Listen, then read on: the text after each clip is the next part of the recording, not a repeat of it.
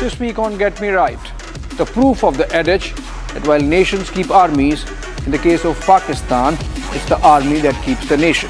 The Pak budget this year squeezes itself to make more space for Munir's army. And then we take a look at a major geopolitical shift that skipped headlines. China sent 2 of its aircraft carriers into the Pacific Ocean for the first time, inching closer to the United States coast. And finally, did the Congress call the bluff of Rahul Gandhi's caste politics by backtracking on the caste survey it did in Karnataka? Join me this Saturday and Sunday only on Republic TV.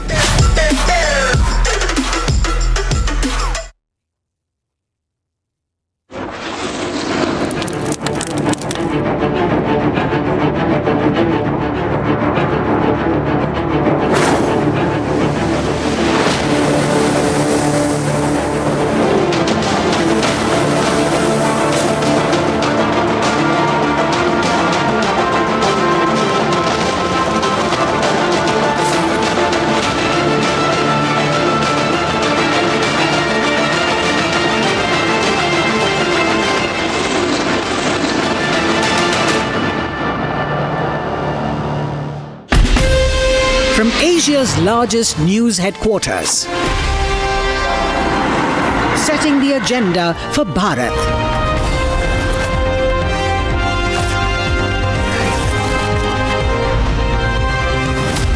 You're watching Republic.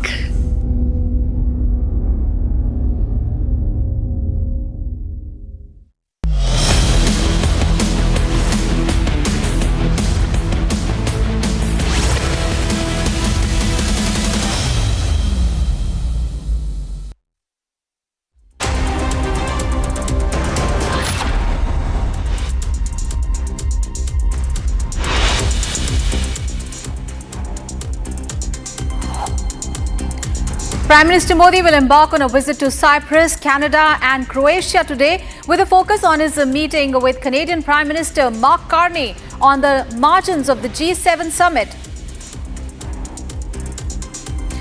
DNA of 11 victims smashed, 5 bodies handed over to families, 1 more body recovered from the aircraft's tail section. Efforts to identify the remaining victims underway.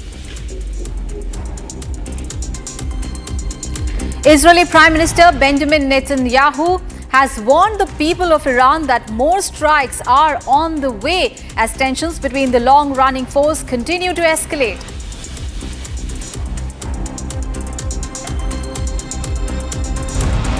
Iran's air defense claims it has shot down another Israeli F-35 over western Iran. The pilot reportedly ejected. Israel has not confirmed the incident.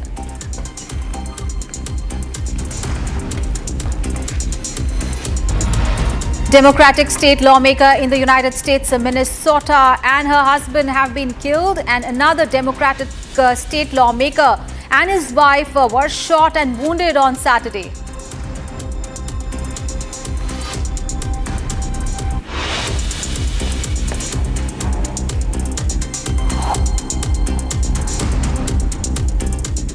Very good morning. You're watching live this morning. It is 7 a.m. I'm Aishwarya Kapoor with you. And at the top of 7, we have breaking news coming in. Iranian missiles have been fired in Tel Aviv. In the second round of attacks on Tel Aviv, Iranian forces used missiles equipped with high explosive warheads.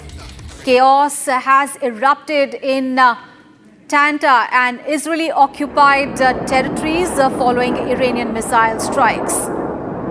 So more chaos happening in Tel Aviv right now as missiles have been fired by Iran over major cities in Tel Aviv. It is the second round of attacks on Tel Aviv. And the Iranian forces have used missiles equipped with high explosive warheads.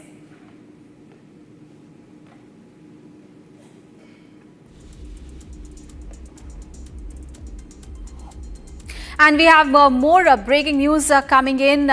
Viewers, Israel has launched massive strikes towards Tehran. Israel has targeted an oil depot in Tehran and fuel tank in the southern Iran. So while Israel has been hit by the missiles from Iran, Israel itself has hit two of oil facilities in Iran. So Israel attacks oil facilities in Iran. That is the big breaking story at this moment in time. So attacks are continuing on both the sides as tensions in the Middle East has increased. And Israel is now attacking Iran's oil facilities, while Iran missiles are hitting in Tel Aviv.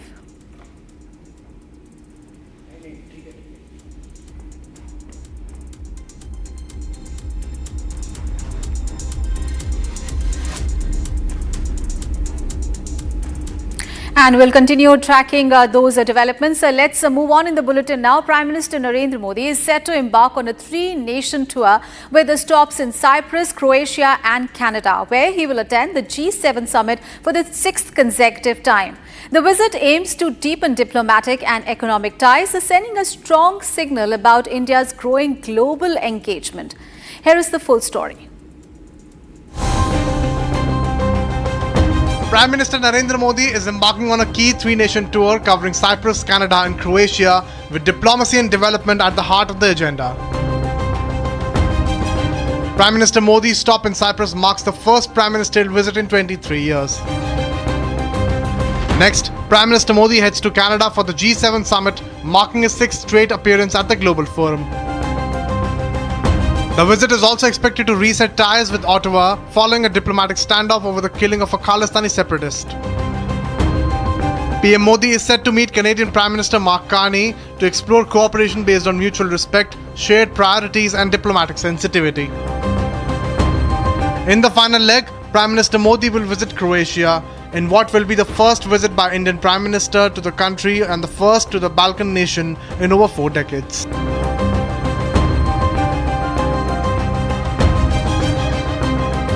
With high-level talks, strategic partnerships and global visibility on the agenda, the 3-nation tour is poised to strengthen India's diplomatic footprint across continents.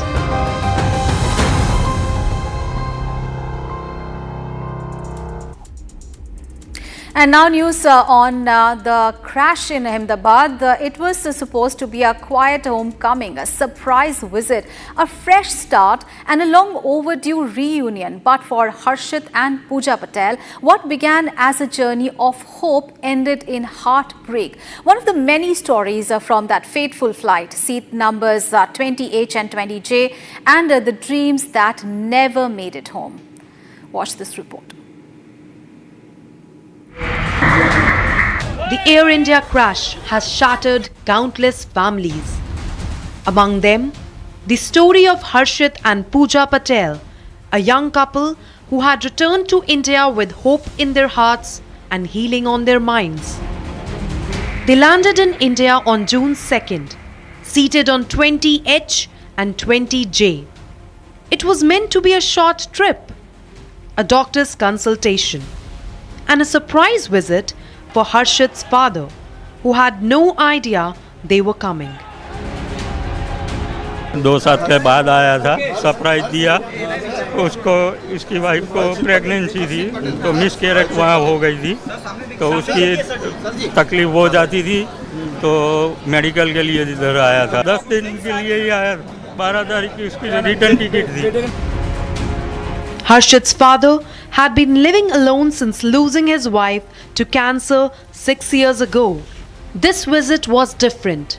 This time, his son had convinced him to start over to move abroad and live with them. The passport was ready. The tickets were booked. The loneliness of years was finally beginning to lift. Now, only shock remains and despair. Harshit's father waits at Ahmedabad Civil Hospital, hoping for closure. लड़का और उसकी wife दोनों plane में थे 12 तारीख को। Body के लिए दोनों की बॉडी यादी मिली है मेरे को, और उसमें दोनों का नाम है, मेरे लड़के का उसकी वाइफ का। अभी बॉडी का कुछ मिलता नहीं है। डीएनए करवा दिया है मैंने 12 तारीख को ही। डीएनए कसौटी भवन में ये हो गया है, तो इधर आए हम। 72 आवर्स बोल रहे हैं। हाँ। Their future, once filled with dreams and plans, now lies in ruins. People who were full of life just days ago now lie in a cold mortuary.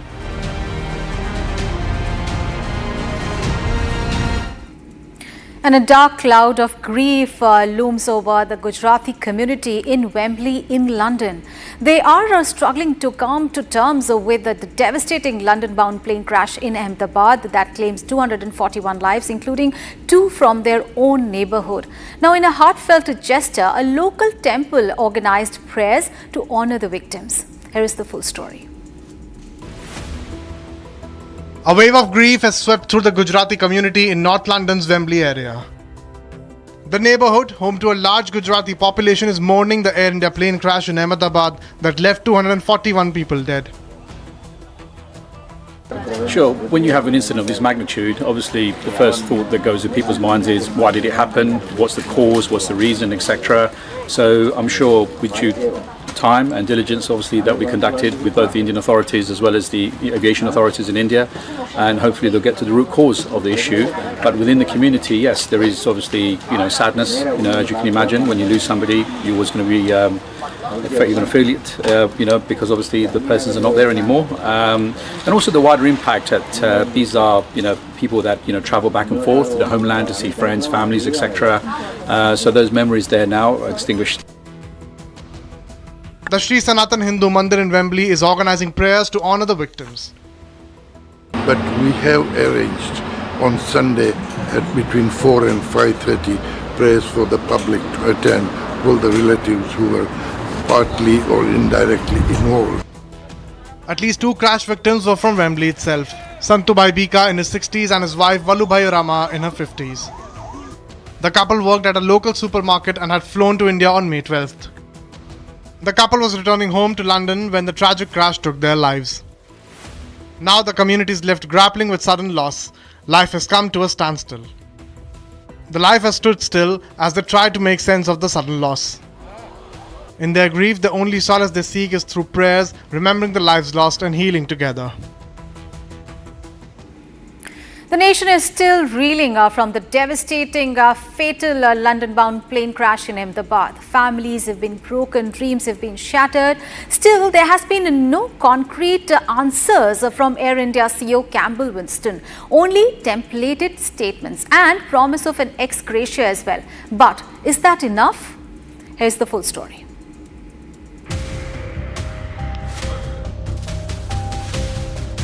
It's been 3 days since the catastrophic Air India crash in Ahmedabad, a tragedy that stunned the nation and the world. 241 lives lost, just 1 survivor, families torn apart, journeys left incomplete. Recovery and identification efforts are ongoing. Officials have confirmed 11 DNA matches so far, and 5 bodies have been handed over to families. 1 more body was discovered today, trapped in the tail section of the wreckage. While the grief is real, answers are missing. So far, Air India has issued 3 public statements, all read out on video by CEO Campbell Wilson, standing against a blank wall delivering templated words. In his latest message, Wilson announced an interim ex gratia of Rs 25 lakhs for the families of the deceased and the lone survivor. Over 200 trained caregivers are now in place, with each family assigned dedicated assistance along with access to counselling and other services. We will continue to help and support the families however we can. Provide immediate financial support. Air India will be making an interim payment of 25 lakh rupees, or approximately 21,000 British pounds, to each of the families of the deceased and also to the survivor. This is in addition to the 1 crore rupees, or approximately 85,000 British pounds, already committed by Tata Sons. This comes on top of the Rs 1 crore already announced by parent company Tata Sons. The CEO promised transparency and full cooperation in the investigation, but no concrete details have been shared on the cause of the crash. The airline says all checks will be completed within the prescribed timelines. But even after 3 days, there are no answers, just assurances. And families across the world are left clinging to statements, waiting for truth and accountability.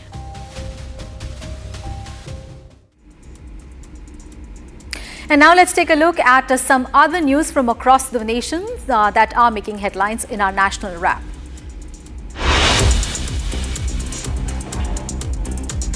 Prime Minister Narendra Modi will embark on a visit to Cyprus, Canada and Croatia today with a focus on his planned meeting with his Canadian counterpart Mark Carney on the margins of the G7 summit that is expected to reset bilateral relations after diplomatic row over the killing of a Khalistani separatist. Prime Minister Modi will begin the three-nation tour by travelling to Cyprus during June 15 to 16, only the third visit by an Indian premier and the first in 23 years. And in the second leg of the visit, Prime Minister Modi will travel to the resort Kanakski in Canada during the 16th to 17th of June to participate in the outreach session of the G7 summit. This will be his sixth consecutive participation in the summit, and he is expected to hold several bilateral meetings with the other leaders attending the meet, including Mark Carney. Gujarat Home Minister Harsh Sanghvi on Saturday confirmed that 19 victims of the Air India flight AI-171 crash in Ahmedabad on 12th of June have been identified through DNA testing. The DNA tests were carried out as the bodies of the victims from the plane crash were charred beyond recognition or damaged upon impact. In a post on social media platform X, Sanghvi said that 19 DNA samples have been matched so far, confirming the identities of victims. The State Forensic Science Laboratory Unit team and the National Forensic Science team are working through the night to match more DNA samples. 4 Maoists, including 3 women, have been killed in an encounter with the security forces in dense forest of Balaghat in Madhya Pradesh. The joint operation was carried out by Hawk Force, the district police and the CRPF. The encounter took place in the forested areas of Pachmadar, and the forces continue to comb the area as part of an ongoing operation involving a large number of personnel. Madhya Pradesh Chief Minister Mohan Yadav said that a substantial cache of arms and ammunition, including a grenade launcher, a self-loading rifle, 2 .315 bore rifles and other equipment were also seized. RJD Chief Lalu Prasad Yadav's son Tej Pratap Yadav has courted a controversy over a visit to the Kashi Vishwanath temple in Varanasi, where he allegedly stepped inside the restricted red zone. The Kashi Vishwanath Temple administration has ordered an investigation over a video circulating on social media purportedly showing the former Bihar minister Tej Pratap Yadav inside the temple's restricted red zone. The red zone, where mobile phones are not permitted, refers to the area within the Kashi Vishwanath corridor that also includes the temple premises.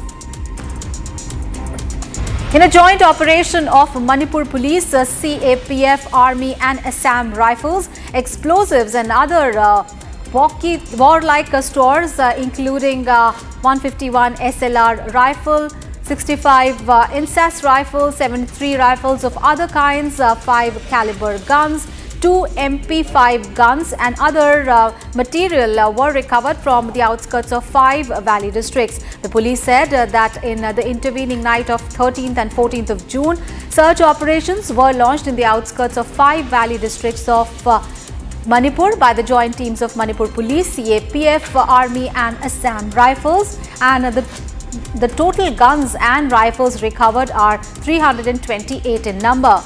These intelligence-based operations mark a major achievement for the Manipur Police and the security forces in their continued efforts to restore normalcy and maintain public order in Manipur.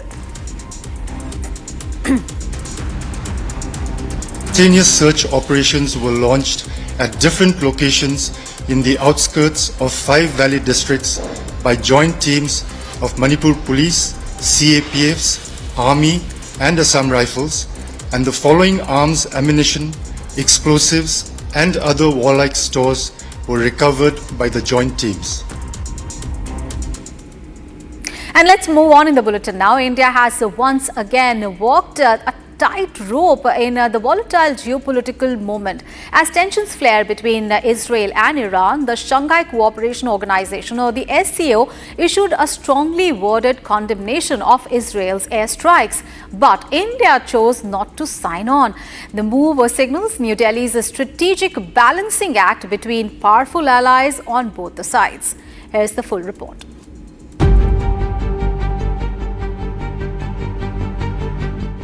The Shanghai Cooperation Organization, a bloc that includes Russia, China, Iran and India, issued a strong condemnation of Israel's action on June 13th airstrikes on Iran.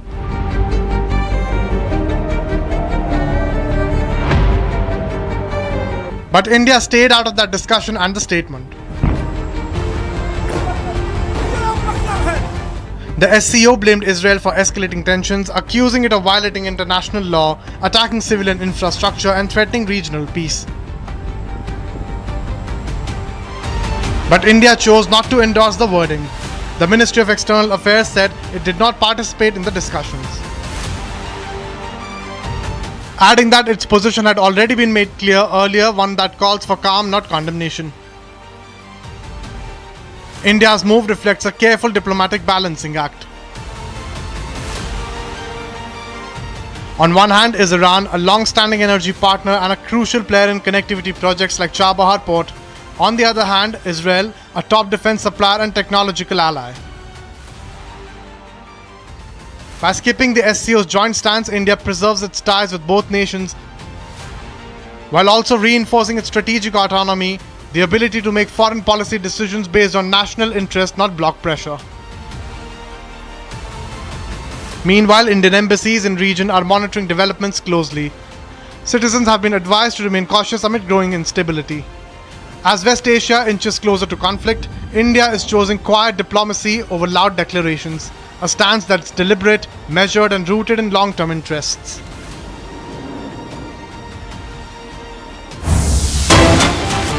And viewers, we have breaking news coming in. The Israeli Defense Forces are confirming that they have struck Iran's Defense Ministry headquarters and fuel depots. So major escalation in the conflict in the Middle East. The IDF, or the Israeli Defense Forces, are confirming that they have struck Iran's Defense Ministry headquarters and fuel depots. The IDF issued an update saying that the Israeli jets completed extensive series of strikes on targets in Tehran related to the Iranian regime's nuclear weapons project, confirming striking the fuel depots in the country. And according to the military, the targets included the Iranian Defense Ministry headquarters, as well as the headquarters of the SPND nuclear project, and additional targets which advanced the Iranian regime's efforts to obtain a nuclear weapon, and where the Iranian regime hid its nuclear archive.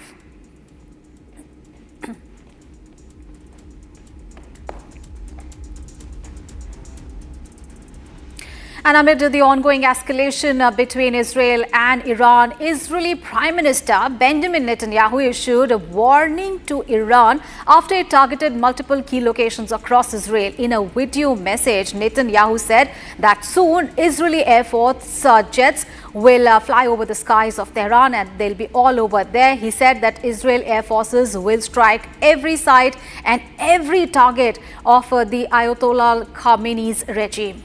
Here is a report. As the Iran and Israel conflict rages, Israeli Prime Minister Benjamin Netanyahu issued warning to Iran after it targeted multiple key locations across Israel. In a video statement, Netanyahu said, soon Israeli Air Force jets will cover the skies of Tehran. Netanyahu said that Israeli forces will hit every site and every target of Ayatollah's regime. היעד שלנו לסכל איום כפול מצד איראן, להשמיד את מדינת ישראל. אני אומר איום כפול, כי זה גם הגרעין וגם הטילים הבליסטיים. אנחנו היינו בדקה ה-90. היה כאן מרוץ של צוותי הגרעין של איראן להביא בעצם ליצירת פצצות גרעין, פצצות אטום להשמדת ישראל. שמעתי שאומרים שלא השגנו הישגים בעניין הזה, זו טעות. השגנו גם השגנו. אנחנו פגענו פגיעה קשה מאוד באתר ההעשרה המרכזי של איראן, אם צריך נוסיף. Moreover, Israel's defense minister sent out a strong warning to Iran's supreme leader, saying that Tehran will burn if it continues to attack Israel. The escalation comes after Iran launched a wave of missiles on Israel's key locations, targeting its military headquarters and residential areas. Reportedly, at least 3 have been killed and dozens injured after Iran targeted residential areas. Meanwhile, Iran has claimed that it has shot down 2 Israeli F-35 fighter jets and intercepted several drones in retaliation for an Israeli strike. In an aerial footage shows the extent of damage after Iran's retaliatory missile strikes against Israel. Drone footage shows a damaged neighborhood in Rishon LeZion in Israel from an Iranian strike on Saturday. Residents describe the scene as horrific, shattered glass and darkness everywhere. Following the Iranian strike, Israeli described the fear, chaos and confusion as several Iranian missiles slammed into houses and apartments in central Israel overnight, causing widespread destruction.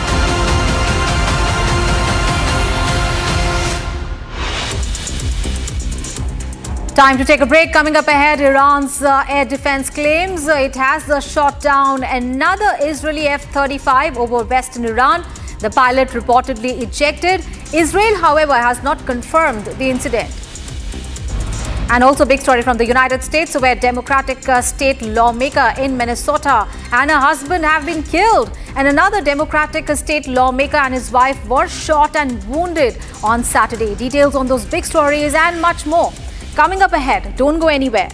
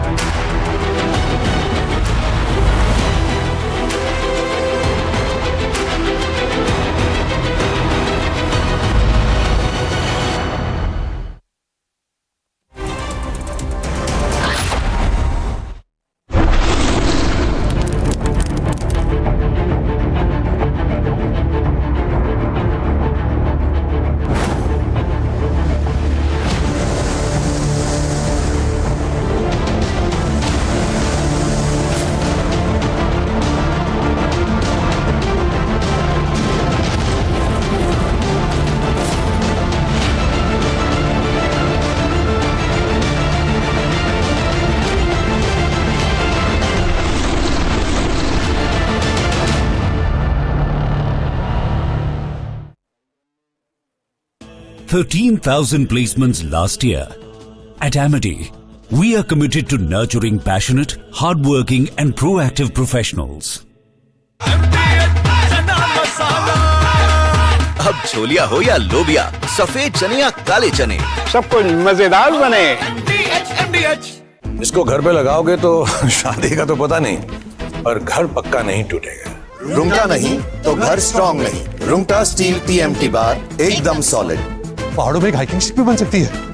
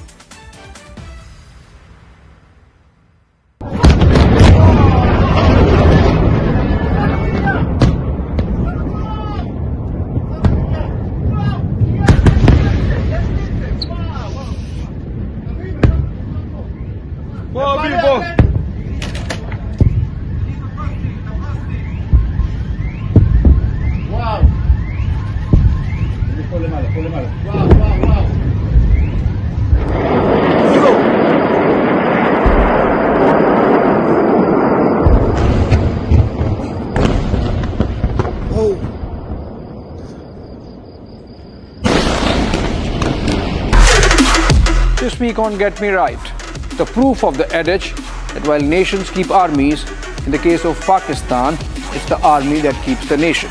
The Pak budget this year is squeezing itself to make more space for Munir's army.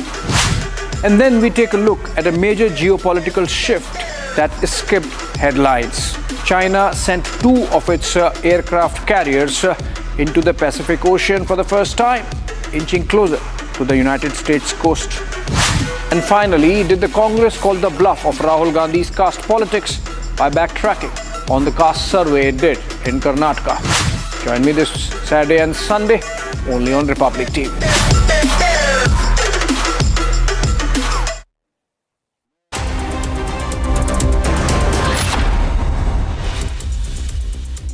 Very good morning. You're watching live this morning on Republic TV. I'm Aishwarya Kapoor. The top story that we are tracking this morning is Israel and Iran continuing to trade and exchange strikes as the conflict in the Middle East continues to intensify. We'll be getting all the details on that and much more ahead. Let's first start with the headlines. Prime Minister Modi will embark on a visit to Cyprus, Canada and Croatia today with a focus on his meeting with Canadian Prime Minister Mark Carney on the margins of the G7 summit. DNA of 11 victims mashed, 5 bodies handed over to families, 1 more body recovered from the aircraft's tail section in Ahmedabad. Efforts to identify the remaining victims underway. Israeli Prime Minister Benjamin Netanyahu has warned the people of Iran that more strikes are on the way as tensions between the long-running foes continue to escalate.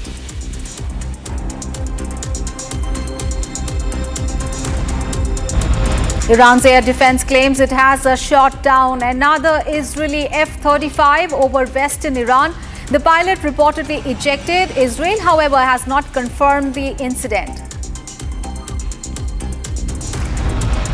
Democratic state lawmaker in the US's Minnesota and her husband have been killed, and another Democratic state lawmaker and his wife were shot and wounded on Saturday.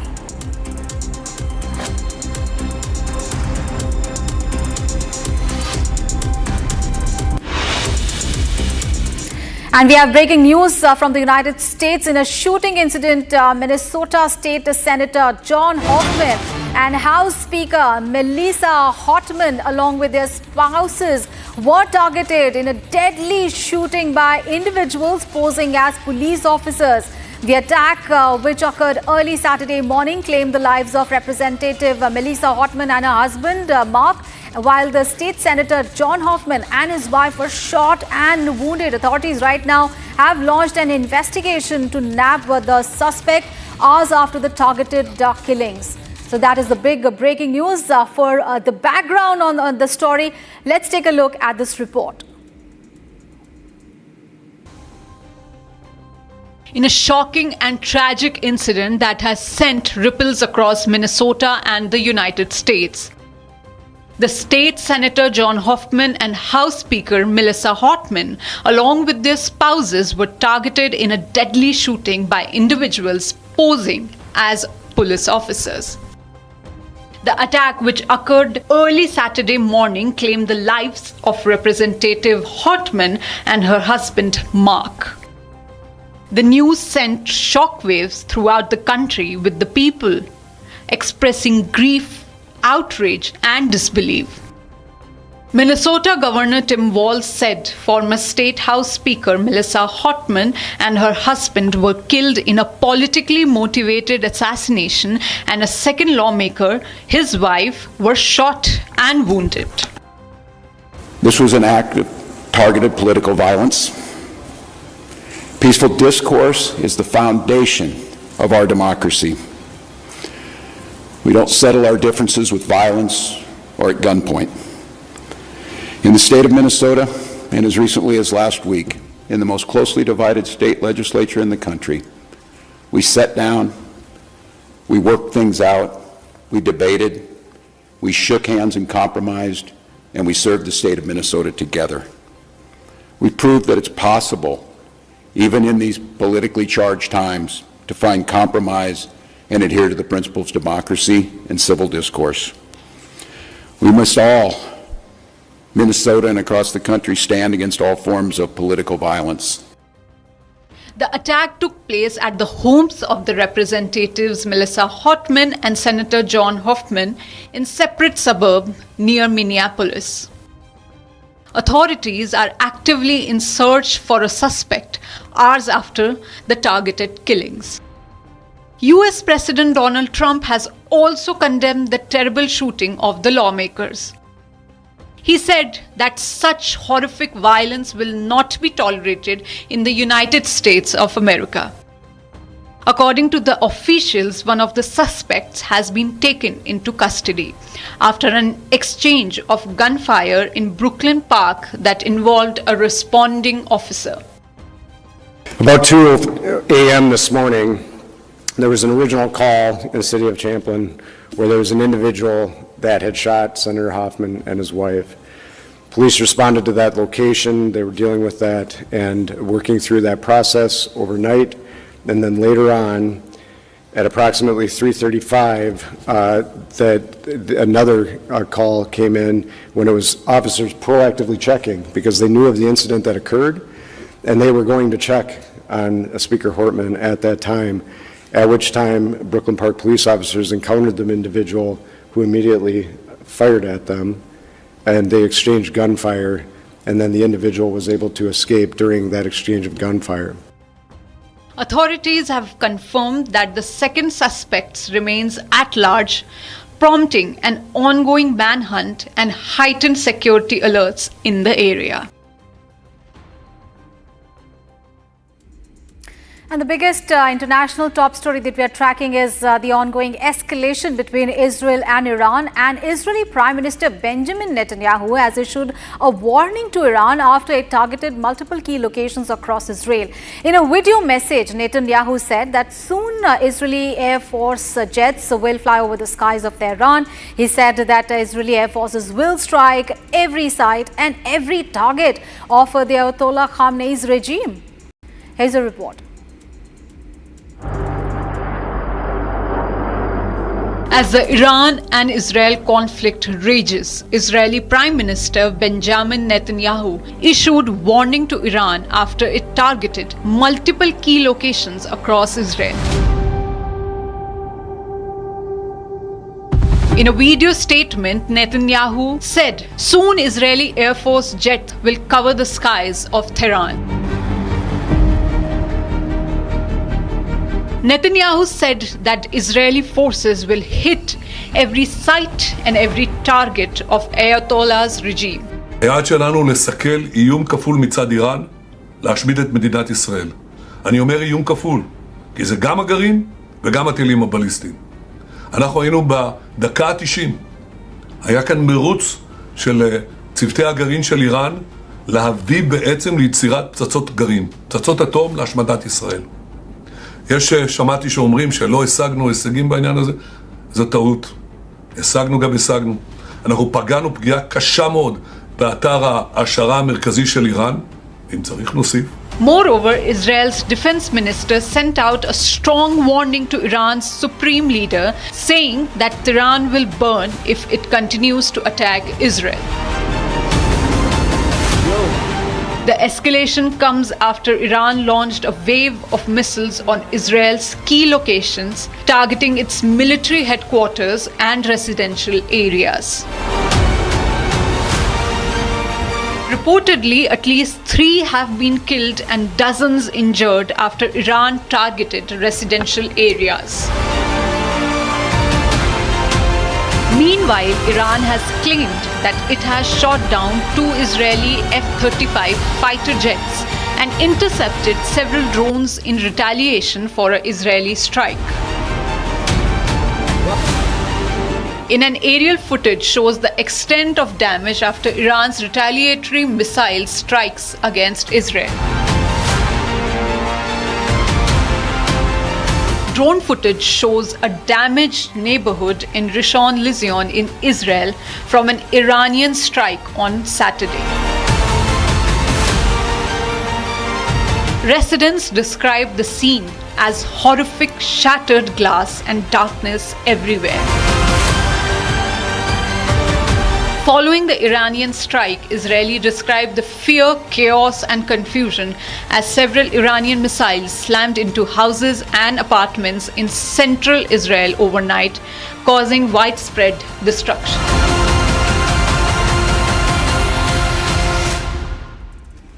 And now an update on the anti-Donald Trump protests across the United States. In fact, the anger against President Trump is mounting beyond the United States. In Paris, hundreds of people, including American nationals, have joined a rally as a part of the No Kings demonstration opposing Trump's crackdown in Los Angeles. Here is a detailed report. Hundreds joined a rally in Paris on Saturday as part of the No Kings demonstrations against US President Donald Trump, and the protests were held across more than 2,000 locations. The protesting crowd, including many American nationals, gathered in Paris' Place de la Bastille, carrying signs and banners. The organizers also set up an inflatable caricature of Trump as a golden man chicken in a prison jumpsuit standing behind bars. I think the message is that many in the American public are not going to stand for this. We're not going to stand for a king. We're not going to stand for a fascist, authoritarian leader. And that's what all of this is about. And we'll stand together with each other and say that over and over again. The demonstrations come on the heels of the protests that flared up across the US over federal immigration enforcement raids that began last week. And Donald Trump ordering the National Guard and Marines to Los Angeles, where the protesters blocked a freeway and set cars on fire. The organizer of Paris' No Kings rally, Ada Shane, said that the US is facing a very dangerous moment. It's very important for this moment of protest of No Kings, for the chicken to be in Paris, in particular at Bastille, because of the symbolism of rising up and resisting tyranny and no kings. I think Americans everywhere should be very concerned about what is happening in the United States. It's a very dangerous moment. So we are exercising our right to free speech here in Europe while we still have it. We can see with the things that are happening in Los Angeles that even peaceful protests right now are being targeted by this administration. It's a very dangerous moment for American democracy. So it's our hope that Americans everywhere will rise up and resist. The 50501 movement, standing for 50 states, 50 protests and one movement, has been orchestrating the protests, and it says it picked the No Kings name to support democracy and speak out against what they call the authoritarian actions of the Trump administration. And more international news, the fourth round of exchange of prisoners of war took place between Russia and Ukraine at undisclosed locations. Ukrainian President Zelensky hailed the prisoners' exchange. Take a look at this report. The fourth round of exchange of prisoners of war took place between Russia and Ukraine. Russian Defense Ministry confirmed that it received a group of released Russian service as part of a prisoner swap agreed with Ukraine during peace talks in Istanbul. The Russian Defense Ministry released a video showing soldiers cheering while holding Russian flags in their hands before boarding a bus. Благодарен своей стране, родине, что поменяла меня, вернула домой. Давно хотелось этого сделать, но сейчас вылечусь и дальше в строй. Спасибо всем, особенно семье. Ну и родине, что не забыла. Победа будет за нами. According to the Russian Defense Ministry, the released Russian servicemen were currently in Belarus, where they were receiving psychological and medical assistance. On the other side, Ukrainian prisoners of war also returned at an undisclosed location in Ukraine in the fourth swap that took place this week, in line with the recent agreements reached during direct talks in Istanbul. Notably, both the nations have not reported the numbers of released prisoners yet. Ukrainian President Volodymyr Zelensky also praised the return of another group of Ukrainian soldiers amid the latest round of prisoner swaps with Russia. Сьогодні ще один обмін, вже четвертий за цей тиждень, дуже важливо. Ми повертаємо додому наших хлопців з російського полону. І цього разу вдалося повернути, зокрема, наших українських офіцерів армії, прикордонників, звісно, також в цьому сьогоднішньому обміні солдати та сержанти. Багато хто з них утримувався в полоні ще з 22-го року. Це захисники Маріуполя, Азовсталі, хлопці з інших напрямків бойових дій. Вони вже вдома, вже в Україні. The agreement to exchange prisoners and the bodies of fallen soldiers was the only tangible outcome of the June 2nd Istanbul talks between Russia and Ukraine. Let's now take a look at some other stories from across the world that are making headlines in our international wrap.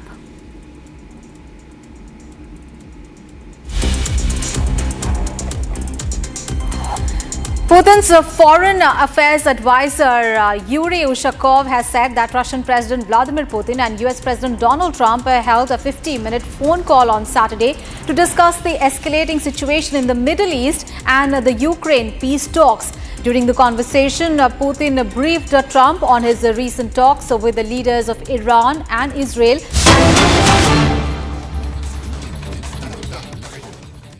All right, breaking news coming in. These are the visuals of the Prime Minister. He is departing for a 3-nation tour. And these are the visuals from the airport. Prime Minister Modi waving to the crowd as he departs for a very, very crucial 3-nation tour to Cyprus, Croatia and Canada. And this is where he will have, he'll participate in the G7 summit as well.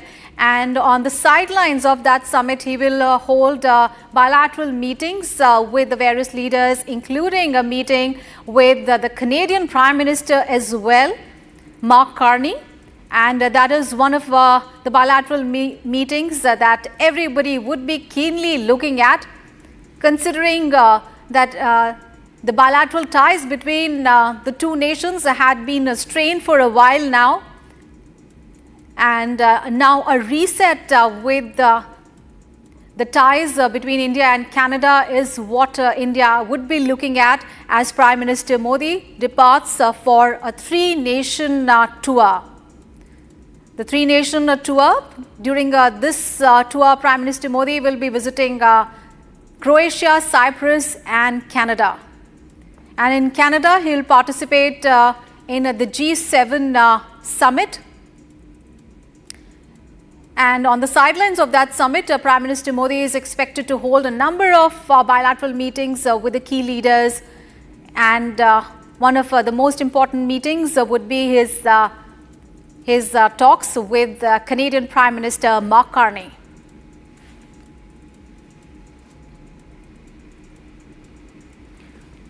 All right, these are the visuals, early morning visuals that we are getting. Prime Minister Narendra Modi waving to the crowd as he departs for the 3-nation tour.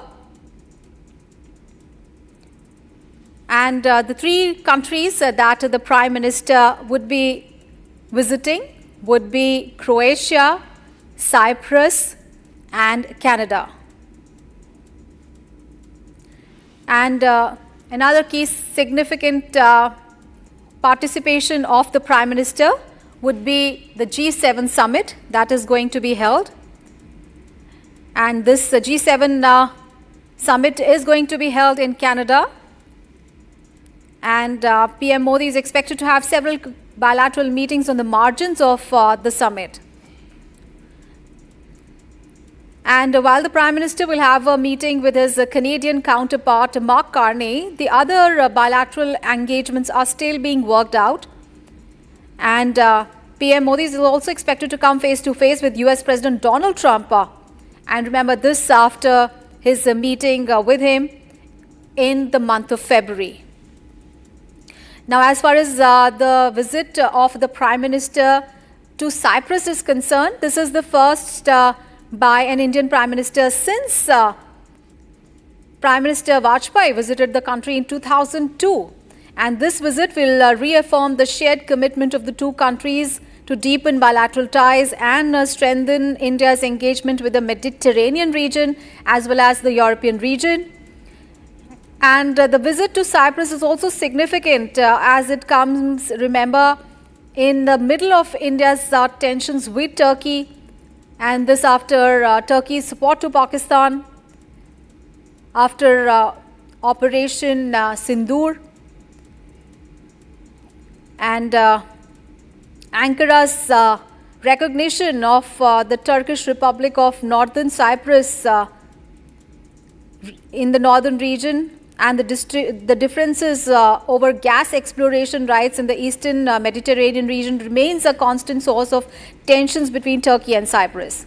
So in the background of that, Prime Minister Modi's visit to Cyprus is very important. And speaking about Canada, Prime Minister Modi is expected to reach Canada on 16th of June, and this would be the opening of the G7 summit. This is the opening day of the G7 summit, and this would be his sixth consecutive participation in the G7 summit.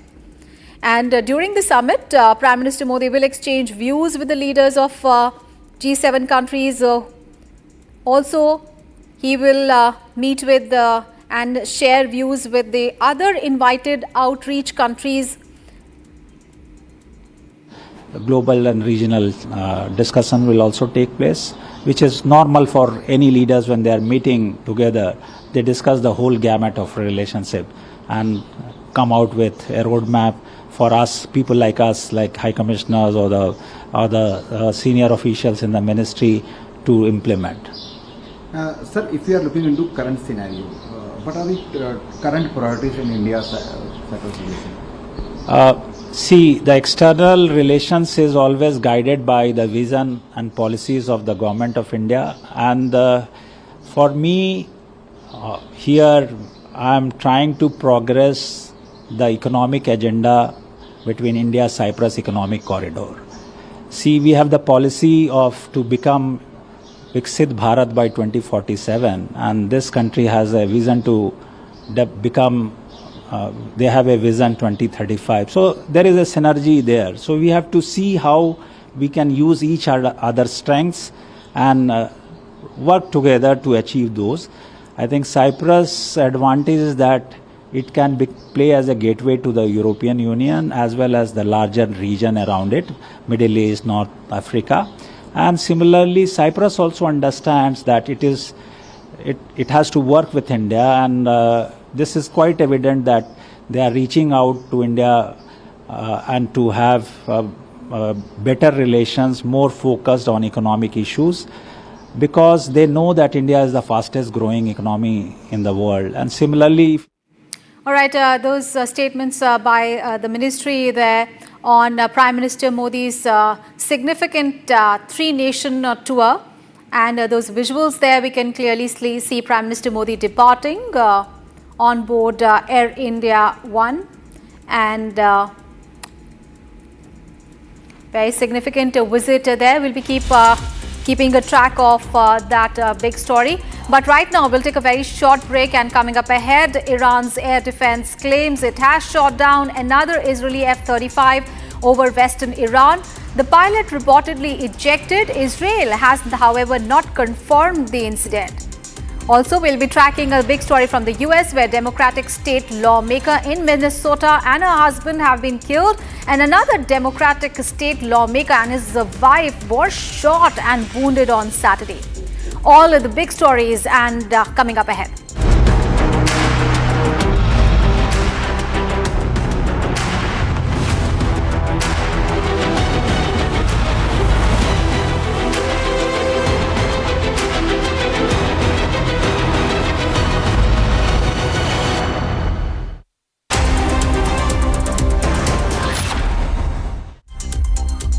मेरी नई Hyundai Exter तुमने भी तो कल नई car ली है ना, उसमें भी तो होगा ना ये वॉइस इनेबल सनरूफ है ना अंकल, सिंगर इनेबल सनरूफ। और बेनिफिट्स ये तो मिले होंगे ना? ये मिला। हाँ, हुंडई कार्स पर मिल रही है अमेजिंग डील्स। वैसे लोगे तो आप हुंडई ही, चाहे दिल की सुनो या डील्स की। अब छोलिया हो या लोबिया, सफेद चने या काले चने, सब कुछ मजेदार बने।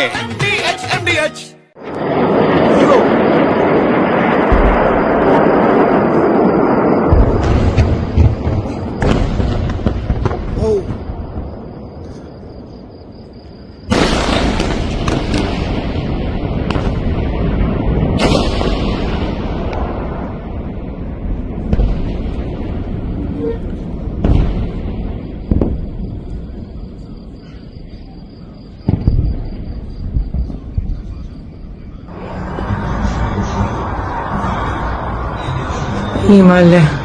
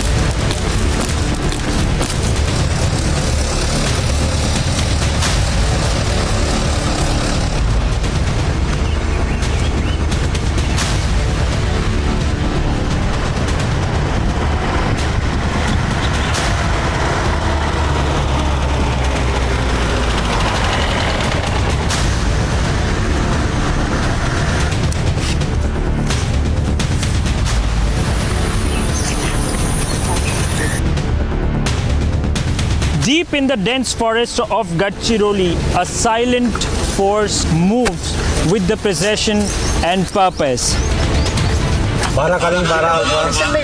These are the C-60 Commandos, elite anti-Naxal unit trained to fight to end the Naxal terror.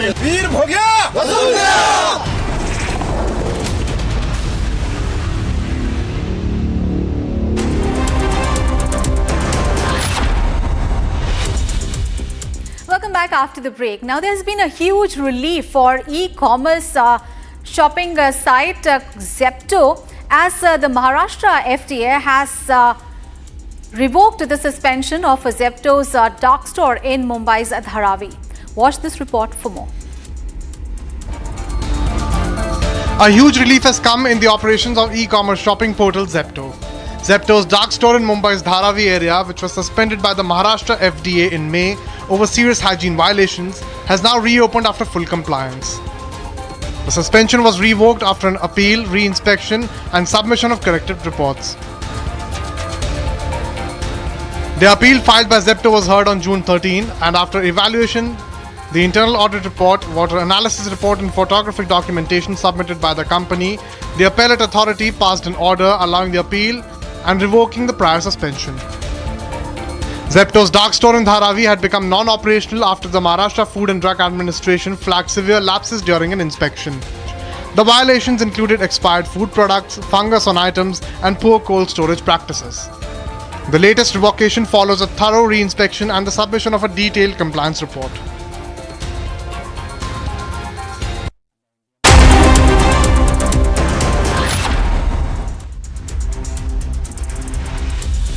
$13,000 placements last year. At Amity, we are committed to nurturing passionate, hardworking and proactive professionals. दादी के हाथों का जादू और खुशबू से महकता घर, माँ की मुस्कुराहट और खाने की सुगंध, MDH गरम मसाला, क्योंकि हर रिश्ता है स्वाद से जुड़ा।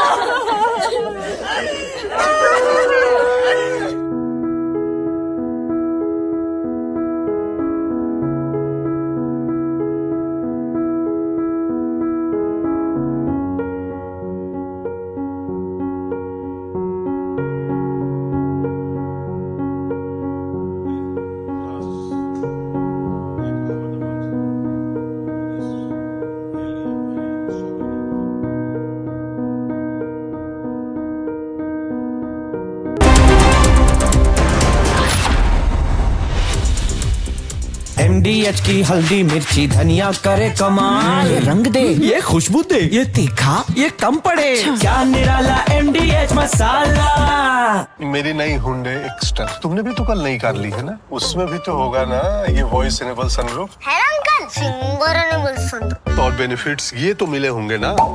ये मिला हाँ? हुंडई कार्स पर मिल रही है अमेजिंग डील्स। वैसे लोगे तो आप हुंडई ही, चाहे दिल की सुनो या डील्स की। अब छोलिया हो या लोबिया, सफेद चने या काले चने, सब कुछ मजेदार बने।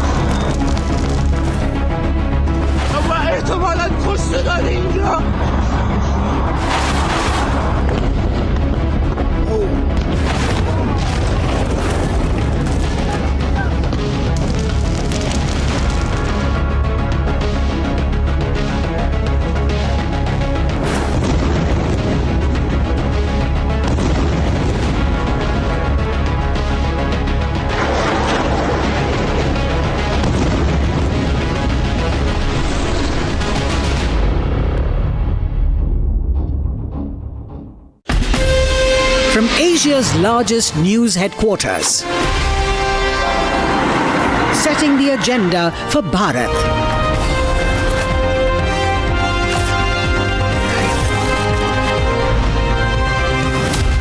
You're watching Republic.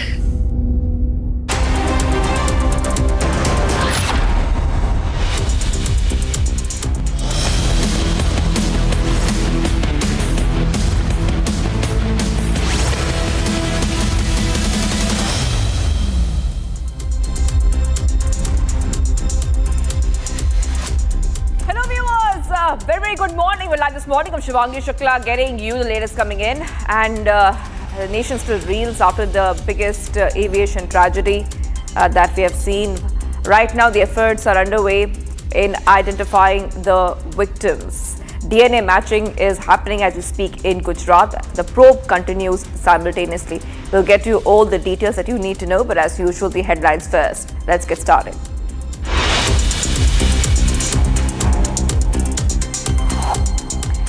PM Modi departs on a visit to Cyprus, Canada and Croatia today with the focus on his meeting with Canadian PM Mark Carney on the margins of the G7 summit.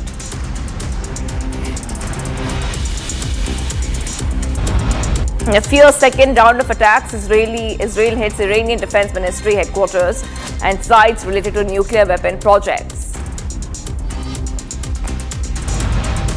Israel targets two key oil facilities in Iran's Tehran and Tehran.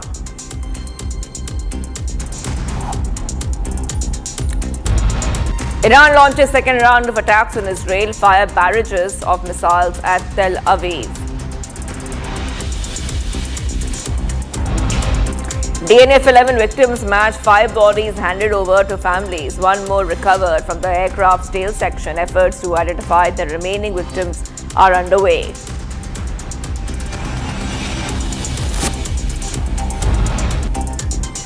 Democratic state lawmaker in U.S. Minnesota and her husband have been killed, and another Democratic state lawmaker and his wife were shot and wounded on Saturday.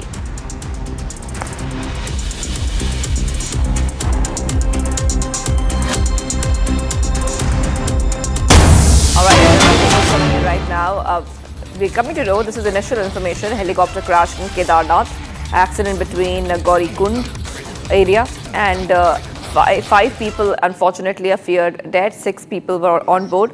We had those visuals coming in for you just after the helicopter crash, which happened in Kedarnath. Still trying to get you some more information. But as we are getting our viewers more information, we are learning that there have been some fatalities, unfortunately. In terms of fatalities, it's around, we understanding, unfortunately, 5 people are feared dead, 6 people were on board this helicopter. Now, this helicopter was on its way to Kedarnath. It went missing near Gaurikund in Uttarakhand. Now we're coming to know that this helicopter has crashed near Kedarnath in Uttarakhand. Incident took place while this helicopter was going towards Kedarnath, which by the way is a major pilgrimage site located in the upper Himalayan region of Uttarakhand. Still trying to get our viewers more details as to what really happened and what transpired. But as we keep getting our viewers more updates, right now the search and rescue operations are underway. And this area is also a little difficult to navigate because the terrain is quite difficult and the weather conditions are quite unpredictable in this region. So we're getting you some pictures coming in right now, back-to-back details coming in. 5 people have, unfortunately, we are learning that 5 people are feared dead. Some others are injured. Rescue and relief operations underway. Now, those pictures are showing the images of the helicopter crash. This helicopter had gone missing. I repeat, had gone missing. Uttarakhand police had earlier said this helicopter had gone missing. Now it has. We have come to know from the police officials and the police that this helicopter has crashed near Gaurikund in Uttarakhand. वहाँ के होते हैं जंगल जिस जगह पर ये पड़ा है जो जानकारी यहाँ पर मिल रही थी वहाँ तक पहुँच रही है लेकिन जो मौसम की जो बात लगातार निकल कर आ रही है उत्तराखंड का मौसम इस वक्त बदल रहा है। कल ही मुख्यमंत्री पुष्कर सिंह धामी ने आपदा कंट्रोल रूम में गए थे, वहाँ उन्होंने सभी अधिकारियों को उचित दिशा निर्देश दिए थे कि मौसम जैसा उत्तराखंड का बदलता है इसके उचित इंतजाम किए जाए। और आज सुबह ये दुखद जो हादसा वहाँ पर हुआ है, जो ये हेलीकॉप्टर गायब हो गया, बताया जा रहा है कि जब सुबह से उड़ान भरी तो उसके बाद नजर नहीं आया। मैं पहले भी इस बात को कह चुका हूँ क्योंकि हमने कई यात्राएं बाबा केदार धाम की है, हेलीकॉप्टर के माध्यम से भी की है और पैदल के माध्यम से भी की है। तो अक्सर जो वैली होती है वो वैली अचानक पैक हो जाती है, यानी कि सिग्नल अगर हम गुप्तकाशी से उसको मिलता है कि मौसम क्लियर है आप आइए, लेकिन जब उड़ान भरता है तो उड़ान भरने के बीच में अचानक वैली पैक हो जाती है। गरुड़ चट्टी, जंगल चट्टी की बात करें, त्रिजु नारायण की वैली की बात करें, ये वैली अचानक से पैक हो जाती है। और इस वैली पैक होने से क्या होता है कि जो हेलीकॉप्टर वो रास्ता भटक जाता है। और इस वक्त भी अभी जो प्रारंभिक जानकारी यही मिल रही है कि हेलीकॉप्टर रास्ता भटक गया, वैली अचानक पैक हो गई और उस कारण ये दुखद हादसा यहाँ पर हो गया। फिलहाल अभी आरंभ में यही जानकारी निकल कर आ रही है, आगे प्रशासन क्या जानकारी देता है, क्या कुछ इसके जांच के आदेश दिए जाएंगे, क्या कुछ आगे होगा, इसका जो मालूम चलेगा। कुछ वक्त बाद पूरी तस्वीर साफ हो पाएगी, लेकिन इस वक्त इस हादसे से पूरा उत्तराखंड दुखी है। मुख्यमंत्री धामी ने सख्त निर्देश दिए, इसकी जांच के आदेश दिए और इस वक्त जो राहत बचाव कार्य वो भी इस वक्त ग्राउंड जीरो पर चल रहा है। All right, that's my colleague Ratan Negi who's reporting live for us. We'll try to get him back to help us understand what really is happening. But like he was telling our viewers, search and rescue operations right now underway. And just giving a recap of what you see on your screens here. This is a helicopter crash in Kedarnath, Uttarakhand. This helicopter was traveling from Tehran to Kedarnath and has crashed near Gaurikund in Uttarakhand. So it was on its way to Kedarnath, which is a very, very important pilgrimage site. 5 people, unfortunately, viewers are coming to know, are feared dead.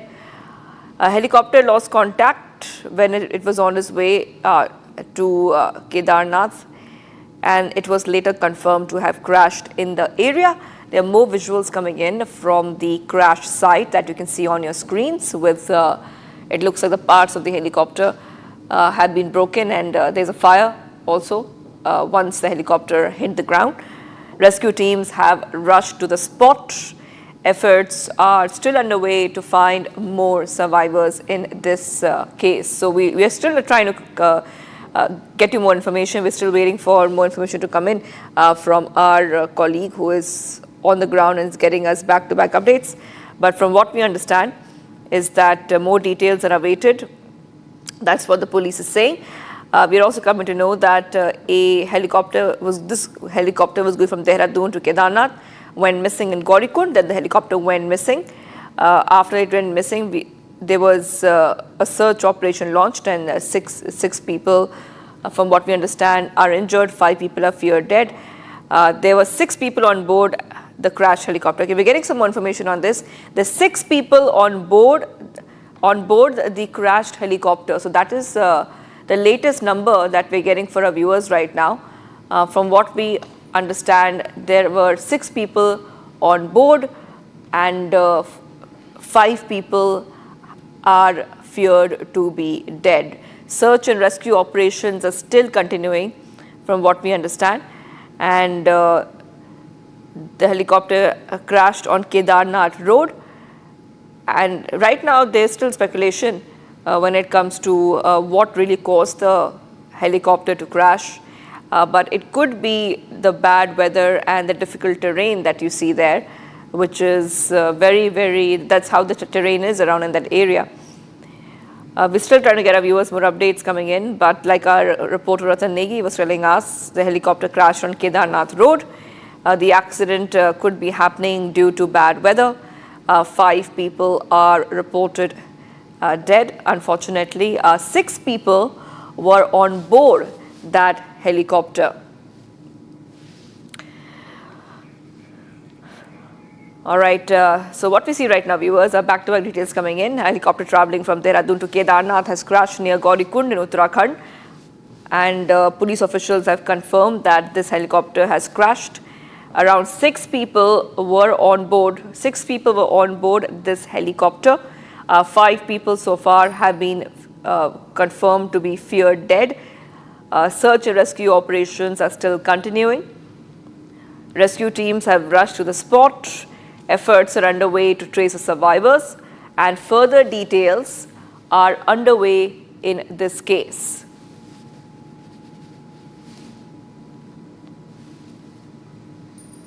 इस side है ना ऊपर वाली 84 ये सोनप्या के ऊपर. The Uttarakhand ADG Law and Order, Dr. V. Murugesan, also has said that the helicopter had gone missing near Gaurikund. Remember, this incident comes just a week after a private helicopter carrying 5 Kedarnath pilgrims made an emergency landing on a highway in Uttarakhand's Rudraprayag district. Now, we don't know exactly what caused the helicopter to crash in Kedarnath, Uttarakhand, but from what we understand through our sources and what our reporter Ratan Negi is telling us is that it could be due to bad weather.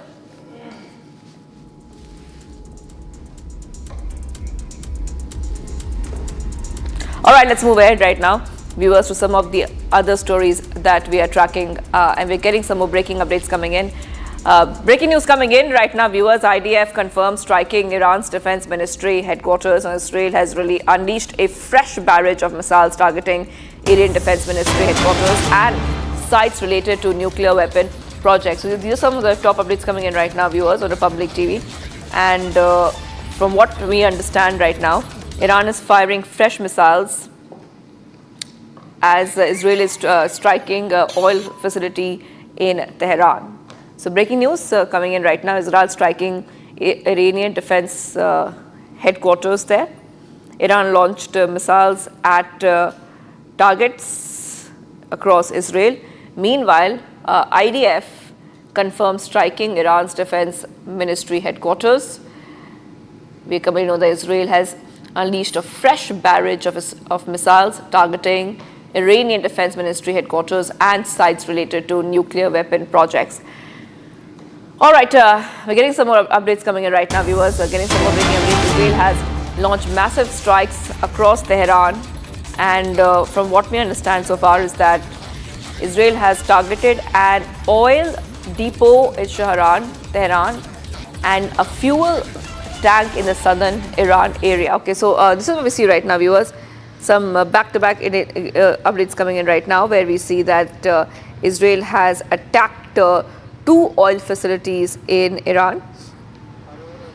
These are fresh strikes that we see. At the same time, we saw Iran striking Israel with new missiles, drone attack, and Israel now is bombing the Tehran area. So we see back-to-back updates coming in, where Israel has intensified its military campaign against Iran, targeting very important civilian and energy infrastructure, where both Israel and Iran have carried out a new wave of attacks on key cities, fueling fears of an all-out sustained war, with heavy exchanges, which we see. Iranian missiles struck northern Israel, killing at least 3 people.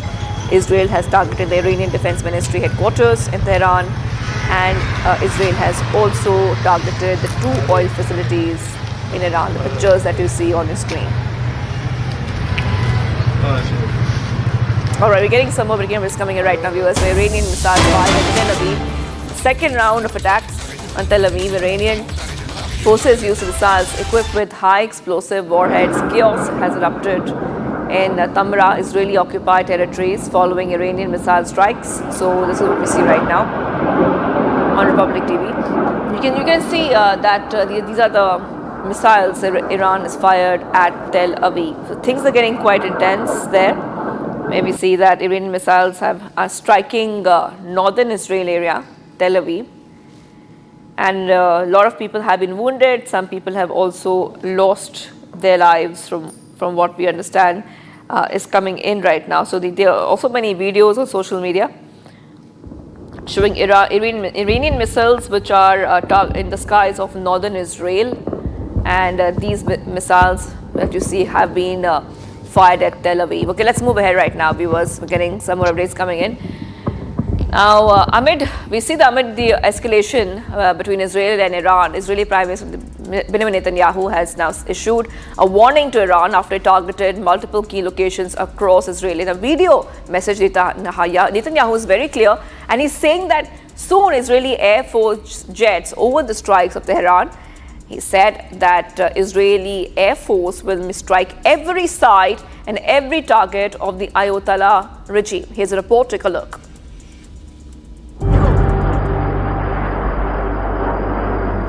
As the Iran and Israel conflict rages, Israeli Prime Minister Benjamin Netanyahu issued warning to Iran after it targeted multiple key locations across Israel. In a video statement, Netanyahu said, soon Israeli Air Force jet will cover the skies of Tehran. Netanyahu said that Israeli forces will hit every site and every target of Ayatollah's regime. היעד שלנו לסכל איום כפול מצד איראן, להשמיד את מדינת ישראל. אני אומר איום כפול, כי זה גם הגרעין וגם הטילים הבליסטיים. אנחנו היינו בדקה ה-90. היה כאן מרוץ של צוותי הגרעין של איראן להביא בעצם ליצירת פצצות גרעין, פצצות אטום להשמדת ישראל. שמעתי שאומרים שלא השגנו הישגים בעניין הזה, זו טעות. השגנו גם השגנו. אנחנו פגענו פגיעה קשה מאוד באתר ההשערה המרכזי של איראן, אם צריך נוסיף. Moreover, Israel's defense minister sent out a strong warning to Iran's supreme leader, saying that Tehran will burn if it continues to attack Israel. The escalation comes after Iran launched a wave of missiles on Israel's key locations, targeting its military headquarters and residential areas. Reportedly, at least 3 have been killed and dozens injured after Iran targeted residential areas. Meanwhile, Iran has claimed that it has shot down 2 Israeli F-35 fighter jets and intercepted several drones in retaliation for an Israeli strike. In an aerial footage shows the extent of damage after Iran's retaliatory missile strikes against Israel. Drone footage shows a damaged neighborhood in Rishon LeZion in Israel from an Iranian strike on Saturday. Residents described the scene as horrific, shattered glass and darkness everywhere. Following the Iranian strike, Israeli described the fear, chaos and confusion as several Iranian missiles slammed into houses and apartments in central Israel overnight, causing widespread destruction.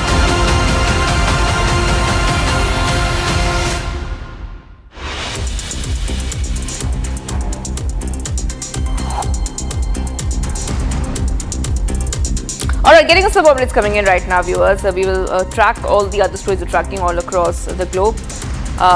Putin's foreign affairs advisor Yuri Yushakov has said that Russian President Vladimir Putin and US President Donald Trump has been holding a 50-minute phone conversation to discuss escalating situation in the Middle East and the Ukraine peace talks. During the conversation, Putin briefed Trump on his recent talks with the leaders of Iran and Israel and reiterated Russia's proposal to seek mutually acceptable solutions on the Iranian nuclear issue. Putin also emphasized Russia's readiness to carry out possible mediation efforts and noted that Russia had proposed steps aimed at finding mutually acceptable agreements during US-Iran negotiations on the Iranian nuclear program.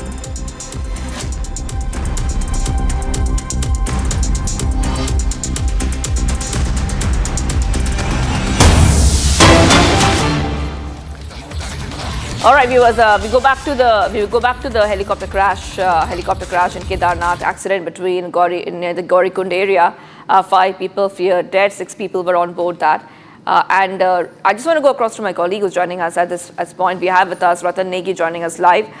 Ratan, just coming across to you right now. We know that this helicopter was missing. Then information came in that it crashed, and now we know that 5 people are feared dead. 6 people were on board. Very unfortunate.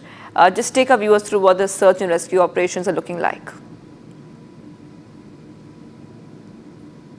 ये बड़ा दुखद हादसा सुबह सुबह लगभग 5:30 बजे के आसपास हुआ है। हेलीकॉप्टर केदारनाथ धाम से वापस गुप्तकाशी की तरफ जा रहा था। ये जानकारी अब निकल कर आ रही है। अभी तक ये मालूम नहीं चला था कि ये गुप्तकाशी से केदारनाथ के पर जा रहा था या केदारनाथ से इधर आ रहा था। अब जो जानकारी मिल रही है वो ये मिल रही है कि हेलीकॉप्टर श्रद्धालुओं को लेकर वापस गुप्तकाशी आ रहा था। आर्यन कंपनी का ये हेलीकॉप्टर है और बीच रास्ता ये भटक गया। मौसम जो वैली की बात की, वैली कहीं पैक हो गई थी, क्योंकि अक्सर हम देखते हैं गरुड़ चट्टी, जंगल चट्टी और फाटा सोनप्रयाग के बीच में मौसम वैली लगातार पैक होती जाती है। अक्सर हमने देखा है कि जब केदारनाथ धाम के हेलीकॉप्टर जो हेलीकॉप्टर उड़ता है तो गुप्तकाशी के लिए आए या बड़ासू हेलीपैड के लिए आए या सिलसिले के लिए आए तो आपस में वॉकी टॉकी से बात होती है, वैली क्लियर होती है, तभी जो हेलीकॉप्टर वो उड़ान भरते हैं। लेकिन कभी कभार क्या होता है कि अचानक पल भर में वैली पैक हो जाती है। जो जानकारी ही निकल कर रही है कि जो वीडियो यहाँ पर बनाया सोनप्रयाग के ऊपर जहां पर ये दुर्घटना हुआ है, ये हेलीकॉप्टर क्रैश हुआ है, वहां पर नेपालियों ने इस वीडियो को बनाया था। और जो जानकारी मिल रही है प्रथम दृष्टि इसमें 7 लोग सवार थे और सभी की दुखद अब जो जानकारी निकल कर आ रही है कि मौत होगी ऐसा कहा जा रहा है। लेकिन इसकी अभी औपचारिक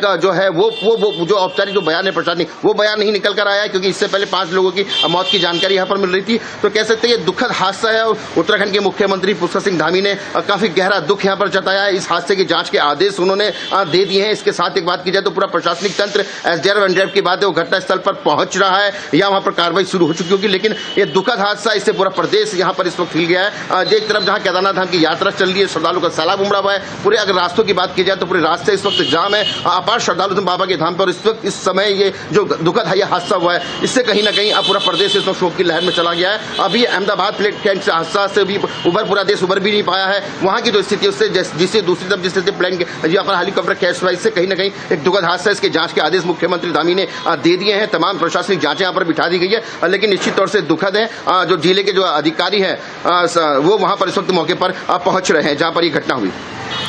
Ratan, stay on with us. Just our viewers would also like to know a little bit more. एक बार फिर से हमारे viewers को बोलिए कि अभी कोई investigation में कोई बात निकली है, why the helicopter crashed, कोई reason दिया है अभी तक? Of course, investigation will continue on this. और ये क्या ये pilgrims थे? क्या ये केदारनाथ जा रहे थे pilgrimage के लिए? देखिए जानकारी यह मिल रही है कि जो ये तमाम जो श्रद्धालु हमारे थे, इसमें छोटे बच्चा भी रहा, मासूम बच्चा भी रहा है। ये लोग केदारनाथ से वापस आ रहे थे, यानी कि इनकी जो यात्रा थी वो संपन्न हो गई थी, बाबा के दर्शन कर वापस लौट रहे। ये जानकारी मिल रही है क्योंकि इस वक्त जो प्रशासनिक तंत्र है उनका जो पूरा रूल थे वो वहां मौके पर पहुंचना था, क्योंकि जंगल में जहां पर ये हेलीकॉप्टर क्रैश हुआ है वहां तक पहुंचना एक अपने आप में चुनौती होता है। तो वहां तक उन्हें पहुंचने का प्रयास यहाँ पर कर रहे हैं। नेपालियों ने ये वीडियो बनाया, उन्होंने सुबह लगभग 5:30 बजे ये जानकारी मिली तो हेलीकॉप्टर बाबा के धाम से आ रहा था। इसमें जो सवारों की संख्या 5 5 से 7 बताई जा रही है। हालांकि 5 लोगों की मौत की पुष्टि हो चुकी है, लेकिन अब जो जानकारी निकल कर आ रही है उसमें 7 लोगों के नाम 7 लोग निकल कर आ रहे हैं। कुछ लोकल भी वहां के लोग बताए जा रहे हैं। अभी प्रशासनिक का पूरा जो तंत्र है वो रेस्क्यू पर जुटा हुआ है। प्रारंभिक जांच में ये जो जांच निकल कर आ रही है, ये जो हेलीकॉप्टर था ये रास्ता भटक गया ऐसा निकल कर आ रहा है, क्योंकि वैली पैक होती है। जैसा कि हम अपने दर्शकों को लगातार बता रहे हैं कि जब हम केदारनाथ से हम गुप्तकाशी के लिए आते हैं या गुप्तकाशी फाटा से केदारनाथ के लिए जाते हैं तो छोटी छोटी वैलियां है, गरुड़ चट्टी की वैली है, भीमभली की वैली है, जंगल चट्टी की वैली है।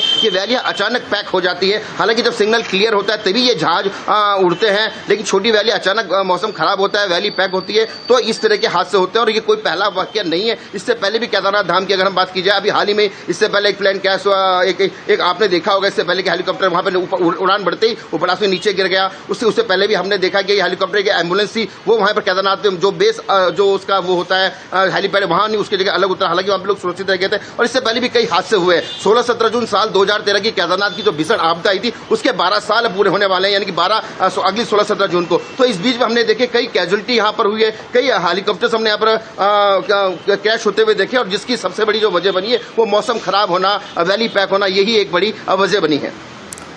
All right, Ratan, I will be coming back to you. Stay on with us because we will be getting more details. Very unfortunate incident. Viewers coming in. Helicopter crashes in Kedarnath. 5 people feared dead. 6 were on board. We'll be right back. Stay tuned. We're live this morning.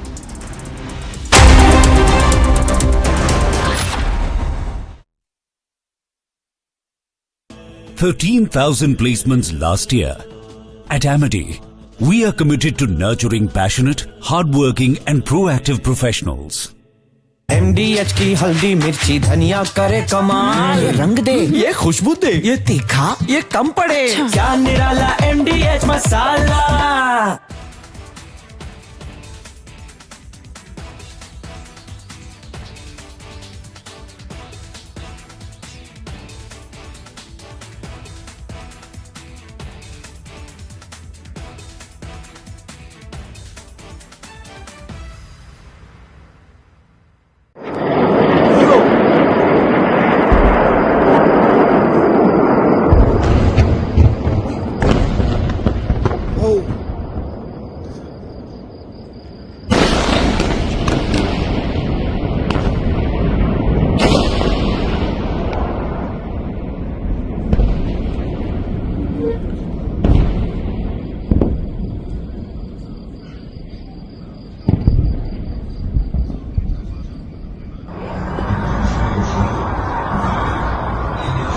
Himalaya.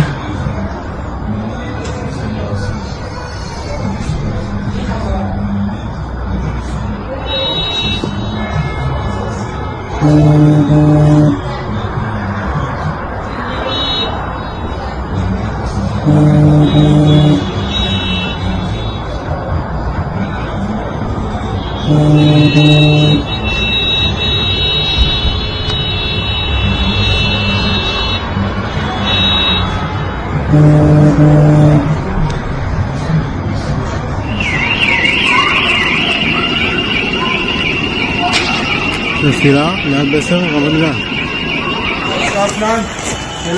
וואו וואו וואו.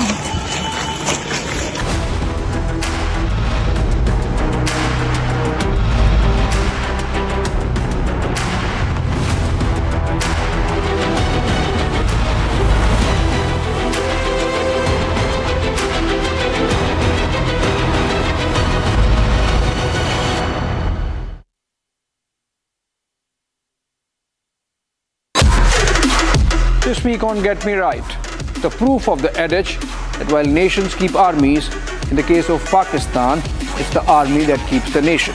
The Pak budget this year is squeezing itself to make more space for Munir's army. And then we take a look at a major geopolitical shift that skipped headlines. China sent 2 of its aircraft carriers into the Pacific Ocean for the first time, inching closer to the United States coast. And finally, did the Congress call the bluff of Rahul Gandhi's caste politics by backtracking on the caste survey it did in Karnataka? Join me this Saturday and Sunday only on Republic TV.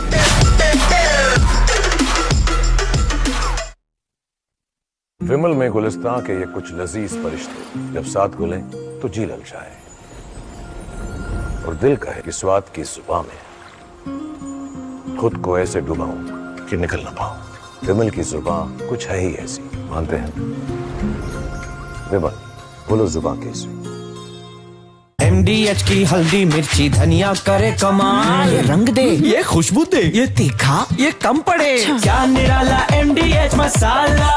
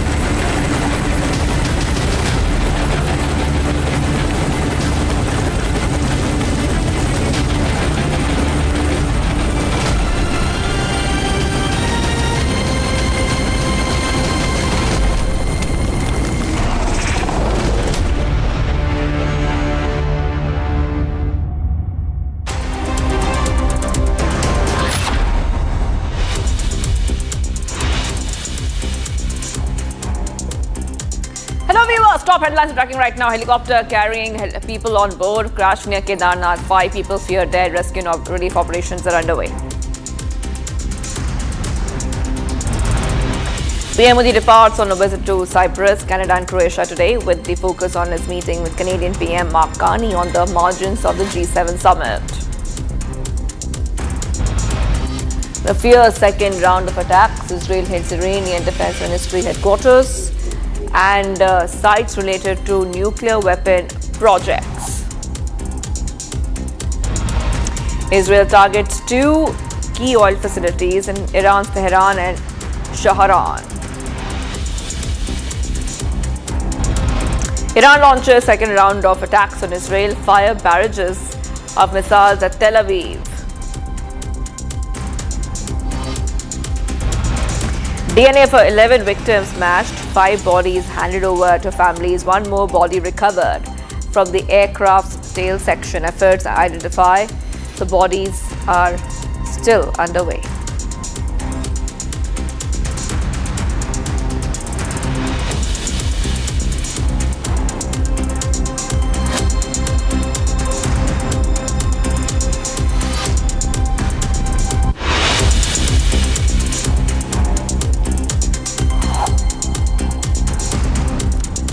Arabi is getting some breaking news coming in. Very unfortunate incident. Helicopter crashed in Kedarnath. Accident and happened around Kozhikode.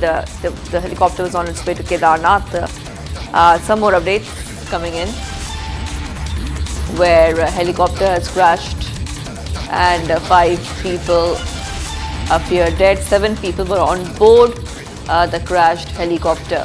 So this is what we see right now, viewers. Back-to-back updates coming in right now on Republic TV. Still trying to understand what really caused the crash. The investigation will definitely be on that front. NDRF and SDRF teams have left for the spot. Rescue operations are underway. I want to go straight across to my colleague who's joining us, Ratan Negi. Thank you for joining us, Ratan. Just take our viewers through what is happening on the ground in terms of the rescue and relief operations. Ratan.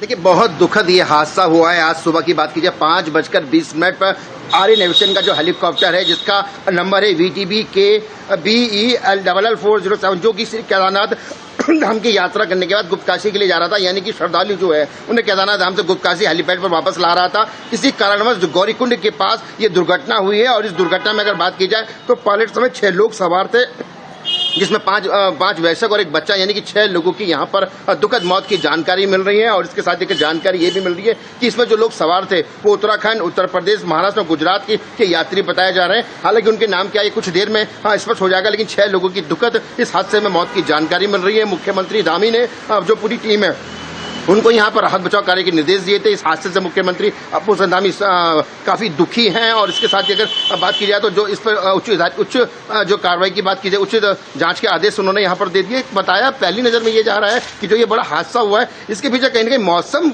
बड़ी वजह बताई जा रही है, क्योंकि केदारनाथ से लेकर के हम लगातार इस बात को कहते हैं कि जब मौसम अचानक वैली पैक हो जाती है, जब सिग्नल मिलता है कि मौसम खुला है तो आप टेक ऑफ कीजिए, टेक ऑन कीजिए, लेकिन कभी कभार क्या होता है कि बीच में वैली पैक हो जाती है। केदारनाथ से करके अगर हम बात करते हैं जगह गौरीकुंड है, सोनप्रयाग है, जंगल चट्टी है, भीमबली है, इनके बीच की जो वैली अचानक वेदर पैक हो जाता है। और बताया जा रहा है कि जब उसने केदारनाथ से उड़ान भरी तो बीच में अचानक वैली पैक हो गई और पैक होने के वो रास्ता भटक गया और सोनप्रयाग के ऊपर की अगर बात की जाए और गौरीकुंड के साथ की वहां जंगलों में वो प्लेन क्रैश हो गया। ये जानकारी प्रथम दृष्टि यही मिल रही है कि कहीं वेदर खराब था। हालांकि तकनीकी प्लेन में क्या खामियां, हेलीकॉप्टर में क्या खामियां रही या क्या तकनीकी वजह से भी या पायलट की क्या गलतियां थी या किस वजह से यह हादसा हुआ, ये तो जांच के बाद मालूम चलेगा। लेकिन प्रथम दृष्टया जो कारण निकल कर आ रहा है वो यही निकल कर आ रहा है कि कहीं ना कहीं वेदर की जो वैली थी वो पैक हुई, इसके कारण ये हादसा हुआ। लेकिन बाद इस घटना के जांच के आदेश मुख्यमंत्री धामी ने दे दिए हैं। इस वक्त पूरा प्रदेश शोक में है क्योंकि 6 लोगों की दुखद यहाँ पर इस हादसे से मौत हो गई है। और अगर बात की जाए तो यात्रा पर लगातार श्रद्धालुओं का सैलाब लगातार उमड़ रहा है और इस बीच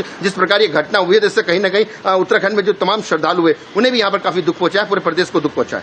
जी I will come back to you, Ratan. I'm joined by Mr. Hemant Dwivedi, Chairman, Shri Badrinath Kedarnath Temples Committee. Thank you for joining us here, Mr. Dwivedi. Now, this is initial reports coming in. Unfortunately, we know that 5 people are feared dead, 7 people were on board. Do you have any information regarding who these people were? Were they pilgrims going to Kedarnath? हाँ, ये आज बहुत ही दुखद घटना यहाँ पर जो है कि ये सुबह हुई है। मैं खुद यहाँ पर इस समय गुप्तकाशी पर हूँ और सुबेरे जो है कि ये 5, साढ़े 5 बजे जो है कि यहाँ पर 6 इसमें यात्री थे। इसमें एक हमारा जो स्टाफ है BKTC का एक स्टाफ भी था जो इसमें मौजूद था और ये यहाँ से ऊपर केदारनाथ जी से जो है कि गुप्तकाशी की ओर आ रहा था। और एक त्रिजुगी नारायण एक जगह यहाँ पर जो मंदिर है उसके आसपास में शायद ये मौसम बीच में कहीं गड़बड़ हुआ है और वो इमरजेंसी लैंडिंग की शायद मुझे लगता है कि अभी ये जांच का विषय है। सभी हमारे यहाँ पर SDRF NDRF की टीमें यहाँ पर आ गई हैं। मुख्यमंत्री जी ने जांच के आदेश दे दिए हैं और इसमें पायलट सहित जो है कि एक बच्चा और 4 तीर्थयात्री थे और एक हमारा बद्री केदार मंदिर समिति का इसमें एक स्टाफ भी था जो यहाँ पर गुप्तकाशी आ रहा था। सवेरे की ये घटना है, बहुत ही दुखद घटना है। हम सब लोग बहुत दुखी हैं और इसमें जांच के आदेश दे दिए। सारी टीमें यहाँ पर जो है कि पहुँच चुकी हैं, NDRF और SDRF। शासन ने, मुख्यमंत्री जी ने इसमें जांच के आदेश दे दिए हैं। अभी यही हमें यहाँ पर जो है कि दुखद समाचार अभी इस समय मिला है और सुबह की ये घटना है। Mr. Dwivedi, I know it's a very sad incident. It's shocking that some pilgrims on their way to Kedarnath have lost their lives. Just want a little bit more information about what could have possibly led to that crash. You said was it bad weather, difficult terrain? Any information that you have got on this? देखिए, अभी कुछ कह पाना बड़ा मुश्किल है क्योंकि सभी जांच एजेंसियां यहाँ पर आ गई हैं। सुबह ही जो है कि मुख्यमंत्री जी ने इसमें जो है कि जांच के आदेश दे दिए थे और NDRF SDRF यहाँ पर पहुंच चुकी थी। 5:30 बजे के लगभग की ये घटना है क्योंकि ये कह पाना मुश्किल है अभी कि शायद इसमें वेदर का कुछ बीच में प्रॉब्लम रहा है, उसकी वजह से शायद ये घटना घटी है। और अभी तो मैं इतना ही कह सकता हूँ कि हम सब लोग बहुत दुखी हैं, बहुत व्यथित हैं क्योंकि एक बहुत बड़ी घटना है ये। और हमारा इसमें एक स्टाफ भी, मैंने कहा कि हमारा बद्री केदार मंदिर समिति का एक स्टाफ का भी कर्मचारी यहाँ पर उसमें मौजूद थे। तो अभी ये जांच के बाद ही पता चलेगा। इसमें जांच के आदेश कर दिए गए हैं और सारी राहत और बचाव कार्य वहाँ पर चल रहा है। All right. Okay. Thank you for joining us, Hemant Dwivedi, Chairman, Sri Badrinath Kedarnath Temples Committee. Initially, of course, we're still waiting for more information to come in, and the investigation will reveal what will happen next. Ratan Negi is back with us. Ratan, we are coming to know that Uttarakhand CM has said that rescue operations are underway. Investigation will also be taking place to understand what really went wrong. But we have seen similar incidents earlier as well, where we have seen there has been a lot of trouble where helicopters have faced trouble in that area because of bad weather. If you could just take our viewers through how the terrain is, वहाँ का terrain कैसा है, weather conditions कैसे हैं, especially in this month of June.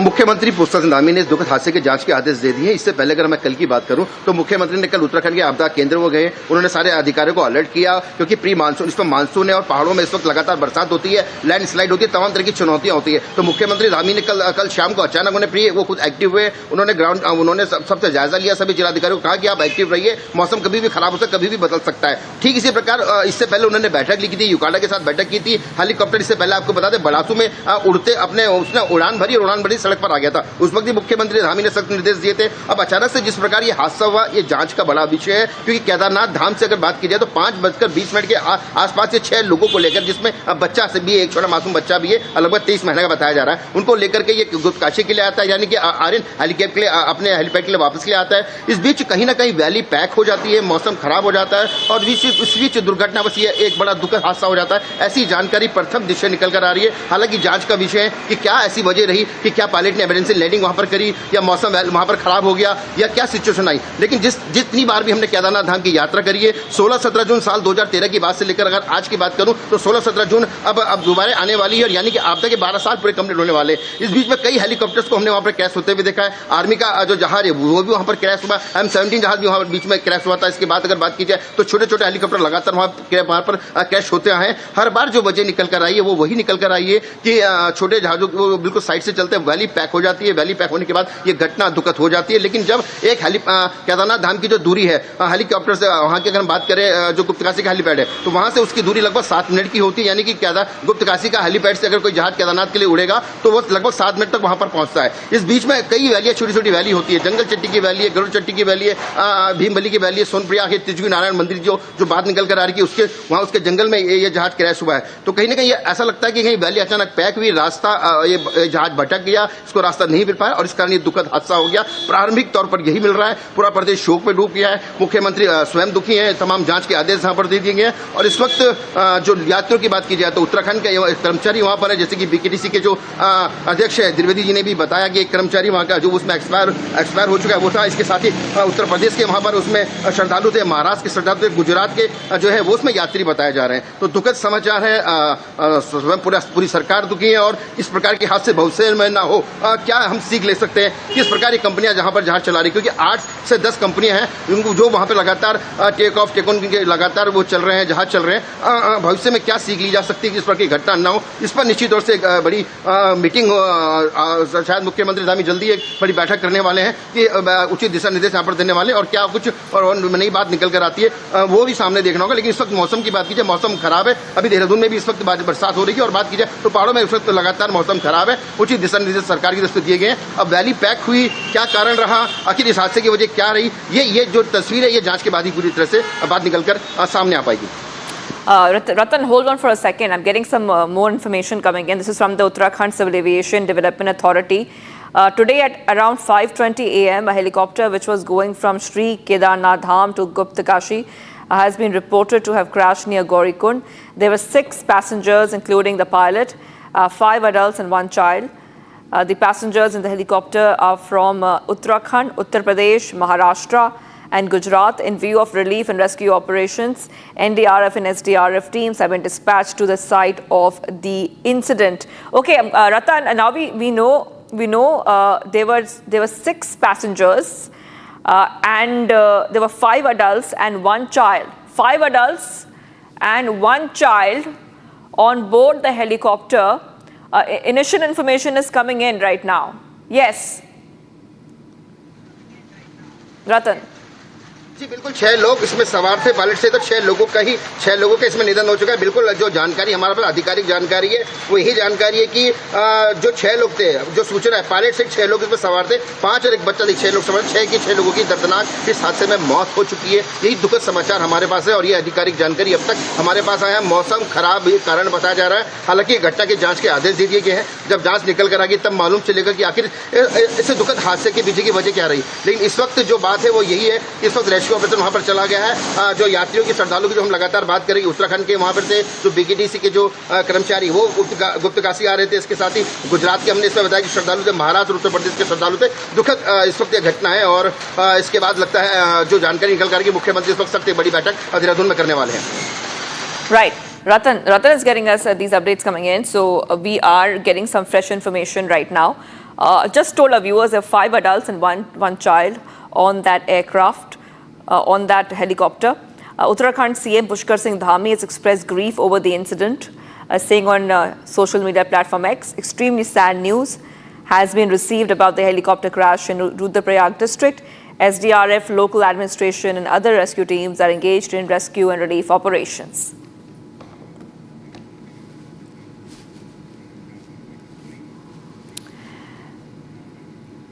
Viewers, we're getting some more information coming in terms of the plane crash. It was supposed to be a quiet homecoming, a surprise visit, a fresh start, and a long overdue reunion. But for Harshit and Pooja Patel, what began as a journey of hope ended in heartbreak.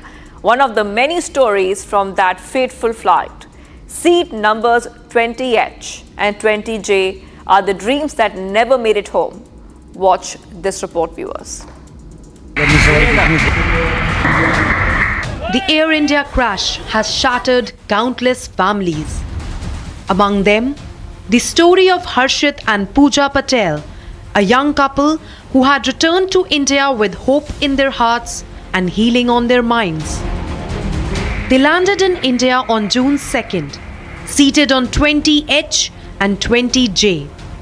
It was meant to be a short trip, a doctor's consultation, and a surprise visit for Harshit's father, who had no idea they were coming. 2 साल के बाद आया था, surprise दिया उसको। इसकी wife को pregnancy थी तो मिसकैरेज वहाँ हो गई थी, तो उसकी तकलीफ हो जाती थी, तो मेडिकल के लिए इधर आया था। 10 दिन के लिए ही आया, 12 तारीख की उसकी रिटर्न टिकट थी। Harshit's father had been living alone since losing his wife to cancer 6 years ago. This visit was different. This time, his son had convinced him to start over to move abroad and live with them. The passport was ready. The tickets were booked. The loneliness of years was finally beginning to lift. Now, only shock remains and despair. Harshit's father waits at Ahmedabad Civil Hospital, hoping for closure. और उसकी wife दोनों plane में थे 12 तारीख को।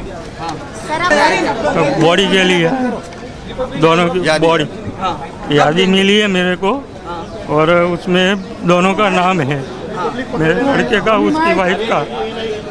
अभी body का कुछ मिलता नहीं है। DNA करवा दिया है मैंने 12 तारीख को ही। DNA कसौटी भवन में देखो गया है, तो इधर आए हम। 72 आवर्स बोल रहे हैं। हाँ, फोन आएगा। Their future, once filled with dreams and plans, now lies in ruins. People who were full of life just days ago now lie in a cold mortuary.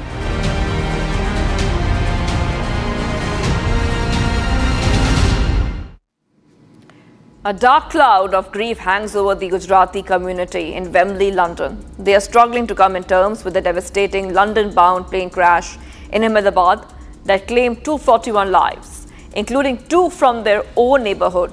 In a heartfelt gesture, a local temple is organizing prayers to honor the victims. Here's more. A wave of grief has swept through the Gujarati community in North London's Wembley area. The neighborhood, home to a large Gujarati population, is mourning the Air India plane crash in Ahmedabad that left 241 people dead. Sure. When you have an incident of this magnitude, obviously the first thought that goes to people's minds is why did it happen? What's the cause? What's the reason, etc. So I'm sure with due time and diligence, obviously, that we conducted with both the Indian authorities as well as the aviation authorities in India, and hopefully they'll get to the root cause of the issue. But within the community, yes, there is obviously sadness. As you can imagine, when you lose somebody, you're always going to be you're going to feel it, because obviously the persons are not there anymore, and also the wider impact that these are people that travel back and forth to their homeland to see friends, families, etc.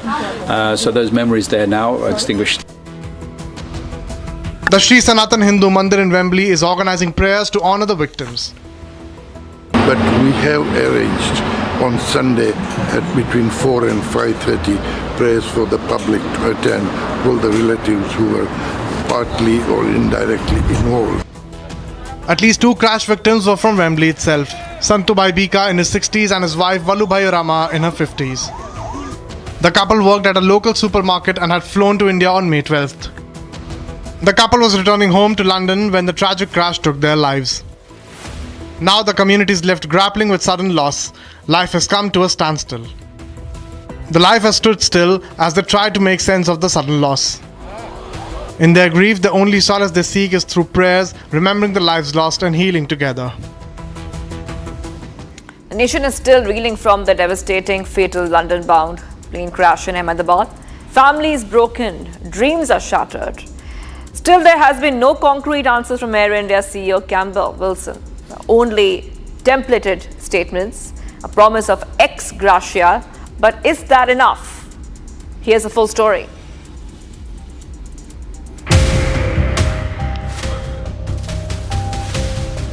It's been 3 days since the catastrophic Air India crash in Ahmedabad, a tragedy that stunned the nation and the world. 241 lives lost, just 1 survivor, families torn apart, journeys left incomplete. Recovery and identification efforts are ongoing. Officials have confirmed 11 DNA matches so far, and 5 bodies have been handed over to families. 1 more body was discovered today, trapped in the tail section of the wreckage. While the grief is real, answers are missing.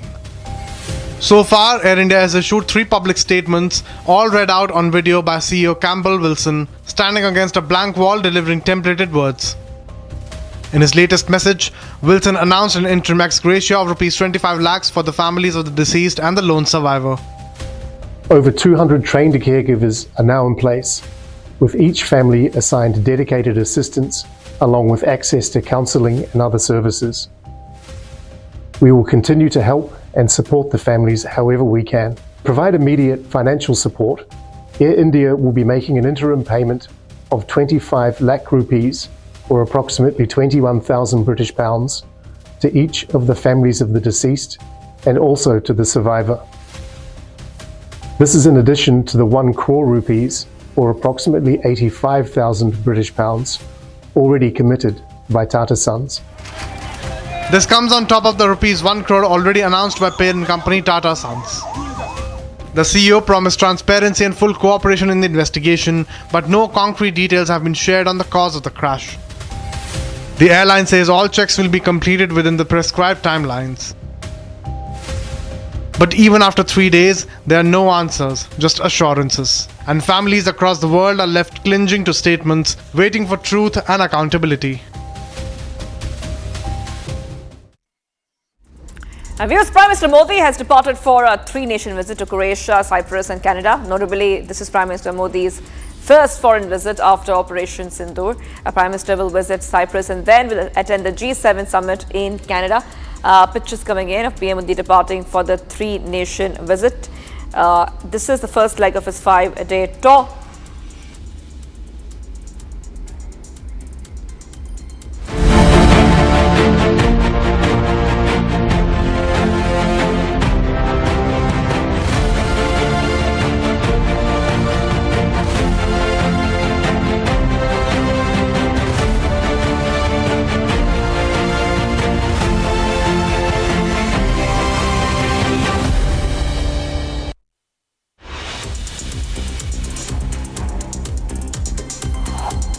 Mashukami viewers, Iran's air defense claims it has shot down another Israeli F-35 over the western Iran area. The pilot reportedly ejected. Israel has not confirmed the incident. Democratic state lawmaker in U.S., Minnesota, and her husband have been killed, and another Democratic state lawmaker and his wife shot and wounded on Saturday. Stay tuned.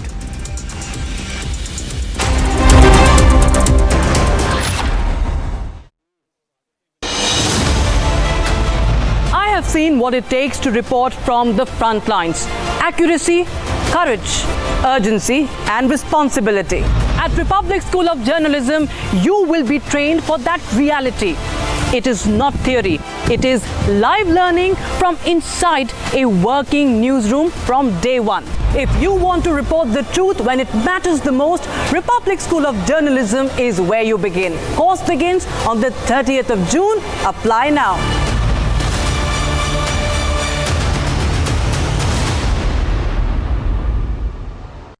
13,000 placements last year. At Amity, we are committed to nurturing passionate, hardworking and proactive professionals. मेरी नई Hyundai Exter तुमने भी तो कल नई car ली है ना, उसमें भी तो होगा ना ये वॉइस इनेबल सनरूफ है ना अंकल, सिंगर इनेबल सनरूफ। और बेनिफिट्स ये तो मिले होंगे ना? ये मिला। हाँ? हुंडई कार्स पर मिल रही है अमेजिंग डील्स। वैसे लोगे तो आप हुंडई ही, चाहे दिल की सुनो या डील्स की। MDH की देगी मीरज, देगी मिर्च का तड़का, अंग अंग फड़का। MDH की देगी मीरज।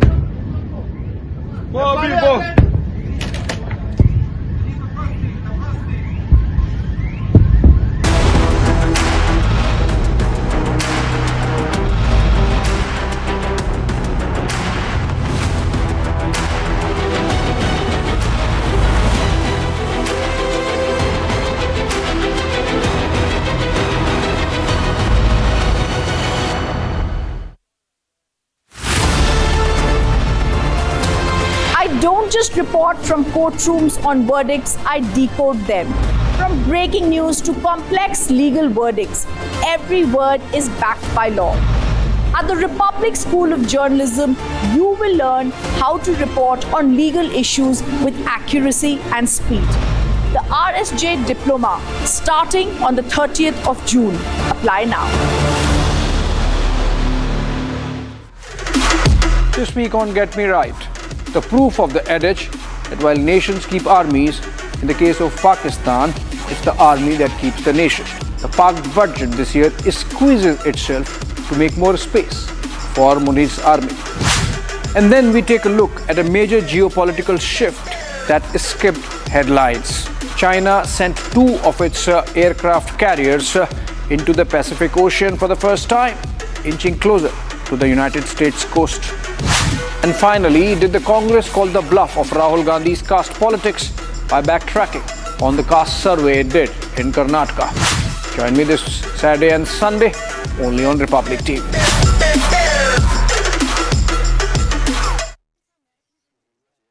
आधे बाउल दही में 4 चम्मच MDH चटनी पुदीना मसाला डाला, स्टर करो, पुदीना चटनी तैयार। MDH चटनी पुदीना मसाला। विमल में गुलिस्तां की ये कुछ लजीज फरिश्ते जब साथ घुले तो जी ललचाए और दिल कहे कि स्वाद की इस जुबान में खुद को ऐसा डुबाऊं कि निकल ना पाऊं।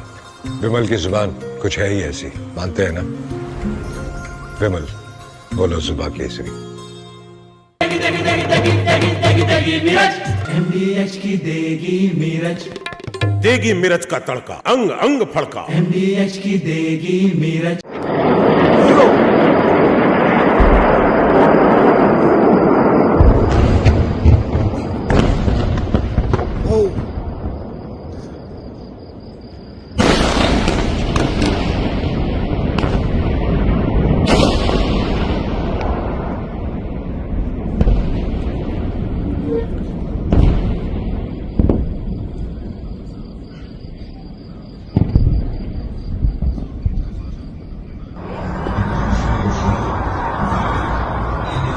Himalaya.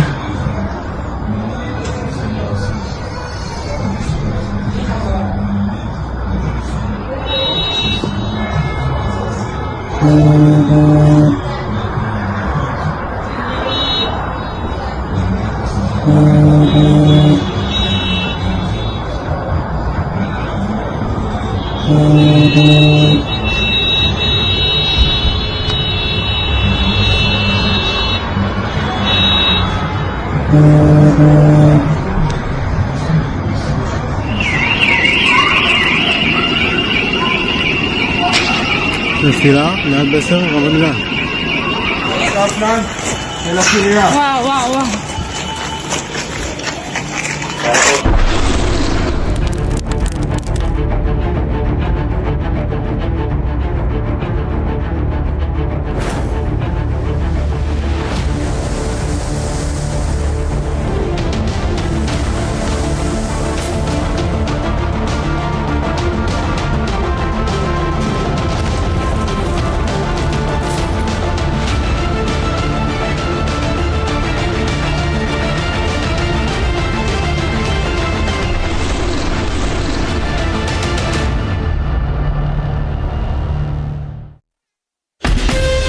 From Asia's largest news headquarters, setting the agenda for Bharat.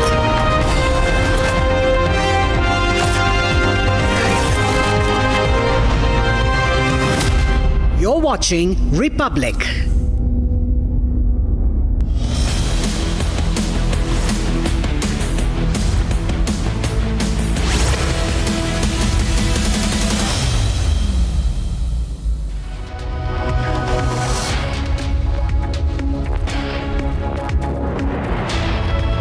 Very good morning. You're watching live and breaking on Republic TV. I'm Aishwarya Kapoor. There are 5 people who have died in a chopper crash near Kedarnath. This is the 5th such incident in 6 weeks. We'll be getting all the details on that big story. First up, the headlines we are tracking. Helicopter carrying people on board crashes near Kedarnath. 5 people feared dead. Rescue and relief operations on.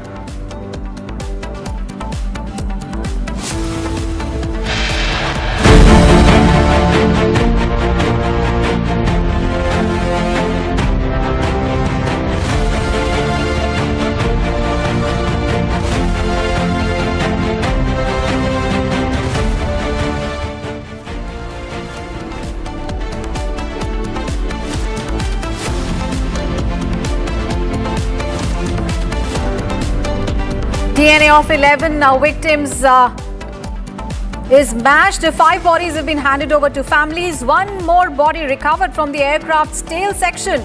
Efforts to identify the remaining victims underway.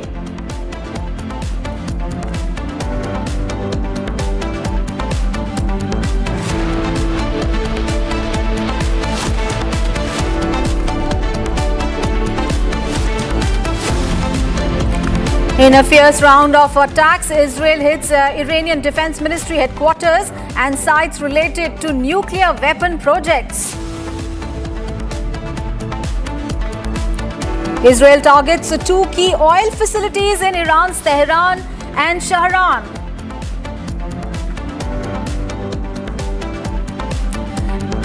And Iran launches second round of attacks on Israel. Fires barrages of missiles at Tel Aviv.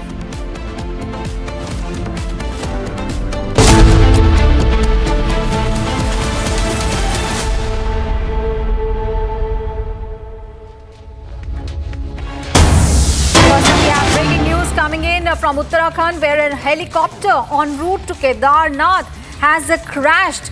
The accident took place between Gauri Kund and Trijugi Narayan. 5 people are feared dead. 7 people were on board. Relief and rescue operations are now going on because NDRF and SDRF teams have left for the spot. But 5 people at this moment we know are confirmed dead in the chopper crash. This chopper crash took place near Kedarnath. And this helicopter was flying to Gupt Kashi from Kedarnath Dham. and there were 7 people on board, including the pilot, and out of them, 5 people are confirmed to be dead. Ratan Negi, our reporter, is live from Dehradun. Let's get more details. Ratan, tell us the details. We understand that 5 people are confirmed dead at the moment. What is going on there? We understand that NDRF and SDRF teams are there at the spot. What more can you tell us? देखिए सुबह लगभग 5:30 बजे के आसपास की दुखद घटना है। हेलीकॉप्टर जो है वो केदारनाथ से गुप्तकाशी के लिए जा रहा था, यानी अपने हेलीकॉप्टर के लिए लैंड होने के लिए जा रहा था, लेकिन बीच में वो कहीं रास्ता भटक गया। वजह बताई जा रही कि अचानक मौसम खराब हुआ, वैली पैक हुई। हेलीकॉप्टर के जो पायलट है उसने प्रयास किया कि जो हेलीकॉप्टर को जो वैली से बाहर निकालकर कहीं दूसरे सुल्तान में पहुंचाया जाए, लेकिन वो असफल नहीं हो पाए। और ये जो हेलीकॉप्टर ये दुखद है, ये गौरीकुंड के ऊपर त्रिजुगी नारायण एक जगह पड़ती है, वहां पर ये हेलीकॉप्टर क्रैश हो गया। इस दुखद हादसे में जो जानकारी निकल कर एक बच्चा सहित पायलट समेत 7 लोगों की दुखद इस हादसे में मौत हो चुकी है। मुख्यमंत्री धामी ने काफी गहरा दुख जताते हुए इस हादसे के जांच के दिशा निर्देश दिए हैं। एसडीआरएफ और एनडीआरएफ की जो टीम है, जो रुद्रप्रयाग के जिलाधिकारी हैं, वो इस वक्त ग्राउंड जीरो पर मौजूद हैं। गौरीकुंड जो जगह है वहां से लगभग 5 किलोमीटर जंगल के पास ये जहाज जो है, ये हेलीकॉप्टर जो है वो क्रैश हुआ है। और जो वहाँ के जो लोग, कुछ लोग नेपाली लोग भी काम कर रहे थे, उन्होंने यहाँ पर उसको देखा कि जब ये हादसा वहाँ पर हुआ। और मौसम की बात की जाए तो मौसम लगातार देहरादून से लेकर के पहाड़ों की बात की जाए तो लगातार मौसम खराब ही बना हुआ है।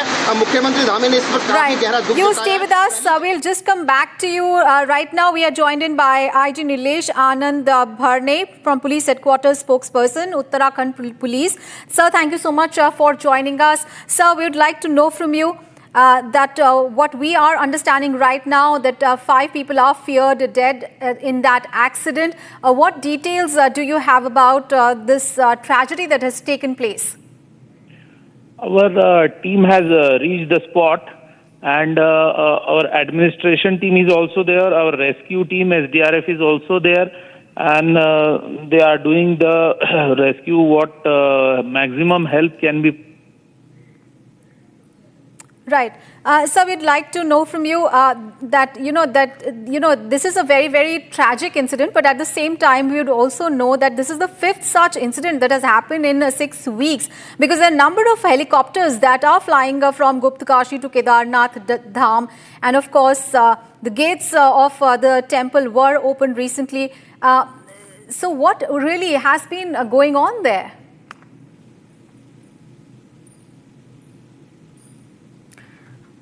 Hello. Sir, can you hear me, sir? Put the restrictions on the number of the flying. Curtailed after a few past incidents. The sorties have been curtailed now, and all the precautions they are being taken. But regarding this incident, we'll have to inquire what.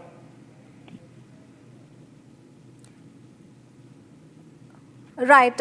Well, there seems to be a technical snag there. We'll try to connect back. Let's get more details from Ratan now. Ratan, what details are you were telling us about how relief and rescue operations are going on there? We understand that teams of the SDRF and NDRF are on their way. What are you picking up right now? देखिए rescue operation जारी है, लेकिन जो दुखद समाचार हमारे पास आ रहा है, मैं नाम लोगों की हादसे में जान गई है।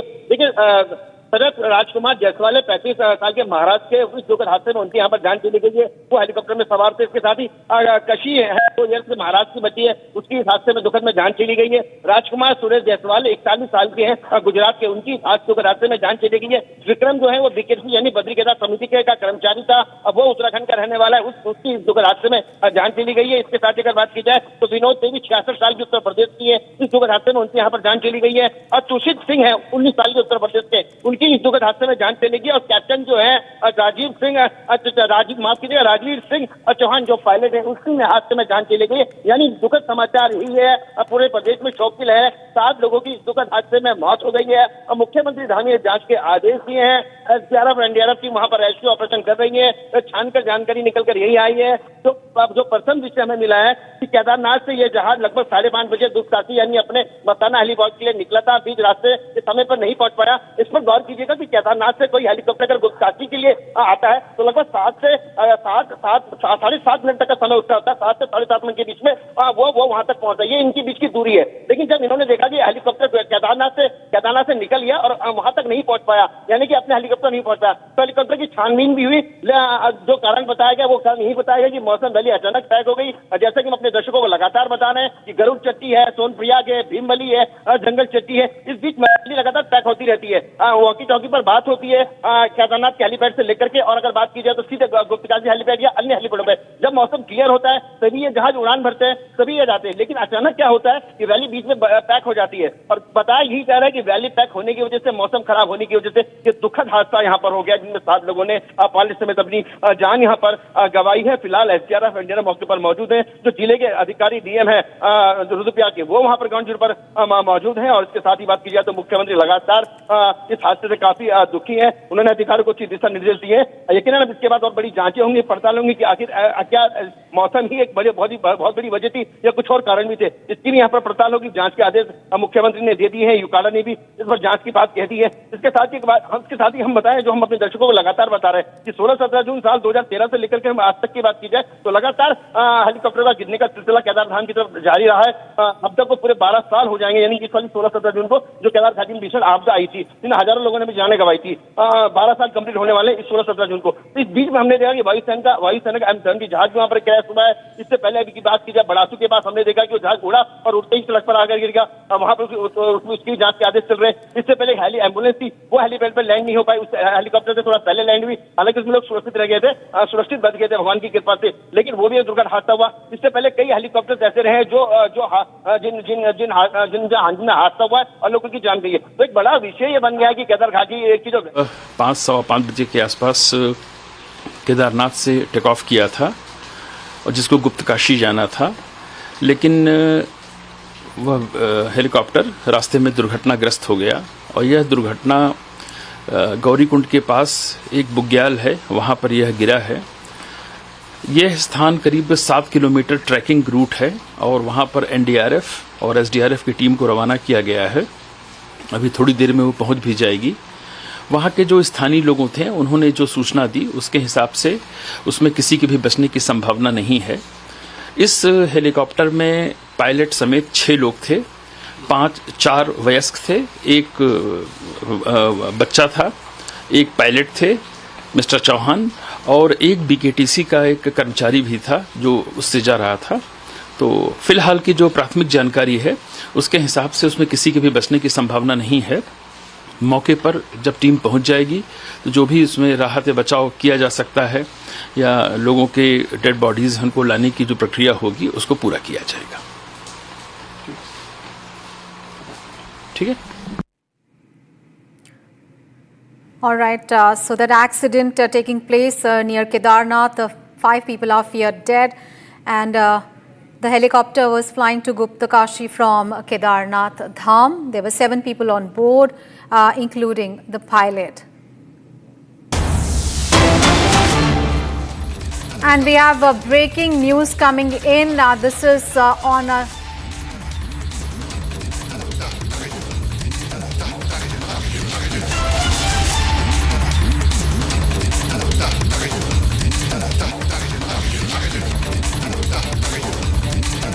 All right,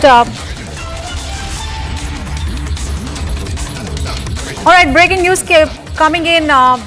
7 people have been confirmed in dead in the chopper crash. So this chopper was flying from the Kedarnath Dham and it had crashed in a forest.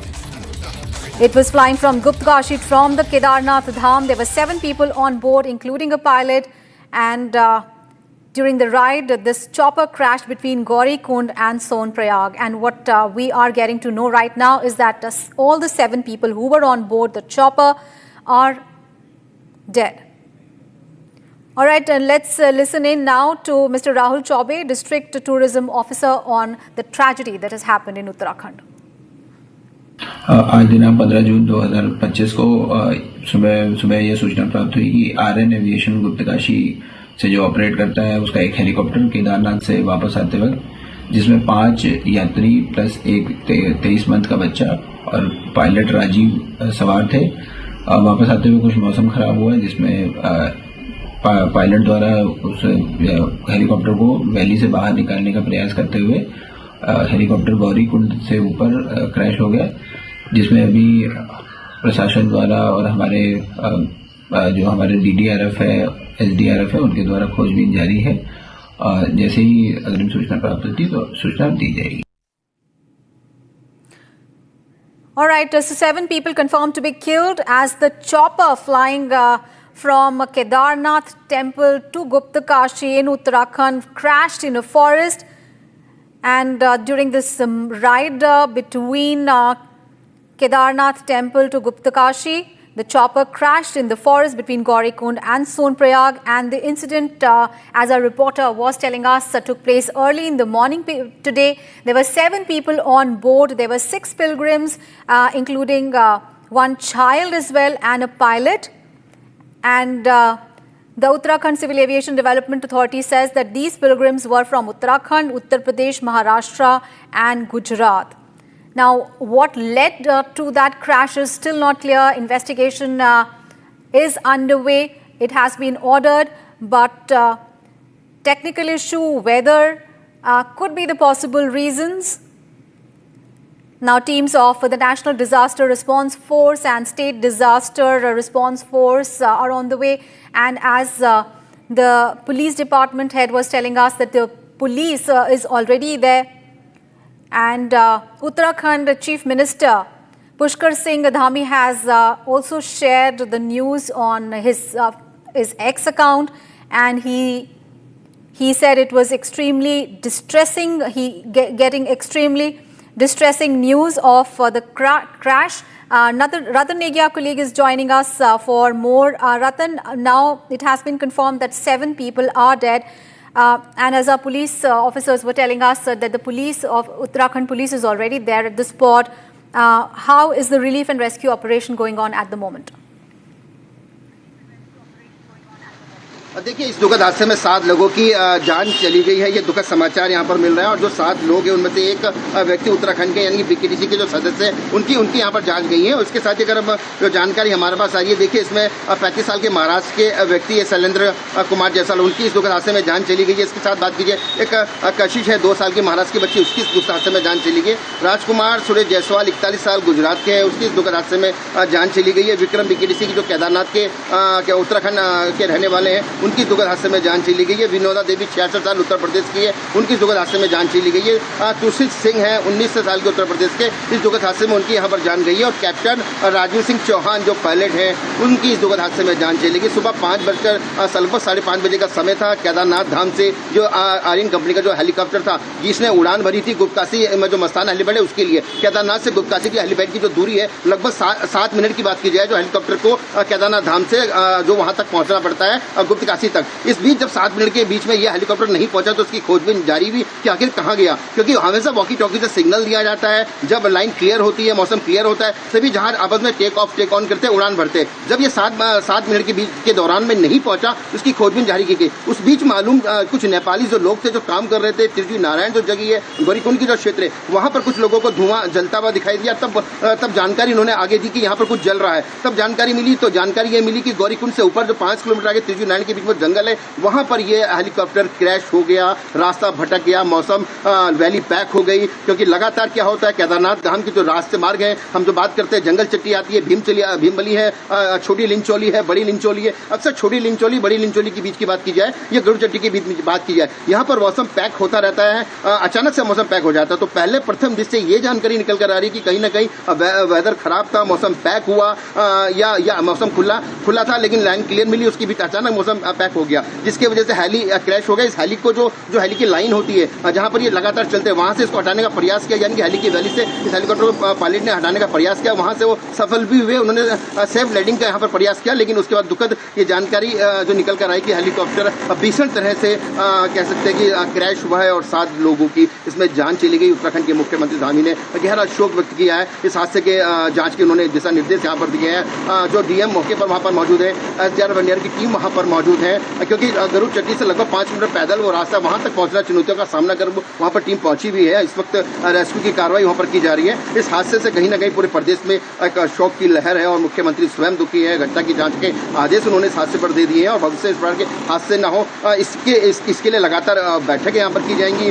16-17 जून साल 2013 की केदारनाथ की भीषण आपदा की मैं बात करूँ, आपदा को पूरे लगातार जैसे इस बात को कह रहा हूँ कि 12 साल पूरे होने वाले हैं इस 16-17 जून को। इस बीच हमने कई हेलीकॉप्टर को क्रैश होते हुए केदार घाटी की वैली को देखा है। कहीं हमने नियमों की मानकों की धज्जियां उड़ाते कुछ कंपनियों को भी देखा, जिन्हें सरकार ने सस्पेंड भी किया।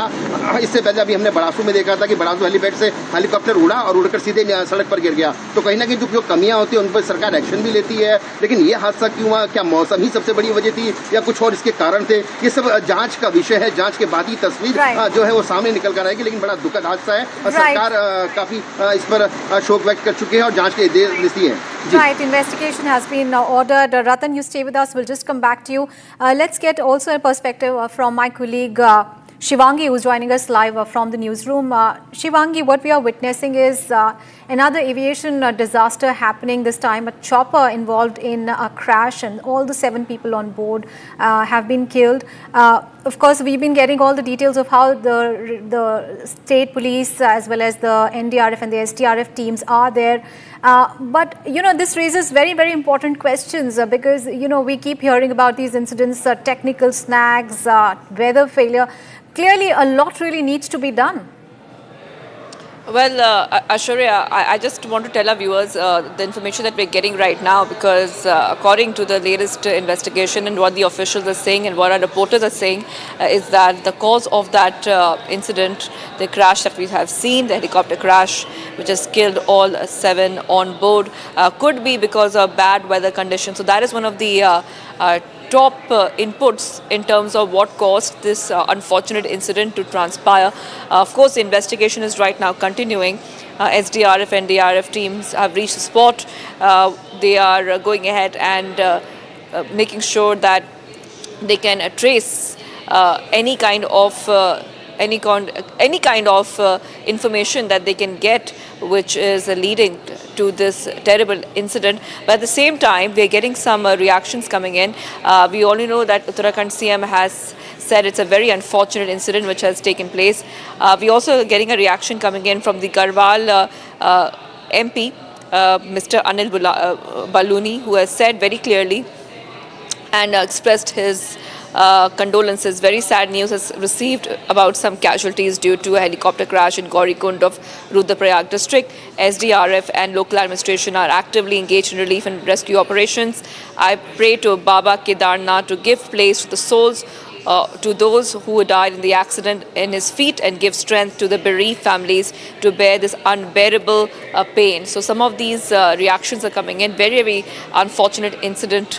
But we will not be speculating too much right now on what caused this incident because the investigation is underway. But like I was telling our viewers and what we understand and what the officials are saying, it could be because of bad weather conditions. So that is definitely some of the top updates which we are getting. This happened above the forest of Gaurikund amid poor visibility and due to bad weather. I'm handing it back to you right now because we are still waiting for more information to come in. All right. Thank you so much, Shivangi, for all those updates on that story. And now let's listen in to Mr. Vinay Pandey, Commissioner Garhwal, on what he said about the accident a while back. Kedarnath ji से Aryan company का जो हमारी heli operator हैं उनका एक helicopter सुबह 5:15 बजे के आसपास केदारनाथ से टेक ऑफ किया था और जिसको गुप्तकाशी जाना था, लेकिन वह हेलीकॉप्टर रास्ते में दुर्घटनाग्रस्त हो गया। वहाँ के जो स्थानीय लोगों थे उन्होंने जो सूचना दी उसके हिसाब से उसमें किसी के भी बचने की संभावना नहीं है। इस हेलीकॉप्टर में पायलट समेत 6 लोग थे, 4 वयस्क थे, एक बच्चा था, एक पायलट थे मिस्टर चौहान, और एक बीकेटीसी का एक कर्मचारी भी था जो उससे जा रहा था। तो फिलहाल की जो प्राथमिक जानकारी है उसके हिसाब से उसमें किसी के भी बचने की संभावना नहीं है। मौके पर जब टीम पहुंच जाएगी तो जो भी उसमें राहत बचाव किया जा सकता है या लोगों के डेड बॉडीज उनको लाने की जो प्रक्रिया होगी उसको पूरा किया जाएगा। Chopper crash in Uttarakhand. Chopper services in all the 4 shrines have been suspended. The Chief Minister of Uttarakhand has directed the Chief Secretary to also constitute a high-level committee to probe the incident. But remember, helicopter services are available for all the Char Dham Yatra, which includes the holy sites of Yamunotri, Gangotri, Kedarnath and Badrinath. And following this incident that happened in Kedarnath, for all the 4 sites of Yamunotri, Gangotri, Kedarnath and Badrinath, the chopper services have now been suspended. Let's go back to Ratan, who is reporting from the site there. Ratan, this is very, very unfortunate considering that this is the 5th accident ever since the portals of Kedarnath opened recently. It is the 5th such incident that has taken place. And for all the 4 shrines, there are these helicopter services that are operational, and all of them right now have been suspended. So much really needs to be investigated into as far as the safety of these chopper services are concerned. 8 से 10 कंपनियां हैं जो केदारनाथ को heli सेवाएं provide करा रही हैं। मानकों का पालन नहीं करती, उस पर लगातार जांच भी दिखाई जाती है, उन्हें निकाला भी जाता है। अभी बलासू में जो हेलीकॉप्टर हमने देखा जो नीचे गिर गया था टेक ऑफ होने के दौरान, तो उस पर कार्रवाई सस्पेंड कर दिया गया। ऐसे संदर्भ में कार्रवाई भी होती है, लेकिन मौसम जो है ये बड़ी वजह बनता है। इस वक्त मुख्यमंत्री धामी की तरफ से एक बड़ा बयान यहाँ पर निकल कर आया है जो उन्होंने दिया, वो मैं अपने दर्शकों को बताना चाहेंगे कि हेलीकॉप्टर संचालन को लेकर सीएम धामी यहाँ पर सख्त नजर आए। उन्होंने कहा राज्य में सख्त एक SOP बनेगी, ये मुख्यमंत्री ने इस वक्त निर्देश दिया है। मुख्यमंत्री ने कहा कि प्रदेश में हेली सेवाओं के संचालन के लिए सख्त SOP जल्द से जल्द तैयार की जाएगी, जिसमें हेलीकॉप्टर की तकनीकी स्थिति की पूर्ण जांच, उड़ान से पूर्व मौसम की सटीक जानकारी लेना अनिवार्य किया है। ये मुख्यमंत्री ने कहा है। मुख्यमंत्री ने मुख्य सचिव को निर्देशित किया है कि तकनीकी विशेषज्ञों की एक समिति का गठन किया जाए जो हेली संचालन की सभी तकनीकी व सुरक्षा पहलुओं की गहन समीक्षा कर SOP तैयार करेगी। ये मुख्यमंत्री धामी ने कहा है। यह समिति यह सुनिश्चित करेगी कि हेली सेवाओं का संचालन पूरी तरह से सुरक्षित, पारदर्शी और निर्धारित मानकों के अनुसार हो।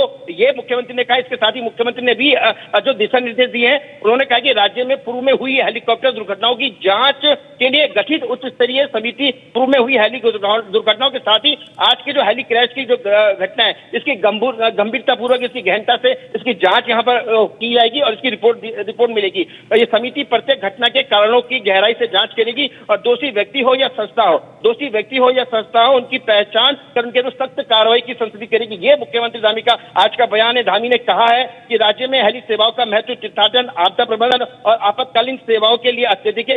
ऐसे में सुरक्षा को सर्वोच्च प्राथमिकता दी जाए, तो उन्होंने सुरक्षा को सर्वोच्च प्राथमिकता देने की बात यहाँ पर कही है। और आज का जो उनका बयान होने का हेली सेवाओं के लिए सख्त एक SOP तैयार की जाए, जिसके उन्होंने निर्देश मुख्य सचिव को दिए हैं। दुखद ये हादसा है। लगातार इस प्रकार के जो हेलीकॉप्टर की जो घटना है वो लगातार बढ़ भी रही है। ये भी एक दुख जताने वाली बात है। लगातार हम देख रहे हैं कि प्रदेश के अंदर लगातार हवाई कनेक्टिविटी का विस्तार लगातार हो रहा है। इस बात से इनकार नहीं कर सकते। जो विस्तार हो रहा है ये राज्य के लिए सुखद है। यात्रा 4 धाम में गंगोत्री है, यमुनोत्री है, भगवान बद्रीशार है, बाबा केदारनाथ है। यहाँ तक श्रद्धालुओं को हेली ही एक माध्यम बनता है। वही पर्यटन प्रदेश उत्तराखंड कहा जाता है। दूर दूर से लोग टूरिज्म के लिए यहाँ पर आते हैं। Right. Thank you so much. We'll come back to you and we'll get more details on that big story, the chopper crash in Uttarakhand. The chopper services for all the 4 shrines suspended, and a high-level committee has been formed to look into the matter. We'll get all the details after a very, very short break. Stay tuned.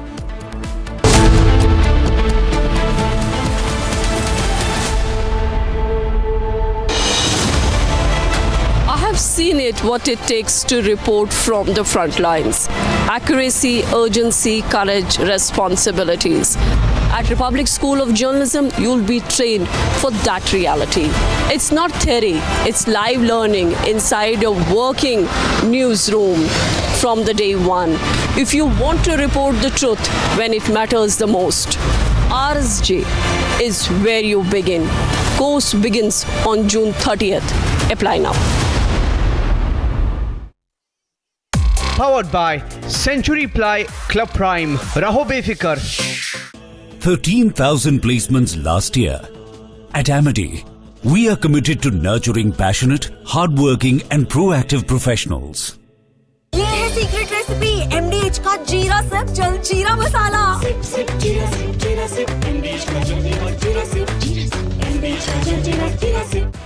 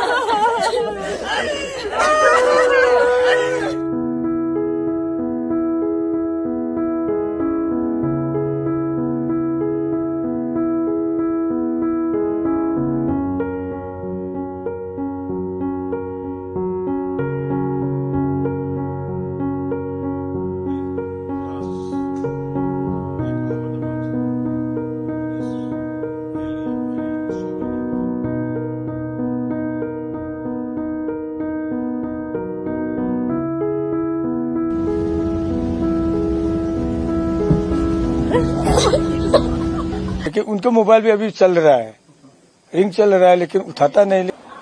मेरे तो सिर्फ 3 बेटियां हैं। पहली काम मिला है बोले मेरी बेटी, इसके बाद क्या बोलूं, कुछ बोलने की कोई।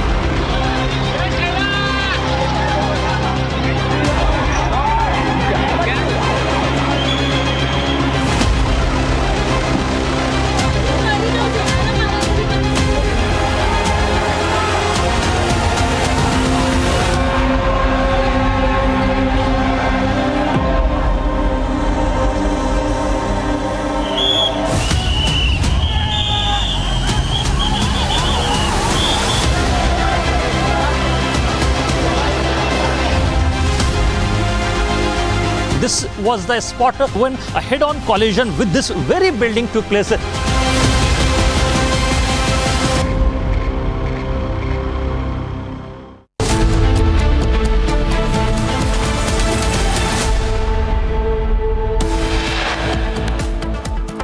Helicopter carrying 7 people on board crashes near Kedarnath. All 7 on board dead in the crash.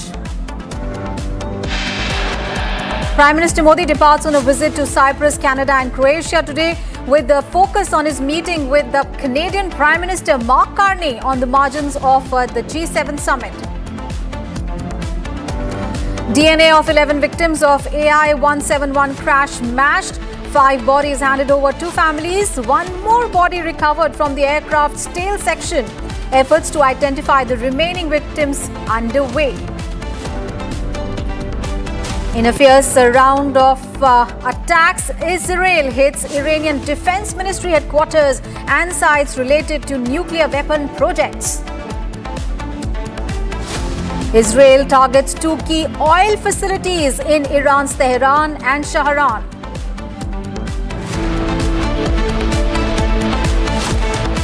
And Iran launches a second round of attacks on Israel, fires barrages of missiles at Tel Aviv.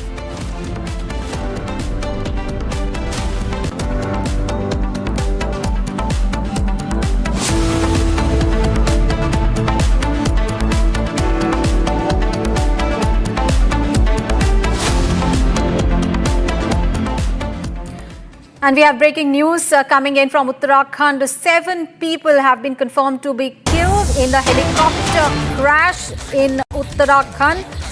This helicopter was flying from the Kedarnath temple to Gupt Kashi. And the 7 victims of the helicopter crash included the pilot. NDRF, SDRF teams have reached the spot. The accident occurred early morning today. There were several people on board, including 6 pilgrims and a pilot. And among the 6 pilgrims, 5 were adults and 1 child. And as our reporter was earlier telling us, these pilgrims are from Uttarakhand, Uttar Pradesh, Maharashtra and Gujarat.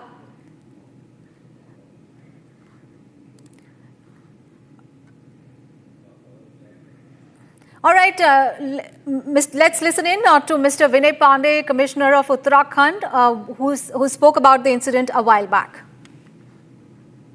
Kedarnath ji से Aryan company का जो हमारी heli operator हैं उनका एक helicopter सुबह 5:15 बजे के आसपास केदारनाथ से टेक ऑफ किया था और जिसको गुप्त काशी जाना था, लेकिन वह हेलीकॉप्टर रास्ते में दुर्घटनाग्रस्त हो गया। वहाँ के जो स्थानीय लोगों थे उन्होंने जो सूचना दी उसके हिसाब से उसमें किसी के भी बचने की संभावना नहीं है। इस हेलीकॉप्टर में पायलट समेत 6 लोग थे, 4 वयस्क थे, एक बच्चा था, एक पायलट थे मिस्टर चौहान और एक बीकेटीसी का एक कर्मचारी भी था जो उससे जा रहा था। तो फिलहाल की जो प्राथमिक जानकारी है उसके हिसाब से उसमें किसी के भी बचने की संभावना नहीं है। मौके पर जब टीम पहुंच जाएगी तो जो भी उसमें राहत बचाव किया जा सकता है या लोगों के डेड बॉडीज उनको लाने की जो प्रक्रिया होगी उसको पूरा किया जाएगा। All right, let's get all the details from my colleague Shivangi, who's joining us live from the newsroom. Shivangi, what more details can you provide? What we do know is that 7 people are confirmed dead, and this chopper was flying from Kedarnath temple to Gupt Kashi, and it crashed in a forest. What more details you have? That is right. Very unfortunate incident coming in right now, which came in the morning. This incident happened around 5:30 in the morning today. And as we keep tracking up the details, now we have the numbers approximately who are feared dead. 7 people have been feared dead. Among them, 1 is a child. In the latest, as the inquiry has been ordered, the probe has been ordered as to what led to the crash. From what we understand, the initial information coming in is that bad weather or poor visibility could be behind this crash, even though this is just the initial information that we're getting for our viewers. But I just want to take our viewers through the latest coming in. We also have this big update. Helicopter service has been banned in Char Dham. The ban has been imposed till further orders, and decision has been taken just post this helicopter crash. So this is a huge update, Ashwarya. We're also learning that the CM Adhami has issued strict instructions regarding helicopter operations. Strict SOPs should be prepared for the operation of heli services in the state, in which a complete check of the technical conditions of the helicopter and taking accurate weather information before the flight. Remember, this is something he's saying that there should be a check of the weather. Shivangi, stay with us. We'll just come back to you. Right now, we are joined in by Mr. Mahendra Bhatt, Uttarakhand BJP President. He's joining us on the phone line. Thank you so much, sir, for joining us here on Republic TV. Sir, very, very unfortunate and tragic accident taking place in Uttarakhand. Your initial reaction, sir? देखिए, बहुत ही दुखद घटना है और आज प्रातःकाल ही जब ये घटना की जानकारी मिली तो पूरे प्रदेश के अंदर शोक की लहर है। हम ये मानते हैं कि भगवान केदारनाथ की यात्रा के लिए पिछले दिनों बड़ी सख्ती के साथ हेली सेवा को उतारने की बात कही गई है। माननीय मुख्यमंत्री जी ने इस दिशा में प्रयास भी किए। जहाँ पिछली लगभग 200 प्रत्येक दिन की उड़ान थी उसको कम किया गया। उसके बाद भी आज की घटना बहुत दुर्भाग्यपूर्ण है। स्थानीय प्रशासन उस स्थान पर पहुंच चुका है। SDRF की टीम भी वहां पहुंच चुकी है। धीरे धीरे कारणों की जांच होगी और इस प्रकार की घटनाएं ना हो इसके लिए बड़ी कड़ाई के साथ जो है हेली सेवा प्रदान करने वाले सभी एजेंसियों को कहा गया है। पहले भी इसकी संदर्भ में चर्चा की गई थी, लेकिन मुझे लगता है मुख्यमंत्री जी बहुत गंभीरता से लेंगे और बहुत जल्दी इस घटना की जो भी कारण है उन कारणों को सबके सम्मुख रखा जाएगा और इस प्रकार की घटनाएं ना हो इसके लिए एक प्रकार से बहुत कड़ाई के साथ दिशा निर्देश तय किए जाएंगे। जी सर, लेकिन द प्रॉब्लम ये है कि ये इस तरह का इंसिडेंट जब से केदारनाथ के पोर्टल्स खुले हैं उसके बाद ये होने वाला 5वां इंसिडेंट हो गया है। हालांकि जांच के आदेश दे दिए गए हैं, लेकिन lot needs to be done clearly. जी जी, देखिए ऐसा है कि सरकार जब भी किसी पर घटनाएं होती है, ईश्वर की कृपा से उत्तरकाशी में कैजुअलिटी हुई, उसके बाद दूसरी घटना जिसमें कैजुअलिटियां हुई है, प्रयासपूर्वक हेलीकॉप्टर के जो अच्छे पायलट हैं उनको इसमें जोड़ा लगाया गया है, हेली सेवा वही लोग दे रहे हैं, इसके लिए बहुत कड़ाई के साथ नियम बनाए गए। तो भी इस प्रकार की घटनाएं, आज सुबह का मौसम को भी ध्यान में रखा जाना चाहिए था। इसमें इस संदर्भ में भी कुछ एजेंसियों को जो है सेवा से रोक दिया गया है। सरकार इस सब चीज का संज्ञान लेगी और इस प्रकार की घटनाएं दोबारा ना हो, इसके लिए कड़ाई के साथ निर्देश जारी किए जाएंगे। मुझे पूरा विश्वास है कि इस प्रकार की घटनाएं वास्तव में देवभूमि की यात्रा को प्रभावित करते हैं और हमारा ये प्रयास रहेगा इस प्रकार की घटनाएं कम से कम हो ही ना।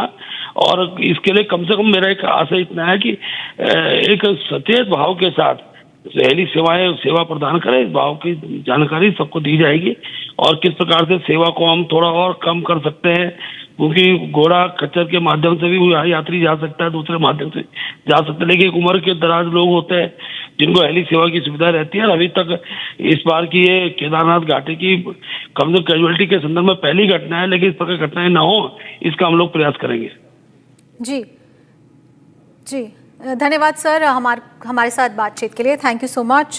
So the BJP president in the state, they are saying that while this is a very, very tragic incident, an investigation has been ordered, and what we also know at this point in time is that for all the 4 shrines in Uttarakhand, the chopper services to the holy sites of Yamunotri, Gangotri, Kedarnath, Badrinath, for all these sites, so far what we do know is chopper services have been suspended as of now.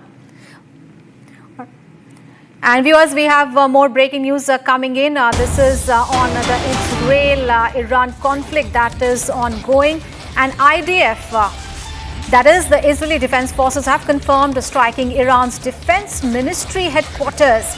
Iran has unleashed a fresh barrage of missiles targeting Iranian defense ministry headquarters and sites related to nuclear weapon projects. So major escalation in the conflict in the Middle East. Fresh attacks have been exchanged, and this after Israeli military launched Operation Rising Lion on Friday and has struck Iran's nuclear and military strikes, and fresh attacks have been reported.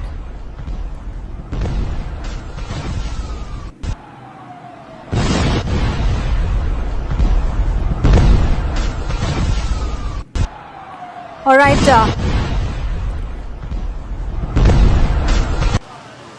All right, let's get a perspective on that story. We are joined in by Major General G.G. Dwivedi, who is a war veteran and Professor of Strategic Studies. Thank you so much, sir, for joining us here on Republic TV. Sir, how do you look at the major escalation that has now happened in between Iran and Israeli Defense Forces? Do we see any sort of relief in sight, because both the sides have dug in their heels, and there's the peace talks also, there is no hope for that happening. How do you look at the ongoing military offensive that is going on? Well, Aishwarya, this is the 3rd day of Operation Rising Lion. Yes. And we need to understand, after all, the military operations are undertaken with a very clear political military intent. And that was the intent of Israelis when they started the operation, actually, to cripple Iran's nuclear capability and also to degrade their war-making potential. So therefore, I think over the last 3 days, we have seen the escalation, both in the scope and scale, because initially Israelis started only with nuclear installations and the military installations. Now they have even gone to the energy, oil, and hitting the headquarters of the Iranian military. So what we can see is that this escalation is going to go further. And not to miss out on the Iranian response. The Iranian initially responded with drones, then they have gone on with the missile strike. and their strategy more is to cause civilian casualties so as to cause morale, hit the morale of the Israelis, because Israel as a nation doesn't take the casualties so easily. So the point is that as we are saying, escalation is going up, the intensity of the operation is going further, and both the leaders have stated their position very clearly. Prime Minister Netanyahu has said that until we achieve our set aim, this operation will go on. And on the other side, the Supreme Leader Khamenei also has said that Israel will pay the price. So therefore, what I see is that there's no scope right at the moment of any peace initiatives. Both the sides are going for each other hammer and tong, and we are going to see the escalation actually further in next couple of days. So I think that is only going to turn for worse, but both the sides will try to get advantage so that, well, after all, every operation, every conflict ends up on a negotiation table. So therefore, both sides will make efforts to ensure that they have a good bargaining position. Aishwarya. Right. Stay with us, sir. Viewers, we have more breaking news coming in right now that Israel has launched massive strikes towards Tehran. And Israel has targeted an oil depot in Tehran, and a fuel tank in the southern part of the country as well. So massive strikes towards Tehran there. And oil depots have been targeted. Let's also get a perspective from General Dwivedi. General, now, how do you see the potential economic consequences of this sustained disruptions in oil supplies through Strait of Hormuz caused by this tension that is going on? Of course, we saw the oil prices going up yesterday. So how do you look at the wider global economic consequences? Absolutely, Aishwarya. It has a global consequences because energy is a very important facet of the global economy. And Iranian economy is largely based on the oil and energy. And the Strait of Hormuz actually is one of the very important waterways, because almost 60% of the oil flows out from Hormuz from this region. So therefore, Israelis have now diverted their attention to hit the Iranian energy and oil, because this is going to hit them very badly or very seriously as far as the economic is concerned. And without a strong economy, you can't fight wars. So therefore, I think this will have a global impact. There would be definitely spike in the oil prices, because let's not forget that in 1973, when the Arab-Israeli war took place, that was the time that oil was used as a weapon. So therefore, I think this will have a global impact on energy, point number one. The waterways are very, very, crucial and strategic. So once this region is disturbed, you will find that these flocks, that is fleet communication also will be disturbed. And this will have a cascading effect on the transportation of the energy and the supply line. So therefore, what we are seeing is that scope of the conflict is enlarging. It is also having the economic dimensions as well. This will have a global impact, because economic impact cannot be restricted to geographic regions. They have a global dimension, and therefore, in this case too, the global impact will be felt across the board, and more Israelis hit the infrastructure of oil. You will find that there would come a time, in fact, Iran could well block the Strait of Hormuz, and that will be catastrophic as far as the energy issue is concerned. Aishwarya.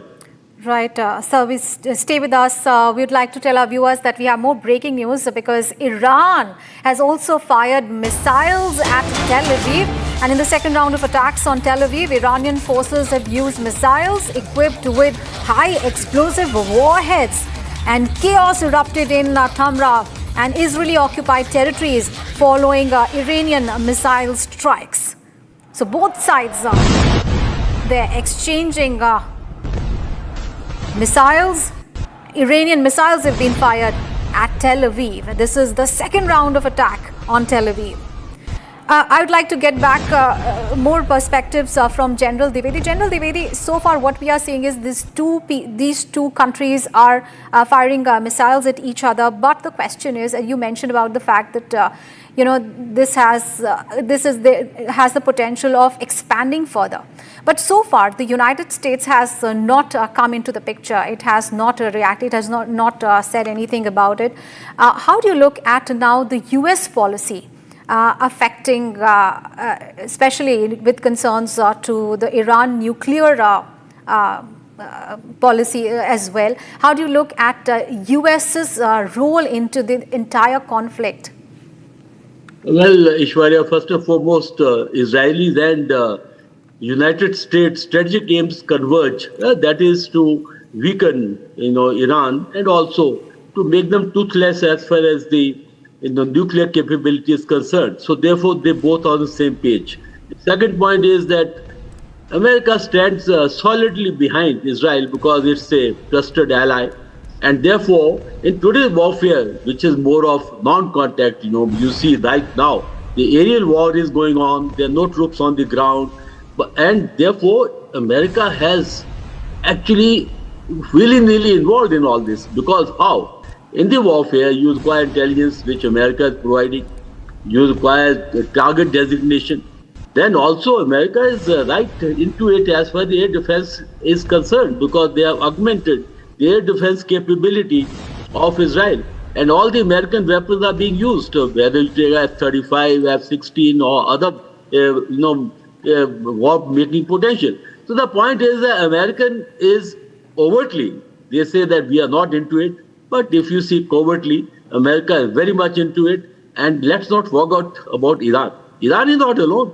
Iran has Russia behind it. It has China behind it. Therefore, this war is being fought also on proxy by the superpowers. America is actually, by proxy, is behind Israel. And on the other side, Russia, China, and even North Korea, they are behind Iran. So therefore, the war is fought in two places. One is by the players by themselves here. Israel and Iran are opposite each other. And second is on the plane of the proxies or the superpowers who fight behind the scene. Ishwarya. Right. Thank you so much, sir, for your perspectives. As missiles are crisscrossing the Middle East, tensions continue to rise, and so far there seems to be no stopping them. Thank you so much, sir, for those insights on that big story. And viewers, will take a very short break. Coming up ahead, encounter between Maoists and security forces in Madhya Pradesh. That is coming up next.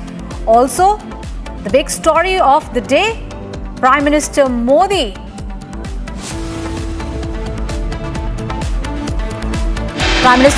departing on a visit to Cyprus, Canada today, with a focus on his meeting with the Canadian Prime Minister Mark Carney on the margins of the G7 summit. Details on those two big stories and much more coming up ahead. Stay tuned.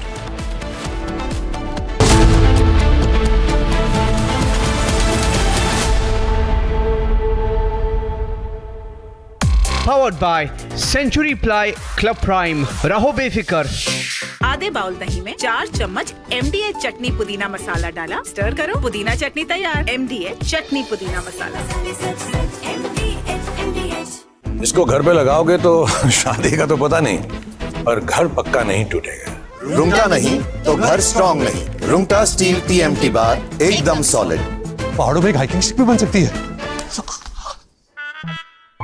ये है secret recipe MDH का जीरा SIP जल जीरा मसाला. जीरा SIP MDH का जल जीरा सिप MDH का जल जीरा SIP.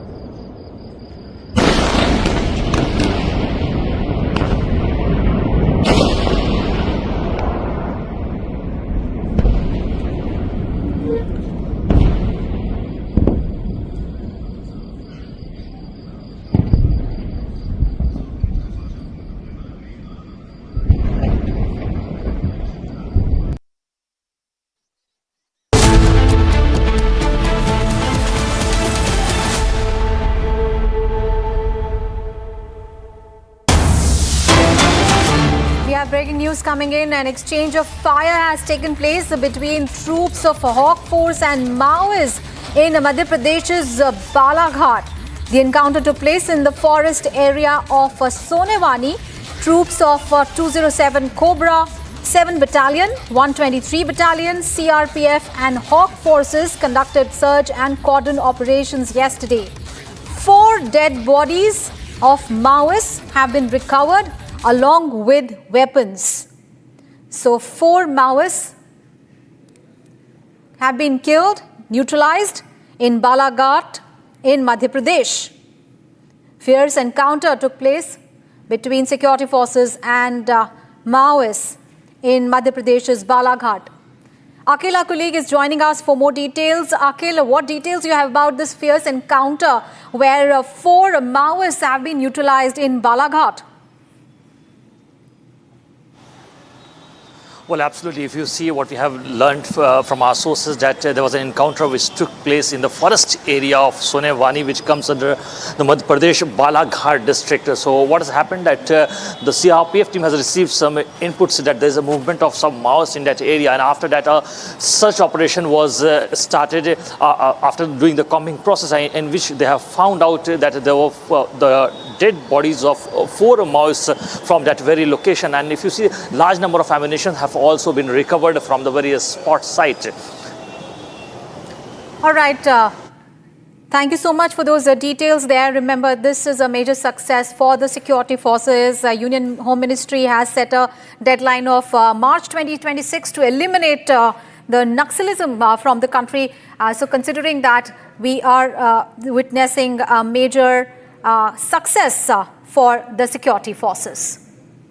And viewers, will take a very short break on that, but news and updates will continue. We'll also continue tracking all those developments related to the 4 Maoists being neutralized. Stay tuned for that and much more.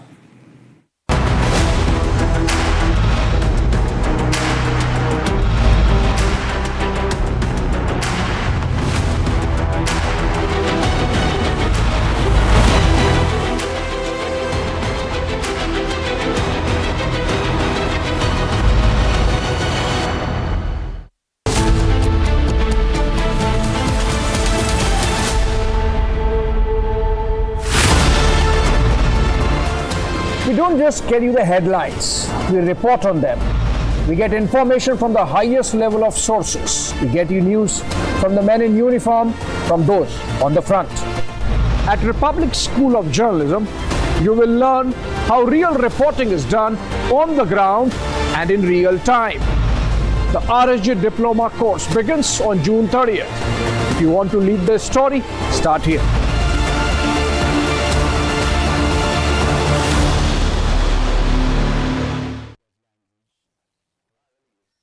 Powered by Century Ply Club Prime. Raho befikar. मेरी नई Hyundai extra तुमने भी तो कल नई car ली है ना, उसमें भी तो होगा ना ये वॉइस इनेबल सनरूफ है ना अंकल, सिंगर इनेबल सनरूफ। और बेनिफिट्स ये तो मिले होंगे ना? ये मिला। हाँ? हुंडई कार्स पर मिल रही है अमेजिंग डील्स। वैसे लोगे तो आप हुंडई ही, चाहे दिल की सुनो या डील्स की। MDH की हल्दी मिर्ची धनिया करे कमाल, ये रंग दे, ये खुशबू दे, ये तीखा, ये कम पड़े, क्या निराला MDH masala.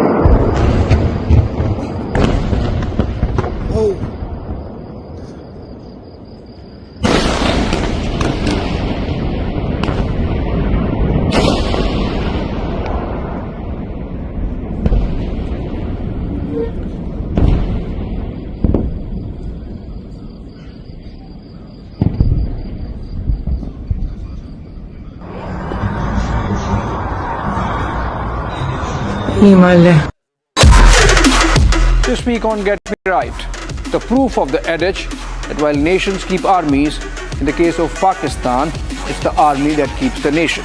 The parked budget this year squeezes itself to make more space for Munir's army. And then we take a look at a major geopolitical shift that skipped headlines. China sent 2 of its aircraft carriers into the Pacific Ocean for the first time, inching closer to the United States coast. And finally, did the Congress call the bluff of Rahul Gandhi's caste politics by backtracking on the caste survey it did in Karnataka? Join me this Saturday and Sunday only on Republic TV.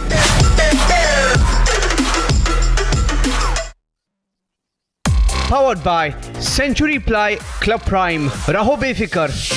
विमल में गुलिस्तां के ये कुछ लजीज फरिश्ते जब साथ घुलें तो जी ललचाए और दिल कहे कि स्वाद की सुबह में खुद को ऐसे डुबाऊं कि निकल ना पाऊं। विमल की जुबान कुछ है ही ऐसी, मानते हैं?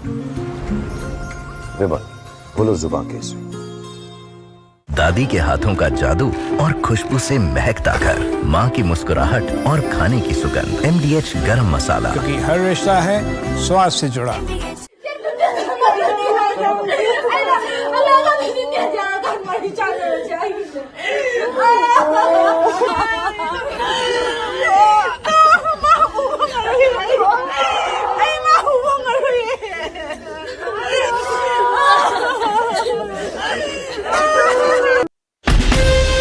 From Asia's largest news headquarters,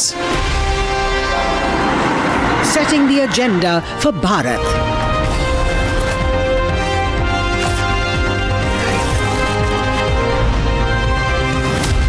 You're watching Republic.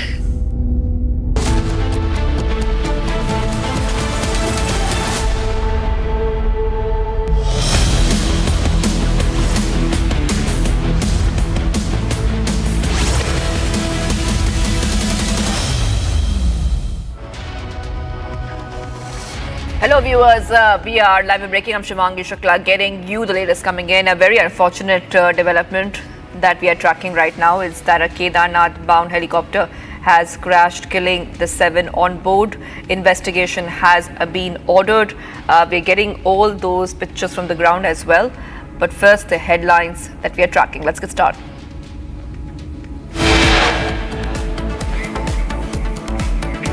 Chopper crashes near Kedarnath. 7 people, including an infant, killed. Rescue relief operations are underway. All helicopter services operating in the Char Dham region suspended. Prime Minister Modi embarks on a 3-nation visit to Cyprus, Canada and Croatia ahead of G7 summit. 4 Maoists killed in an encounter in Madhya Pradesh's Balaghat. Weapons recovered.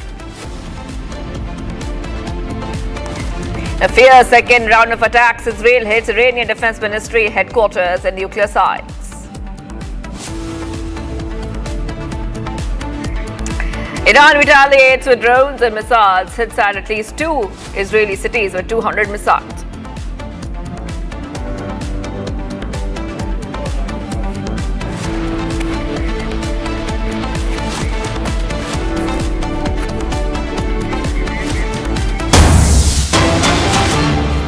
Getting some breaking news coming in right now. 7 people have been killed. Viewers, very unfortunate incident. A helicopter crash. Helicopter was returning from Kedarnath. And we're coming to know that the accident between Gaurikund, it happened in Gaurikund area. NDRF and SDRF teams have reached the spot. Meanwhile, chopper services in the all 4 shrines, Badrinath, Kedarnath, Gangotri, Yamotri, have all been suspended until further notice. Just taking our viewers through what is happening. Now, we're getting some fresh visuals coming in from that crash site. Chief Minister Pushkar Singh Dhami expressed deep grief over the incident. In a statement, he said, "I'm deeply saddened by the helicopter crash in Rudraprayag district. I pray to Baba Kedar for the safety of all the passengers. SDRF and local administration and other rescue teams are deployed." I just want to go ahead and play out the reactions that we're getting right now. Kedarnath ji से Aryan company का जो हमारी heli operator हैं उनका एक helicopter सुबह 5:15 बजे के आसपास केदारनाथ से टेक ऑफ किया था और जिसको गुप्तकाशी जाना था, लेकिन वह हेलीकॉप्टर रास्ते में दुर्घटनाग्रस्त हो गया। वहां के जो स्थानीय लोगों थे उन्होंने जो सूचना दी उसके हिसाब से उसमें किसी के भी बचने की संभावना नहीं है। इस हेलीकॉप्टर में पायलट समेत 6 लोग थे, 4 वयस्क थे, एक बच्चा था, एक पायलट थे मिस्टर चौहान और एक बीकेटीसी का एक कर्मचारी भी था जो उससे जा रहा था। तो फिलहाल की जो प्राथमिक जानकारी है उसके हिसाब से उसमें किसी के भी बचने की संभावना नहीं है। मौके पर जब टीम पहुंच जाएगी तो जो भी इसमें राहत बचाव किया जा सकता है या लोगों के डेड बॉडीज उनको लाने की जो प्रक्रिया होगी उसको पूरा किया जाएगा। All right, let's go straight across to my colleague who's joining us. Ratan Negi is joining us right now, and he has been reporting live for us on the story. Ratan, I'm just coming across to you. Authorities have launched a search and rescue operation. At the same time, there are some SOPs that have been ordered. One of the SOPs, Standard Operating Procedure, says that before any aircraft or chopper flies out, weather conditions have to be checked. Ratan. देखिए, मौसम इस हादसे की बड़ी वजह बना है, ये बात लगातार कही जा रही है, लेकिन एक बात निकल के ये आ रही है। दुखद हादसा यहाँ पर हुआ लगभग सुबह 5:30 बजे, जो हम लगातार अपने दर्शकों को बता रहे हैं कि केदारनाथ से हेलीपैड से गुप्तकाशी हेलीपैड की जो दूरी है वो लगभग 7 मिनट की, यानी कि 7 मिनट की भी उड़ान भरता है। टेक ऑफ और टेक ऑन का समय ये लगता है। इस बीच जो सुबह 5:30 बजे जब ये हेलीकॉप्टर अन्य कंपनी का गुप्तकाशी के लिए उड़ा था तो ये रास्ते में खो गया, यानी कि ये अपने समय 7 मिनट का जो समय वहां पर नहीं पहुंच पाया। इसकी खोजबीन की गई लेकिन मालूम नहीं चला। बाद में जानकारी ये मिली कि जो लोग वहां पर घास काट रहे थे, नेपाली मूल के जो लोग हैं, और गौरीकुंड के ऊपर त्रिजू नारायण के बीच में जंगल में ये हेलीकॉप्टर क्रैश हुआ है। इसमें 7 लोगों की दुखद पायलट समेत जान चली गई है। मुख्यमंत्री धामी ने शोक व्यक्त करते हुए एक SOP मुख्य सचिव को जारी करने के निर्देश दिए हैं। इसको चारधाम यात्रा में जो हेलीकॉप्टर की सेवा है इन पर रोक लगा दी गई है, क्योंकि मौसम भी इस वक्त खराब है और सुरक्षा की दृष्टि से यहाँ पर यह निर्णय लिया गया है कि इस हेलीकॉप्टर केस के बाद चारधाम यात्रा में जो हेलीकॉप्टर का संचालन हो रहा था उन पर फिलहाल आगामी आदेशों के लिए रोक लगा दी गई है। एक दुखद हादसा है, सरकार ने शोक व्यक्त यहाँ पर किया मुख्यमंत्री धामी ने। उसके साथ ही एक सख्त SOP बनाने का यहाँ पे दिशा निर्देश मुख्य सचिव को दिए। साथ ही कहा है कि यदि यहाँ पर कोई लापरवाही है, कंपनी की लापरवाही है, व्यक्ति की लापरवाही है, संस्था की लापरवाही है, तो उसके खिलाफ सख्त से सख्त कार्रवाई की जाएगी। ये बात मुख्यमंत्री धामी ने यहाँ पर आज सुबह इस हादसे के बाद कही है और इस घटना के गहरी जांच के इसके आदेश दिए हैं। सुबह 5:30 बजे का ये हादसा, बात अभी तक प्रारंभिक रूप में यही निकल कर आ रही है कि मौसम खराब हुआ बीच में, क्योंकि जो वैली होती है गुप्तकाशी, गरुड़ चट्टी, जंगल चट्टी, भीमली, रामबाड़ा, छोटी लिंचोली, बड़ी लिंचोली, इस बीच में जो वैली अक्सर पैक होती रहती है और वॉकी टॉकी से संपर्क होता है जो तमाम एक हेलीपैड से दूसरे हेलीपैड के बीच के जो उनके कर्मचारी होते हैं, और जब वैली साफ होती है तभी उड़ान भरती है। अब ऐसे में कहाँ पर कौन सी वैली अचानक पैक हो गई, कहाँ पे बादल अचानक से आ गया या क्या हुआ, ये सब जांच का विषय है। प्रारंभिक तौर पर यही बताया जा रहा है कि मौसम खराब की वजह से ये दुखद घटना यहाँ पर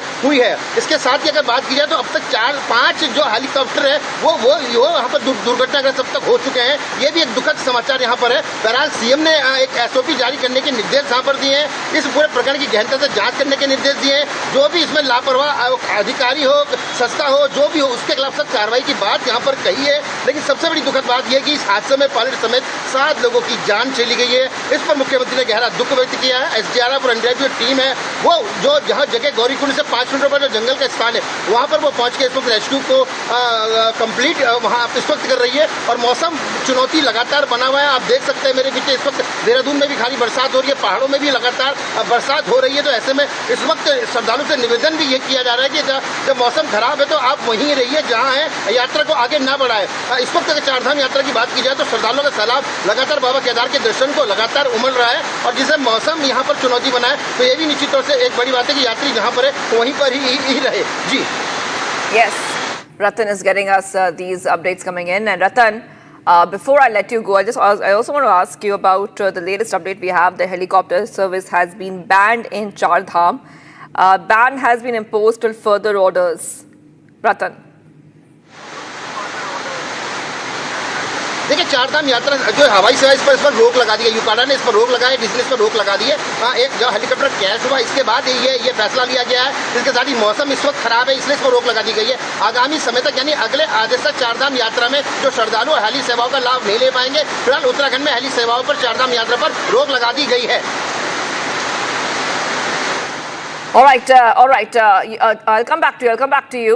CM Pushkar Singh Dhami has issued strict instructions regarding the SOPs. He has directed a high-level committee to probe on this helicopter crash. Technical experts panel to issue strict SOPs. Very important. CM Dhami has directed Chief Secretary to constitute a committee of technical experts, which will prepare the SOP after a thorough review of all the technical and safety aspects of heli operations. This committee will ensure that the operation of heli services is completely safe, transparent and as per the prescribed standards. That is right. CM orders probe on all past chopper crashes as well. This is huge coming in. Given the fact that we have seen such incidents, the crashes, today's crash also, together all of them are raising a lot of concerns, very fresh concerns about the safety of helicopter services during the Chardham Yatra. Several accidents have been reported in recent years on the Kedarnath route. In response to past incidents, officials had rescued helicopters, sorties by 60 flights per day. Let's go straight across to my colleague who is joining us, Ratan Negi. Ratan, this is huge coming in because we have seen similar crashes, all past chopper crashes, come back into focus because what was the reason for that? Now, that is something that needs to be investigated. It looks like an inquiry on that, a committee on that will be constituted by, and this is a committee of technical experts. Yes, Ratan. देखिए निश्चित तौर से अभी यात्रा का आगाज हुए लगभग 1.5 महीना भी पूरा नहीं हुआ है। ऐसे में 4 से 5 हेलीकॉप्टर के लगातार यहाँ पे दुर्घटना होने के समाचार मिले। दुखद समाचार सबसे ज्यादा अब का मिला है जिसमें कैजुअलिटी यहाँ पर 7 लोगों की होगी। इससे पहले भी अगर हेली सेवाओं की बात की जाए तो केदारनाथ धाम में हेलीपैड पर पहुंचने से पहले ही हेलीकॉप्टर दुर्घटनाग्रस्त हो गया था। एयर एम्बुलेंस से उसमें उन लोगों को सुरक्षित बचाया गया। बड़ासू हेलीपैड की बात की जाए, बड़ासू से हेलीकॉप्टर टेक ऑफ हो रहा था लेकिन उड़ने की वजह सड़क पर नीचे आके गिरा। इससे पहले की बात की जाए तो ऐसा भी हुआ और इससे पहले की यात्रा की बात की जाए तो गंगोत्री मार्ग की बात की जाए, गंगोत्री धाम की बात की वहां पर भी हेलीकॉप्टर क्रैश हुआ था। तो कहीं ना कहीं ये चिंता का विषय है कि आखिर यह हो क्यों रहा है। ये एक बड़ा विषय है और इसी को गंभीरतापूर्वक लेके हुए आज मुख्यमंत्री जो निर्देश दिए, मुख्यमंत्री ने हेलीकॉप्टर संचालन को लेकर के सख्त राज्य में एक एसओपी बनाने के एक बात यहाँ पर कही है, दिशा निर्देश दिए। मुख्य सचिव को मुख्यमंत्री के आज के निर्देश दिए जिसमें राज्य में हुई हेलीकॉप्टर दुर्घटना को गंभीरता से मुख्यमंत्री धामी ने लिया है। हेलीकॉप्टर संचालन को कड़े निर्देश यहाँ पर जारी करने की बात कही है, एक एसओपी तैयार करने की बात यहाँ पर कही गई है जिसमें ये बात निकल कर आएगी कि हेलीकॉप्टर की तकनीकी स्थिति की पूर्व जांच और उड़ान से पूर्व मौसम की सटीक जानकारी लेना अनिवार्य किया जाए। ये बात यहाँ पर निकल कर आई है। मुख्यमंत्री ने मुख्य सचिव को निर्देश किया है कि तकनीकी विशेषज्ञों की एक समिति का गठन किया जाए जो हेली संचालन की सभी तकनीकी व सुरक्षा पहलुओं की गहन समीक्षा कर एसओपी तैयार करेगी। इसके साथ ही मुख्यमंत्री ने आज की दुर्घटना को लेते हुए जो गंभीर दुर्घटना हुई यहाँ पर, यह दुखद हादसा हुआ है, इसकी जांच उच्च समिति से इसकी जांच करने के लिए कहा है और यदि कोई व्यक्ति या कोई संस्था इसमें जिम्मेदार होती है तो उसके खिलाफ सख्त से सख्त कार्रवाई की जाएगी। मुख्यमंत्री का साफ तौर पर कहना है कि उत्तराखंड जो है ये हेली सेवाएं यहाँ के लिए महत्वपूर्ण है, कनेक्टिविटी के लिए महत्वपूर्ण है। तीर्थाटन, आपदा प्रबंधन, आपातकालीन सेवाओं में इसकी बहुत जरूरत पड़ती है और लोगों की सुरक्षा को प्राथमिकता दी है। सर्वोच्च सुरक्षा सबसे प्राथमिकता है और किसी भी कोई कोताही और किसी की कोई लापरवाही नहीं बरती जाएगी। ये मुख्यमंत्री धामी का आज का बयान है। लेकिन चिंताजनक है जिस तरह के इससे पहले के लगातार जो हेलीकॉप्टर है वो दुर्घटनाग्रस्त हो रहे हैं। खास करके केदारनाथ की वैली की बात की जाए तो वो काफी चिंताजनक है क्योंकि इस वैली के अंदर हमने कई बार देखा है कि लगातार हेलीकॉप्टर उड़ान भरता है और कई हेलीकॉप्टर वहां पर क्रैश लगातार होते हैं। एक तरह से ये भी देखा जा सकता है जो बात निकल कर आती है कि हेलीकॉप्टर कंपनी के संचालन के बाद लोड भी काफी है क्योंकि श्रद्धालुओं का सैलाब लगातार उमड़ रहा है और ऐसे में कहीं ना कहीं हेलीकॉप्टर संचालन की तरफ से लापरवाहियां भी होती रहती है समय समय पर। अब आप 5:30 बजे देख लीजिए हेलीकॉप्टर उड़ जाता है और शाम तक हेलीकॉप्टर चलता है, यानी कि जब वैली खुलती है तब वो अगर वैली खुली रहेगी तो 6 बजे तक भी हेलीकॉप्टर टेक ऑन करता चलता रहेगा, लेकिन वैली पैक हो जाएगी बीच में तो नहीं करेगा। तो आप समझ सकते हैं कि लगातार केदारनाथ की जो वैली पर है उसमें हेलीकॉप्टर का जो 8 से 10 कंपनी को संचालन कर रही है, वो उन कंपनियों पर भी दबाव है और हेलीकॉप्टर की जो कंपनियां हैं वो भी कहीं ना कहीं नियमों के साथ उस नियमों का पालन कर भी रही है या नहीं कर रही है, ये देखना होगा। ये गंभीरता तो जांच निकल कर आएगी, उस पर सारी बात क्लियर हो जाएगी। जी Yes, Ratana, I will be coming back to you because rescue operation is still underway. I will be coming back to you. I just have to move ahead right now because we're getting some more breaking news coming in. An exchange of fire took place between the troops of Hawk Force and Maoist in Madhya Pradesh's Balaghat. Encounter took place in the forest area of Sonewani. Troops have been deployed. So we have the battalions of CRPF, Hawk Force conducting search and cordon operations, including Cobra Battalion. Back-to-back is coming in right now, viewers. 4 dead bodies of Maoists have been recovered along with weapons. So let's go straight across to my colleague who's joining us right now. Akil is joining us. Akil, exchange of fire between troops of Hawk Force and Maoist in Madhya Pradesh's Balaghat. 4 dead bodies have been recovered along with weapons. I just want to come across to you to help us understand what really happened in that operation. Well, Shivangi, if you see, it's another big win for our security forces because yesterday what has happened that in a late night operation, the CRPF team has gathered some intelligence input. There is some movement of Maoists in that area of Balaghat, in Sonewani forest area of Balaghat district. And after that, what we have seen that a troop movement was there, and in that operation, 4 Maoists have been successfully neutralized in that area. And if you talk about the operation in which what we have got to learn, that the Cobra unit, which is a specialized unit of the CRPF, 207 battalion was there. Apart from that, if you see, 123 battalion of the CRPF unit was also part of the joint operation. So it's a massive success for our security forces. Not only this, and if you see in the last few weeks, what we have seen that the red terror mess, which has been continuing for a very long time, is about to end in the next coming few months. Because if you see earlier, what we have seen that Union Home Minister Mr. Amit Shah has given a mandate to our security forces to end this red terror menace from India by the end of March 2026. And in that league, what we have seen that recently Operation Black Forest was conducted as a Kareguta forest hill areas, in which 27 Maoists have been neutralized. And if you see, another operation recently was conducted in Abujmar forest area in Chhattisgarh, in which 31 other Maoists were neutralized, including senior leadership of the Maoists, which include Basava Raju as well. So this is a massive leap towards that direction, towards a deadline which earlier Union Home Ministry has set for the security. I will be coming back to you. Of course, we see that anti-Maoist operations are continuing, and there is a big effort on to make sure India is Maoist free by next year 2026. I am getting some breaking updates coming in right now. UK fighter jet which took off from Prince of Wales air carrier, that is around this is around 100 nautical miles away from the coast, made an emergency landing in Thiruvananthapuram. So this is a UK fighter jet making emergency landing in Kerala. The aircraft is said to have landed after taking permission from the defense. And the jet fighter had tried to land on aircraft carrier but was unable due to inclement weather. UK fighter jet makes emergency landing in Kerala. These are some initial inputs coming in on the story. And as we keep getting you more updates, let's tell you what exactly do we know so far about it. The jet fighter tried to land the aircraft but was unable to due to inclement weather, but has made an emergency landing right now in Kerala. Let's move ahead right now, viewers, to some of the other stories we're tracking right now. Some more breaking news coming in. Let's go to the other breaking update we're getting for our viewers.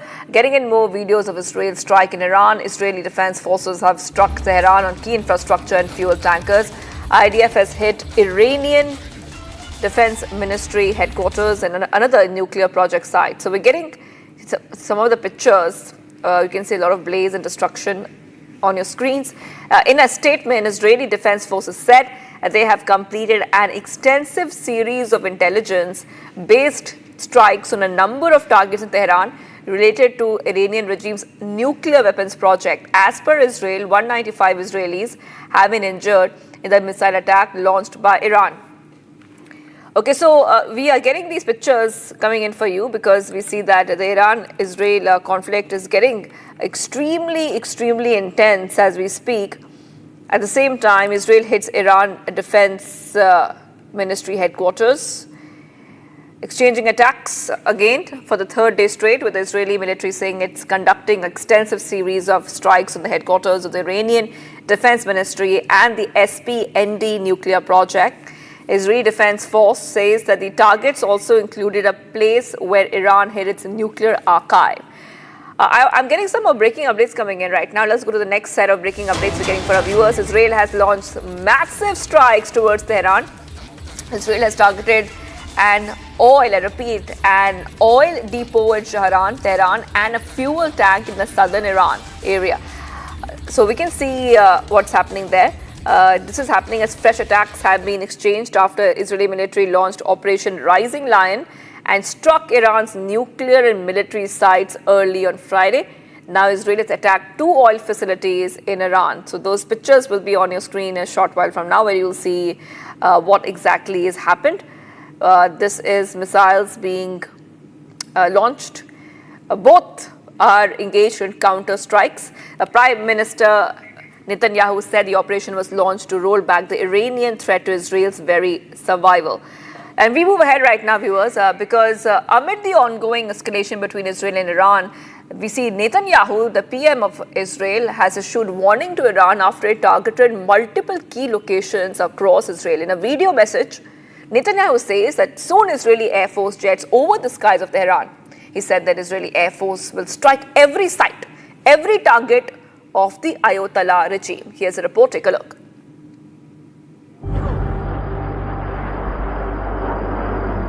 As the Iran and Israel conflict rages, Israeli Prime Minister Benjamin Netanyahu issued warning to Iran after it targeted multiple key locations across Israel. In a video statement, Netanyahu said, soon Israeli Air Force jets will cover the skies of Tehran. Netanyahu said that Israeli forces will hit every site and every target of Ayatollah's regime. היעד שלנו לסכל איום כפול מצד איראן, להשמיד את מדינת ישראל. אני אומר איום כפול, כי זה גם הגרעין וגם הטילים הבליסטיים. אנחנו היינו בדקה ה-90. היה כאן מרוץ של צוותי הגרעין של איראן להביא בעצם ליצירת פצצות גרעין, פצצות אטום להשמדת ישראל. שמעתי שאומרים שלא השגנו הישגים בעניין הזה, זו טעות. השגנו גם השגנו. אנחנו פגענו פגיעה קשה מאוד באתר ההשערה המרכזי של איראן, אם צריך נוסיף.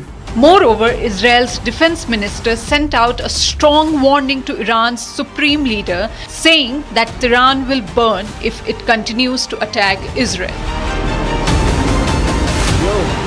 The escalation comes after Iran launched a wave of missiles on Israel's key locations, targeting its military headquarters and residential areas. Reportedly, at least 3 have been killed and dozens injured after Iran targeted residential areas. Meanwhile, Iran has claimed that it has shot down 2 Israeli F-35 fighter jets and intercepted several drones in retaliation for an Israeli strike. In an aerial footage shows the extent of damage after Iran's retaliatory missile strikes against Israel. Drone footage shows a damaged neighborhood in Rishon LeZion in Israel from an Iranian strike on Saturday. Residents described the scene as horrific, shattered glass and darkness everywhere.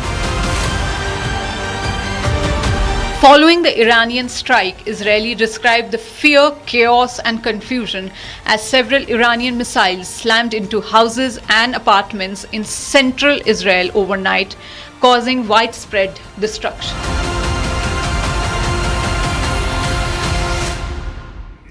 The nation is still reeling from the devastating fatal London-bound plane crash in Ahmedabad. Families are broken, viewers. Dreams are shattered. Still, there has been no concrete answers from Air India CEO Campbell Wilson. Only templated statements and answers and the promise of ex gratia. But is that enough? Here's the full story.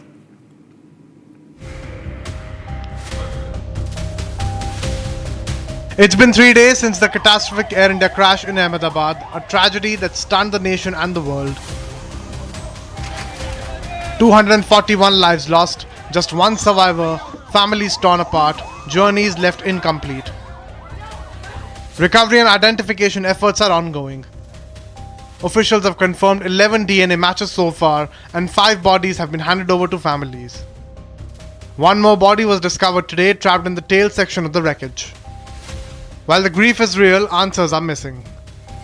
So far, Air India has issued 3 public statements, all read out on video by CEO Campbell Wilson, standing against a blank wall delivering templated words.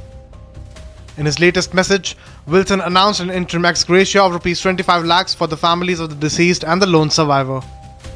Over 200 trained caregivers are now in place, with each family assigned dedicated assistance along with access to counselling and other services. We will continue to help and support the families however we can. Provide immediate financial support. Air India will be making an interim payment of 25 lakh rupees, or approximately 21,000 British pounds, to each of the families of the deceased and also to the survivor. This is in addition to the 1 crore rupees, or approximately 85,000 British pounds, already committed by Tata Sons. This comes on top of the Rs 1 crore already announced by parent company Tata Sons. The CEO promised transparency and full cooperation in the investigation, but no concrete details have been shared on the cause of the crash. The airline says all checks will be completed within the prescribed timelines. But even after 3 days, there are no answers, just assurances. And families across the world are left clinging to statements, waiting for truth and accountability. The 4th round of exchange of prisoners of war took place between Russia and Ukraine at undisclosed locations. Ukrainian President Zelensky has hailed the prisoners' exchange. Take a look at this report for more. The 4th round of exchange of prisoners of war took place between Russia and Ukraine. Russian Defense Ministry confirmed that it received a group of released Russian service as part of a prisoner swap agreed with Ukraine during peace talks in Istanbul. The Russian Defense Ministry released a video showing soldiers cheering while holding Russian flags in their hands before boarding a bus. Благодарен своей стране, родине, что поменяла меня, вернула домой.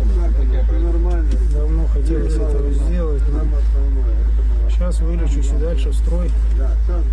Спасибо всем, особенно семье. Ну и родине, что не забыла. Победа будет за нами. According to the Russian Defense Ministry, the released Russian servicemen were currently in Belarus, where they were receiving psychological and medical assistance. On the other side, Ukrainian prisoners of war also returned at an undisclosed location in Ukraine in the 4th swap that took place this week, in line with the recent agreements reached during direct talks in Istanbul. Notably, both the nations have not reported the numbers of released prisoners yet. Ukrainian President Volodymyr Zelensky also praised the return of another group of Ukrainian soldiers amid the latest round of prisoner swaps with Russia. Сьогодні ще один обмін, вже 4-й за цей тиждень, дуже важливо. Ми повертаємо додому наших хлопців з російського полону. І цього разу вдалося повернути, зокрема, наших українських офіцерів армії, прикордонників, звісно, також в цьому сьогоднішньому обміні солдати та сержанти. Багато хто з них утримувався в полоні ще з 22-го року. Це захисники Маріуполя, Азовсталі, хлопці з інших напрямків бойових дій. Вони вже вдома, вже в Україні. The agreement to exchange prisoners and the bodies of fallen soldiers was the only tangible outcome of the June 2nd Istanbul talks between Russia and Ukraine.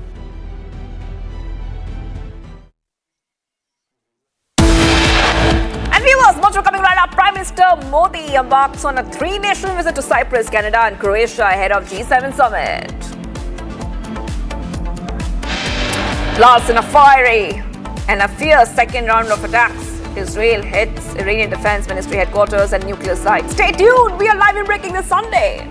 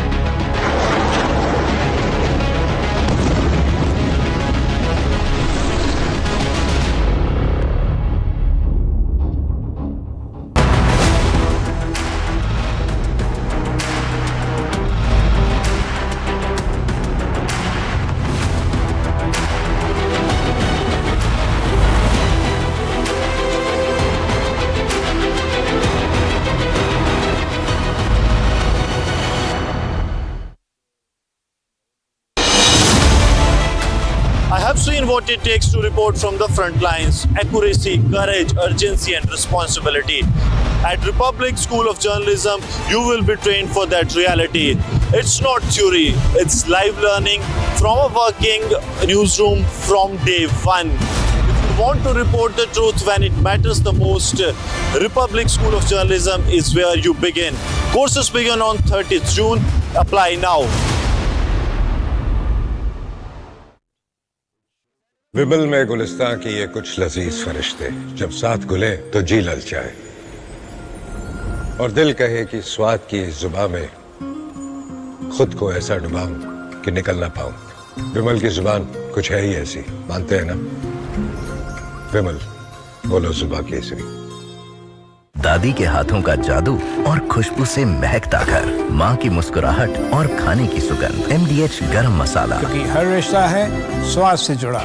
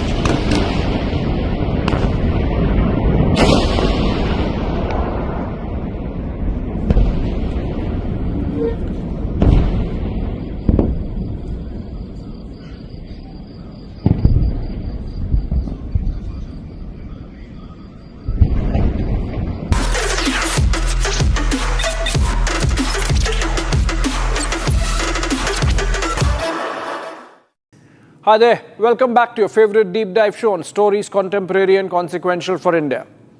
This episode I picked three. One domestic, two about our neighbors to the east and west, China and Pakistan. First, we will have a look at Pakistan's economy in the backdrop of the just announced budget, which shrunk by 7% and yet increased army's allocation by 20%. If yet another proof was needed of the Pakistani army scavenging on its own people, this is the one. Second, this week marked China taking its military and economic muscle flexing far and wide literally. For the first time, it sent two of its 3 aircraft carriers into the Pacific closer to America's coast, even as it sought to leverage its control over rare earths economy in its trade negotiations. Chinese expansionism is the focus. Third, The Congress called the bluff of its own caste politics when the party's Karnataka government quietly buried the caste survey it had got done but couldn't get out. What's with the caste surveys that political parties want them but do not want to show them? Let's get going.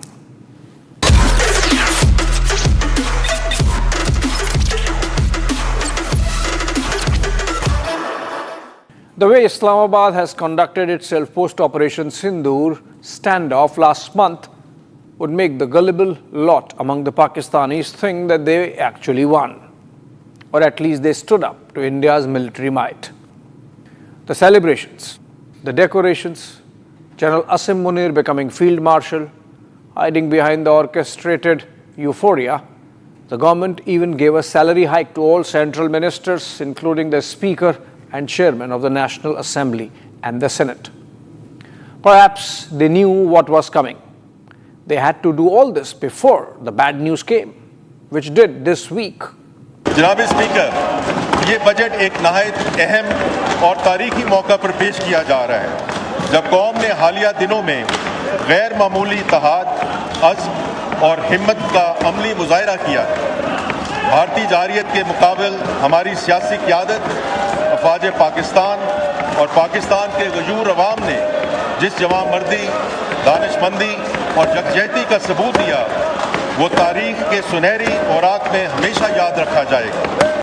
Two key documents, an economic survey and the annual budget, like it happens in the case of India, were brought out by the Pakistani government. Together, they give an X-ray, an MRI scan of where the Pakistani economy and indeed the nation stands. They tell a very different story from the one that was being sold through those celebrations. The Pakistani feudal elites can confuse and confound with their swagger. The ruling elites is one nation, while the rest of Pakistan is another planet. That Pakistan is broke, that Pakistan is barely hanging onto an economy in distress. It makes one wonder if the elites of Pakistan have created a mirage, a fool's paradise, for if the masses knew the real truth, they would rebel, they would revolt, they would tear apart the facade and take charge. This year has seen Pakistan's agricultural output tank by an average of 14%. In the case of cotton, their principal cash crop, production is down by 30%.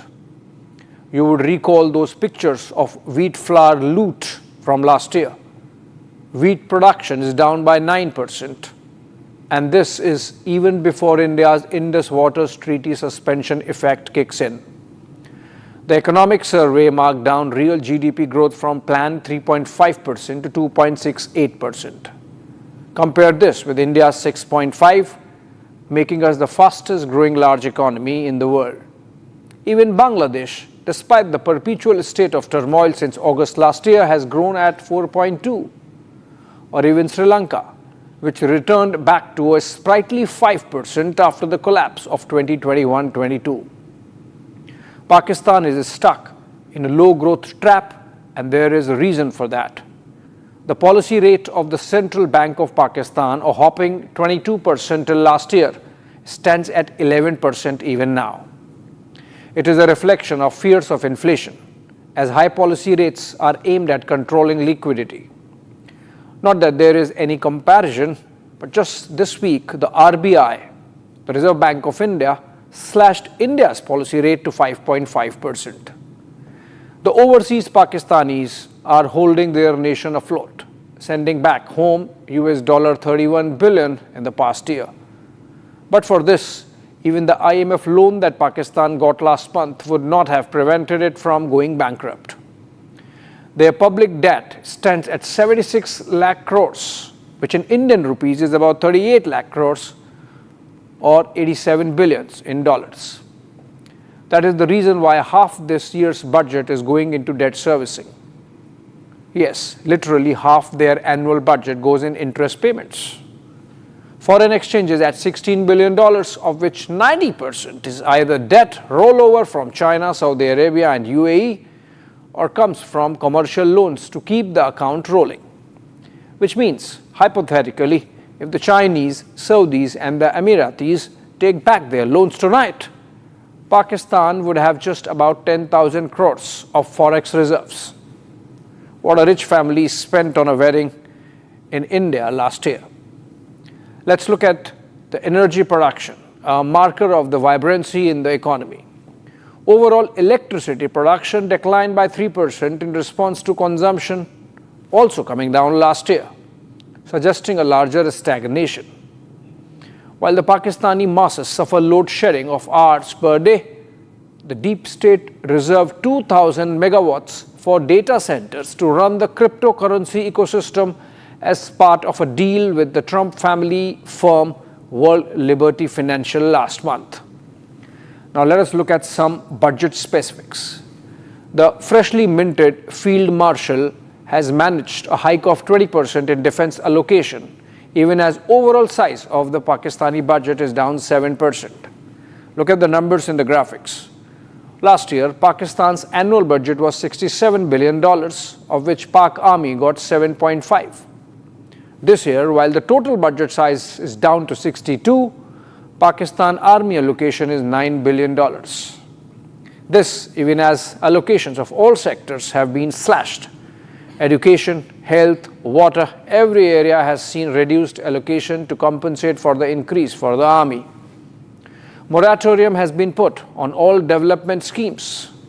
Only the roads sector saw some increase because of a highway the Pakistan Army wants to build in Balochistan to tighten its loosening grip over the rest of province. Look at more numbers in Pakistan rupees. Infrastructure down from rupees 66,100 crores to rupees 64,400 crores. Energy sector would get rupees 14,400 crores against rupees 16,900 crores last year.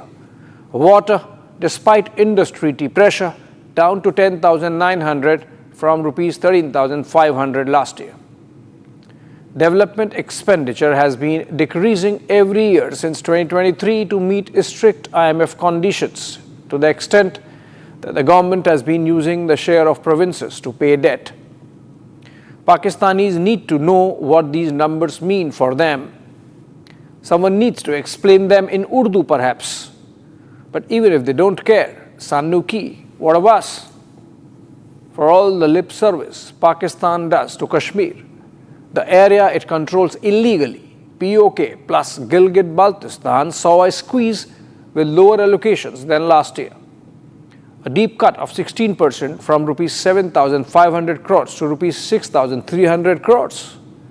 And mind you, these are Pakistani rupees. In Indian rupees, it would be half of about rupees 3,200 crores. Imagine the stupidity of Pakistanis.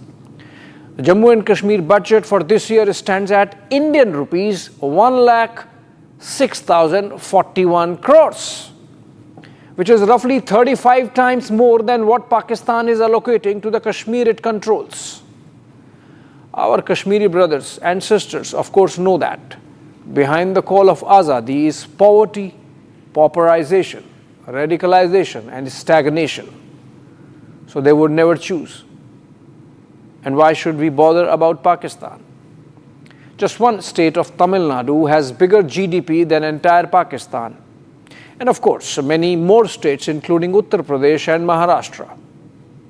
Also this week, the World Bank came out with latest data on poverty, in which it redefined the definition of poor as someone who subsists on $3 per day. This has made half the population of Pakistan become poor at the stroke of a pen or printer. While with the same yardstick, India still managed to reduce its size of poverty to less than 10%, extreme poverty just about 5%. So for all those who thought Pakistan stood up to India, it did not. India decided to taper off Operation Sindoor after sending the military message we had to by destroying the terror infrastructure. Any war with Pakistan would have a semblance of an equal match only for the first week. After that, General Asim Munir would have no field left to marshal and no tamgas to take. Perhaps that might still be in the realm of the future. And why not? Come to think of it, Was the Pahalgam terror attack triggered because the Pak army wanted to evade a squeeze? Munir wanted to become a field marshal and let the people of Pakistan go to dogs or wherever. Moving to our neighbor to the east in the second segment. This week marked a tectonic military shift in world's geopolitical dynamics as China sent two of its aircraft carriers, the Liaoning and the Shandong, accompanied with a range of frigates and warships and of course submarines far into the Pacific Ocean, much further than the seas close to its coastline. That has been a routine. Japan confirmed that the two carriers in formation operated this far for the first time, and it was little more than peaceful muscle flexing. また公表するのは初めてであって、空母2隻ですね、遼寧と山東ですかね、が同時期に太平洋上で活動していることを確認、公表したのも、今回が初めてとなると承知をしています。The Liaoning sailed inside Japan's exclusive economic zone, and a J-15 fighter aircraft taking off from the Shandong chased a Japanese P-3C reconnaissance plane right inside Japanese air defense identification zone. While the Japs issued a démarche to the Chinese ambassador in Tokyo, this might not be the last time the Chinese have done this. It's a first, but not the last. In fact, it's a beginning of an increasingly aggressive China reinforcing its expansionism militarily. Look at the cheekiness of this post from the Communist Party mouthpiece Global Post or Global Times. It's quoting American and Japanese experts to buttress its own actions in the Pacific while calling the exercise routine. Crossing this far and reaching the second island chain further than Japan and close to the US territory of Guam. Till now, the Americans and the Chinese warships or fighter jets would come face to face, but closer to the Chinese territory. This marks the first that a Chinese flotilla skirted an American island.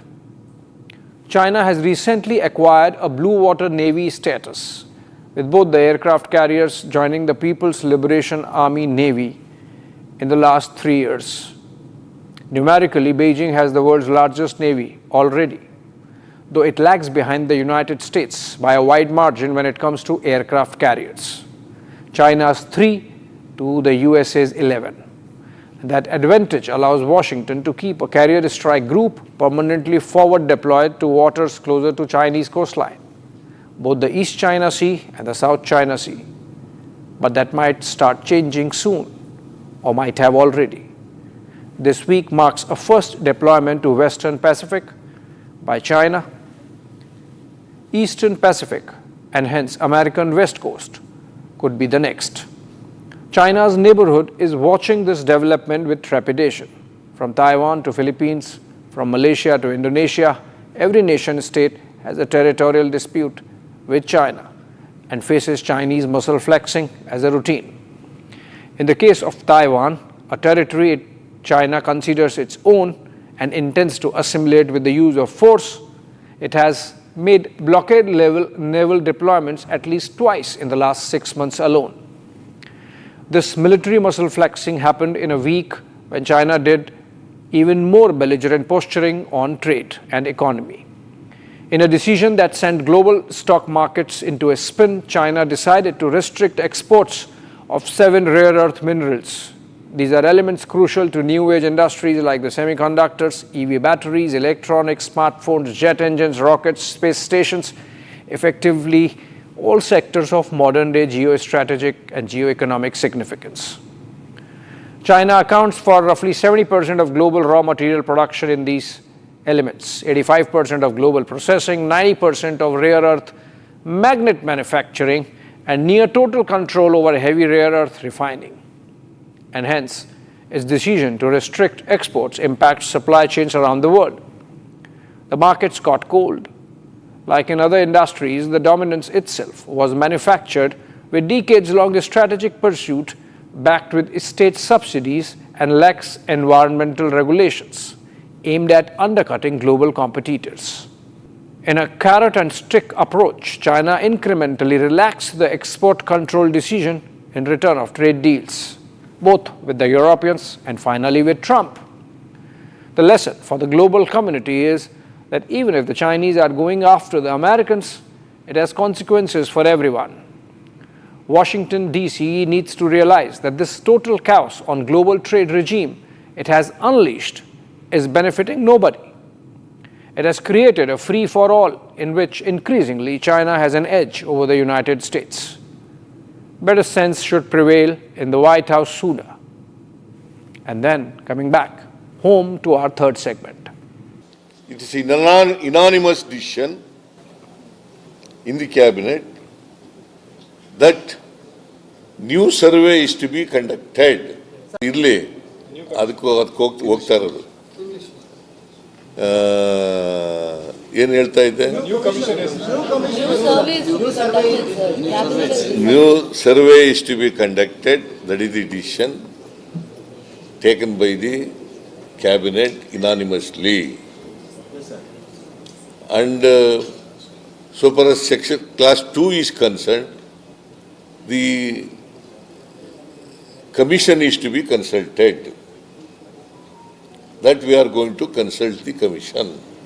If there was one promise which provided maximum ballast to the Congress campaign during last assembly elections in Karnataka, it was this one: the making public and implementation of a caste survey the party had done while in power in 2015.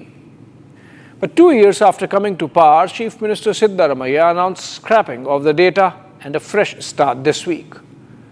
While the plank of dividing the society on the basis of caste is not given up, the party has come face to face with hard realities and some dangerous consequences of spinning politics around castes. It's a Pandora's box to say the least.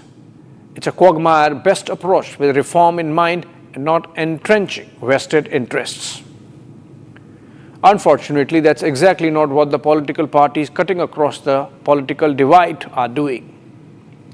Those who track Karnataka politics closely would know better what dynamics played out between the Vokkaligas and the Lingayats, the two dominant castes in the state, or how the Kurubas and the Adigas came to loggerheads owing to the mathematical gymnastics that were attempted. The report had recommended 51% reservation for OBCs while pegging the OBC population itself in the state at 70%. Both the Vokkaligas and Lingayats rejected it, claiming they were undercounted. The report also recommended inclusion of Kurubas, the caste of Siddaramaiah, to be included in the most backward category. This too was resented by the non-Kuruba backwards. Basically, it was about a community that is already in beneficiary list, like the OBC, resenting the inclusion of others as the share in the pie would get smaller. In neighboring Telangana, the Congress faced a pick-one situation. The survey that the Revanth Reddy government got done late last year showed a decrease in OBC population and an increase in the general category or forward caste numbers. Imagine, this is the same Congress party whose leader Rahul Gandhi has not made a single speech in the last 2 years or more without mentioning caste census, which unfortunately has been accepted by the Modi government only last month, as part of the larger national decadal headcount that is all set to take place next year. But more on this in a bit. Bihar is the third state in the country that has conducted a caste survey in the recent past and incorporated results into governance. The Nitish government had promised and got survey done when the JDU was part of the opposition Indi bloc. The implementation happened when Nitish had switched sides and was back in the NDA fold. While the decision to increase overall reservation quota to 65% from the judicial cap of 50% to reflect new caste dynamics has been challenged in the courts, the real impact is at the grassroots, with politics showing fracture. There's a jousting between various caste groups, with political rallies in Bihar targeting smaller categories like the Koiris, Kurmis, Tanti and Tatwas or Mallas separately rather than as a large OBC cohort or MBC cohort. This can have dangerous consequences.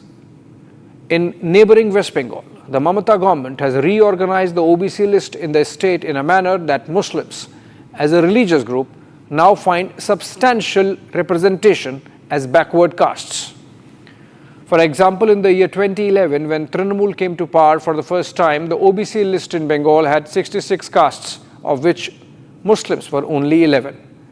Now, after the latest tweak, a total of 67 Muslim subcastes have been included.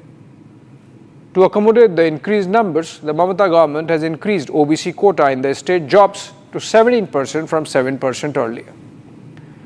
Obviously, she wants to take care of her Muslim vote bank through the OBC route, despite the Supreme Court explicitly saying that there cannot be religion-based reservations.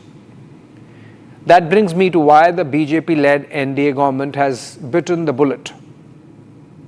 One obvious reason of hard-nosed realpolitik is that, like in the case of freebies, so in the case of castes, when the opposition has made it a race to the bottom, BJP as a political party cannot shut itself out of the electoral game. Second, is that perhaps the BJP realized from the experience of Karnataka, Bihar and Telangana, the three states that have conducted surveys, but with limited success in outcomes, that let the genie be out of the bottle. The mess would become a collective responsibility. The Modi government is in fact contemplating an all-party committee to formulate the contours of the caste survey. Let's not forget that the duplicity of the Congress stood exposed when it dropped its own caste enumeration in 2011, upon realizing that the nation had 46 plus lakhs castes against only 4,000 plus in 1931. Be that as it may, if the head count has to reflect castes, it better do with integrity. If census is a mirror of society, then let's have it warts and all. If Christians want to be associated with castes, then explain how your religion accepts it. If Muslims want caste, then show proof in the Quran or the Hadith. And while the census would help the government update the National Population Register, the Modi government should bite one more bullet. Bring a National Register of Citizens, the NRC, also. The NRC is the next logical step after this round of clean census. Thanks for watching.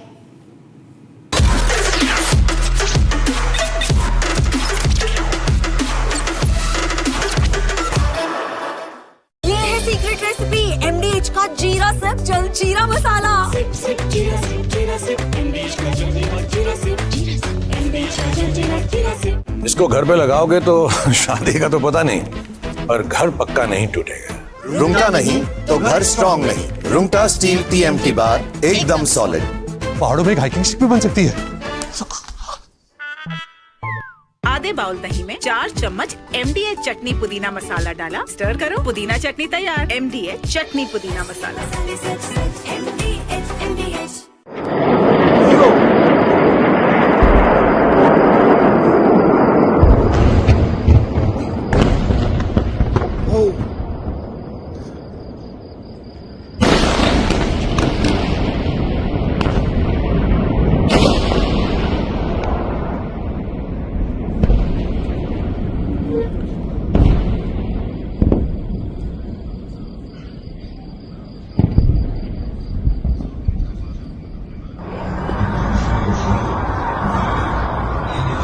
Himalaya.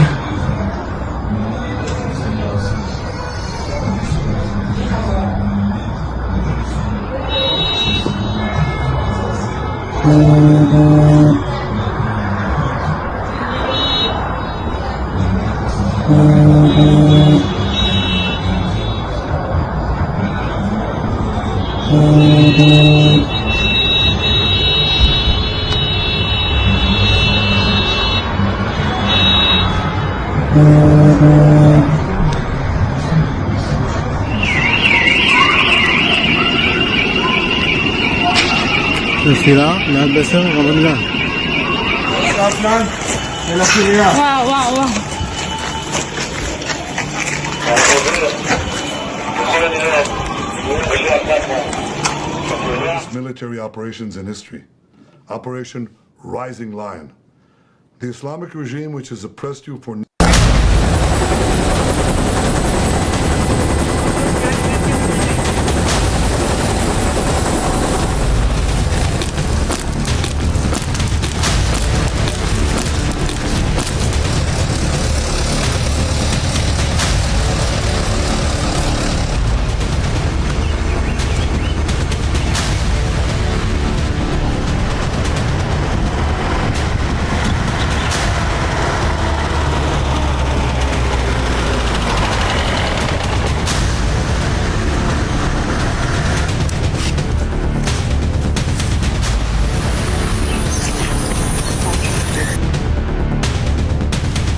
Deep in the dense forest of Gadchiroli, a silent force moves with the precision and purpose.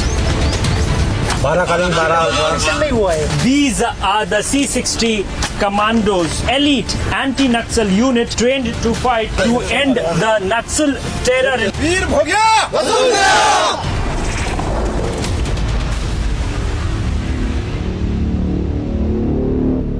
आपकी favourite Hyundai cars पर मिल रही है amazing deals. वैसे लोगे तो आप Hyundai ही, चाहे दिल की सुनो या डील्स की, तो जल्दी चले आओ हुंडई शोरूम। अब छोलिया हो या लोबिया, सफेद चने या काले चने, सब कुछ मजेदार बने।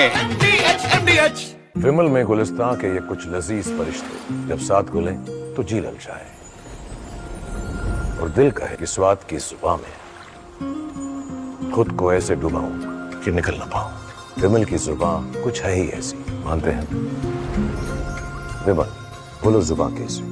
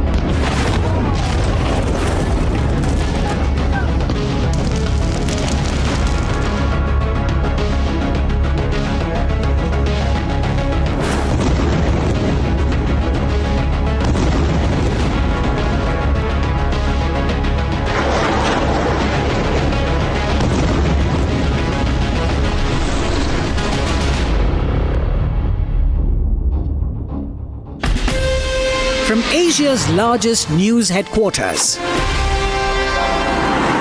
setting the agenda for Bharat.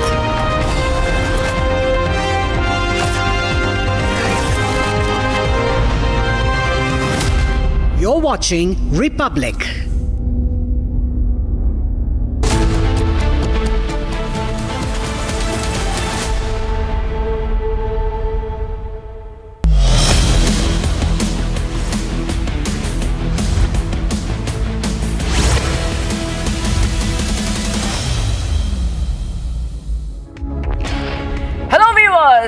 A very, very good morning. We are live and breaking. I'm Shivangi Shakla. It's the weekend, but the news does not stop here. We have a lot of updates coming in for you, including what's happening here in the nation and also all across the world. But before that, let's take a look at the headlines first that we are tracking. Let's get started.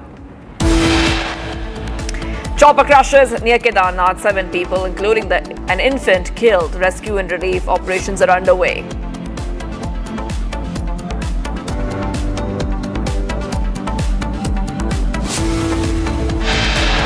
All helicopter services operating in the Char Dham region suspended.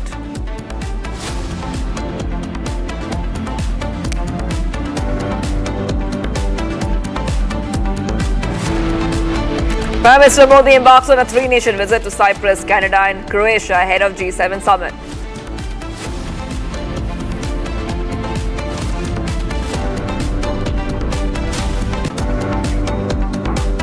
Four Maoists killed in an encounter in Madhya Pradesh's Balaghat. Weapons recovered.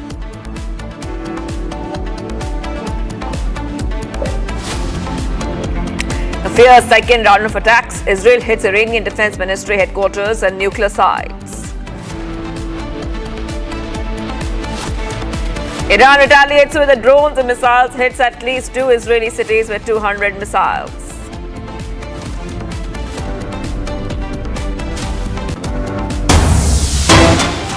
Getting some updates coming in right now, viewers. We're getting breaking news. Big crackdown on Pakistan-based terrorists in Jammu and Kashmir. Jammu and Kashmir police launches crackdown on associates of Pakistan-based terror commanders from Jammu and Kashmir. The crackdown has been launched in the Poonch area of Jammu early this morning. Searches being conducted at many locations, around 8 locations in Poonch district. Associates and relatives of Pakistan-based terror commanders who are from Jammu and Kashmir on radar of the forces. And we have these pictures coming in for you. Let's go straight across to Aravat, who's joining us right now. Aravat, I'm coming across to you, and we see crackdown continuing on terror associates. Very important to note for our viewers is that the crackdown continues. Raids are happening. Every trace is being tracked by our security forces. What is happening right now, and who are these terror associates which are being tracked down?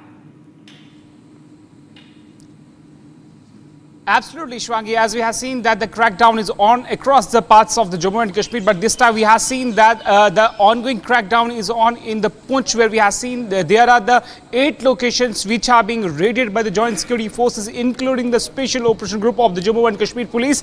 These are the residents of the terrorist associates who are active here in the Jammu and Kashmir. There are some other commanders in the who are staying in the Pakistan-occupied Kashmir, and they are operating from that very place in connection with the associates who are staying here in the Jammu and Kashmir. But this time we have seen that the joint operation is taking place at the, we have been told that there are the 8 locations in the Poonch where we have seen that the searches are being carried out. Also, we have seen there are the multiple locations which are suspected. We have been also told that these residents are of the terrorist associates in the Poonch who are active, and they were in touch with the Pakistan business handlers. Also, we have seen after the Pahalgam deadly terror attack, in which we have seen that the 26 civilians lost their lives in the deadly terror attack. Then after, we have seen that the National Investigation Agency, State Investigation Agency, they have been carried the raids at the multiple locations across the Kashmir Valley. It indicates that the alertness of the forces, how they are ready to foil the infrastructure of these terrorist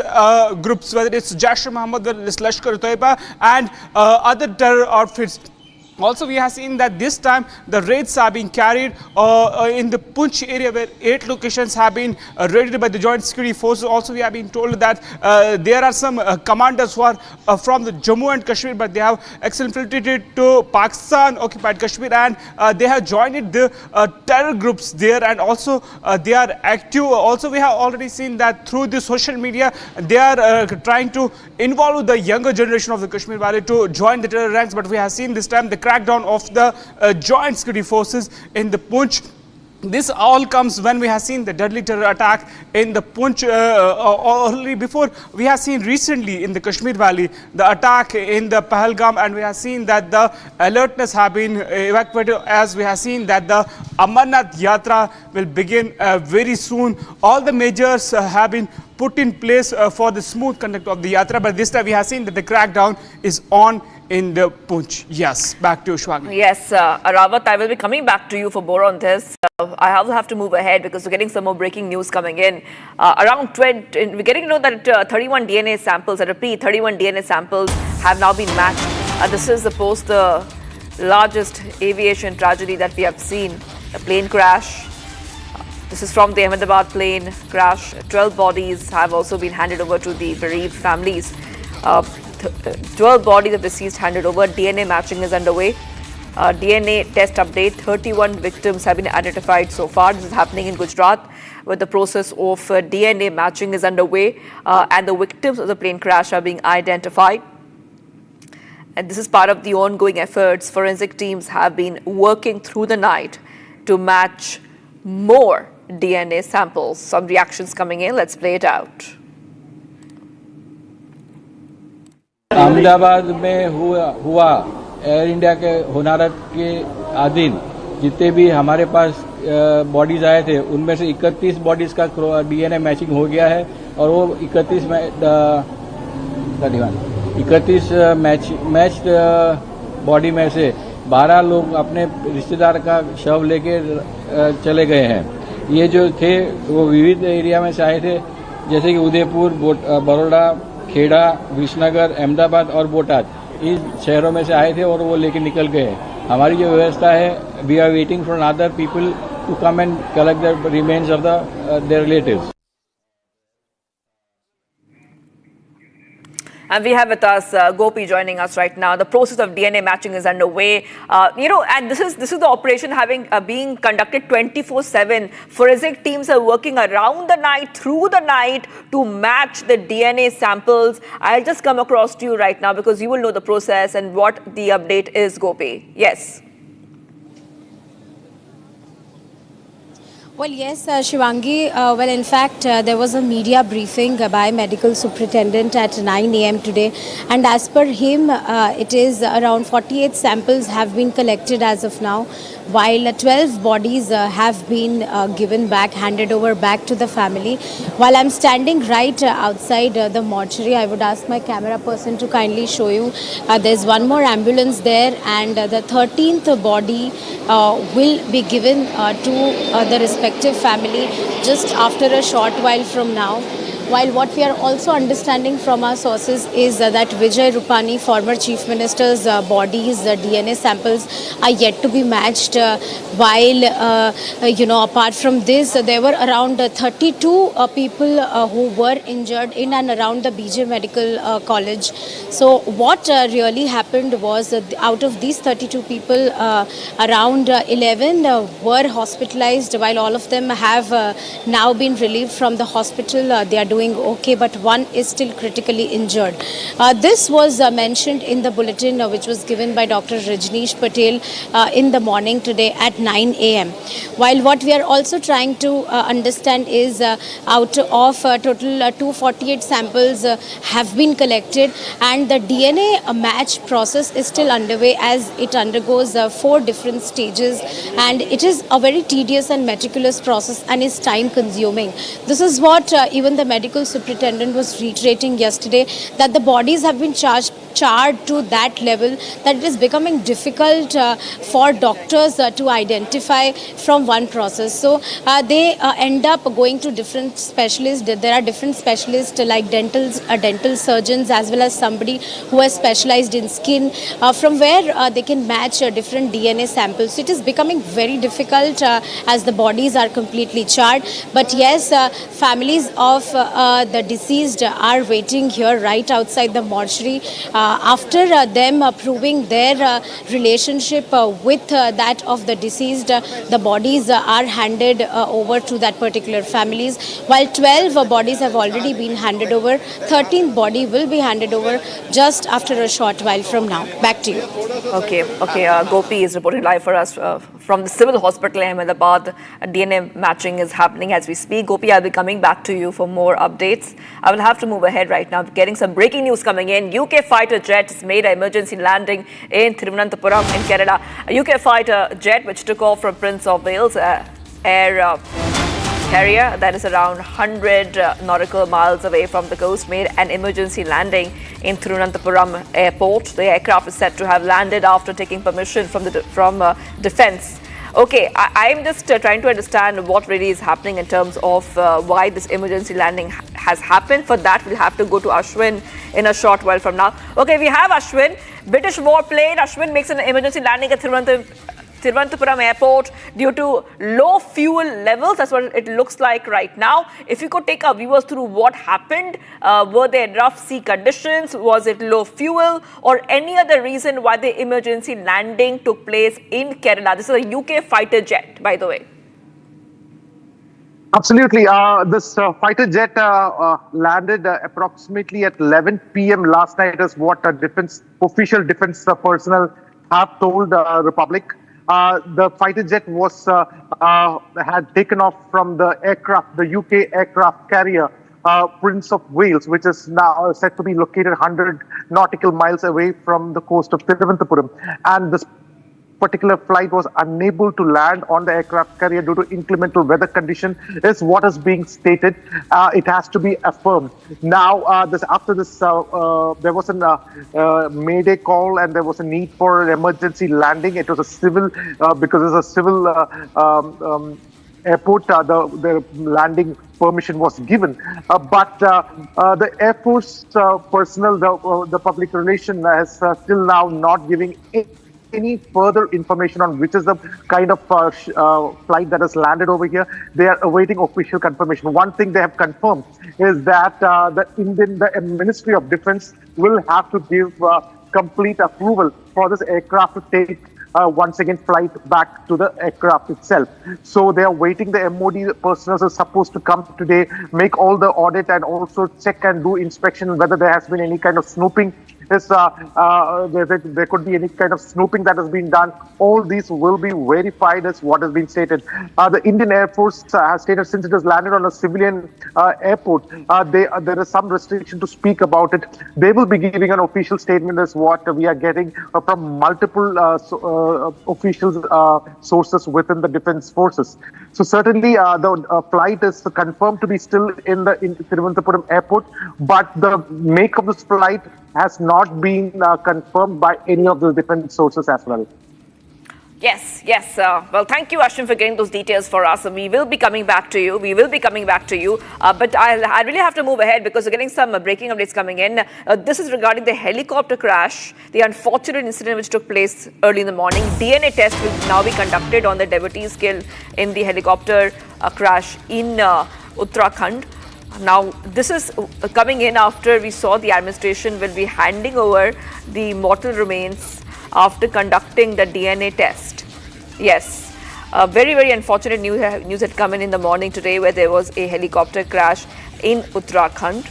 After this, we see that 7 people had unfortunately lost their lives. This was a helicopter flying from Dehradun to Kedarnath. It crashed near Gaurikund. All 7 people on board have been confirmed dead. After this, the DNA test will be conducted on the devotees killed in the helicopter crash in Uttarakhand. For more on this, I would like to go across to my colleague who's joining us right now. We have Aishwarya. Aishwarya, a lot of updates coming in. Especially, we are seeing that fresh SOPs have been told that all choppers have to follow fresh SOPs. We know some investigations will also be done. Inquiry has been set up. But DNA tests will also be conducted. Just take our viewers through what we are learning right now.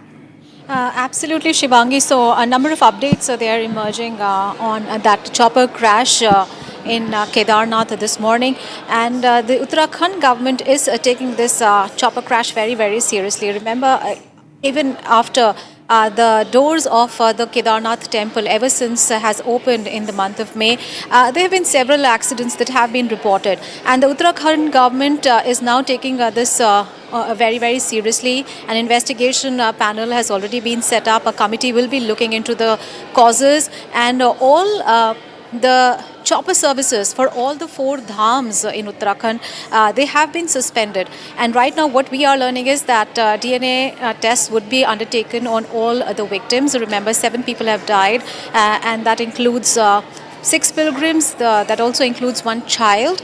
And the pilot of the chopper has also been killed. But number of such incidents have been taking place. Remember, these choppers are used in the uneven terrain of Uttarakhand, plying between key points for people to be taken to the pilgrim sites, all the 4 pilgrim sites.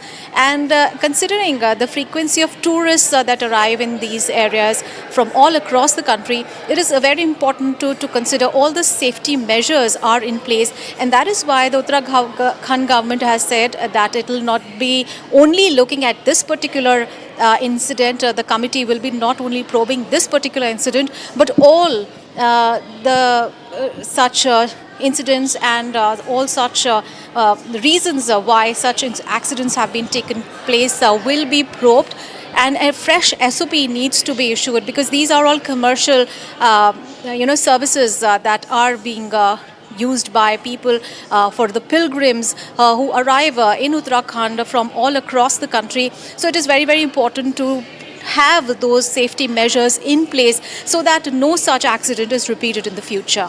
Shivangi. All right, thank you for getting those details coming in right now. Very unfortunate incident which took place early in the morning. We'll be tracking the story very closely, but let's have a look at some of the other stories we're tracking in our next segment, Bharat in 2 minutes. Let's get started.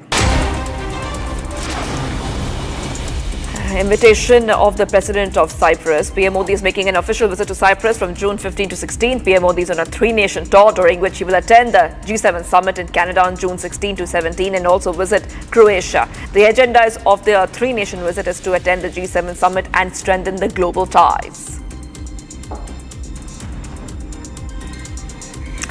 Anti-encroachment drive is underway in Sambal and other areas of Uttar Pradesh. Sambal DM Rajendra Pensia says that if someone encroaches upon government land, they're given a 15-day notice, after which individuals is requested to remove the encroachment himself or else it will be removed.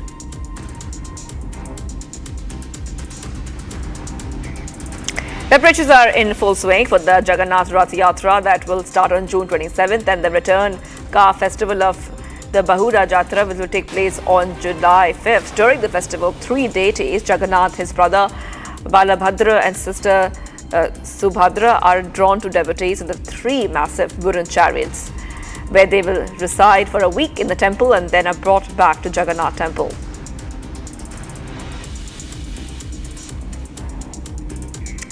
A mobile tower in Safdarjung enclave fell last night as Delhi received heavy rainfall and gusty winds. Trees also fell due to weather conditions. However, the weather is now back to normal.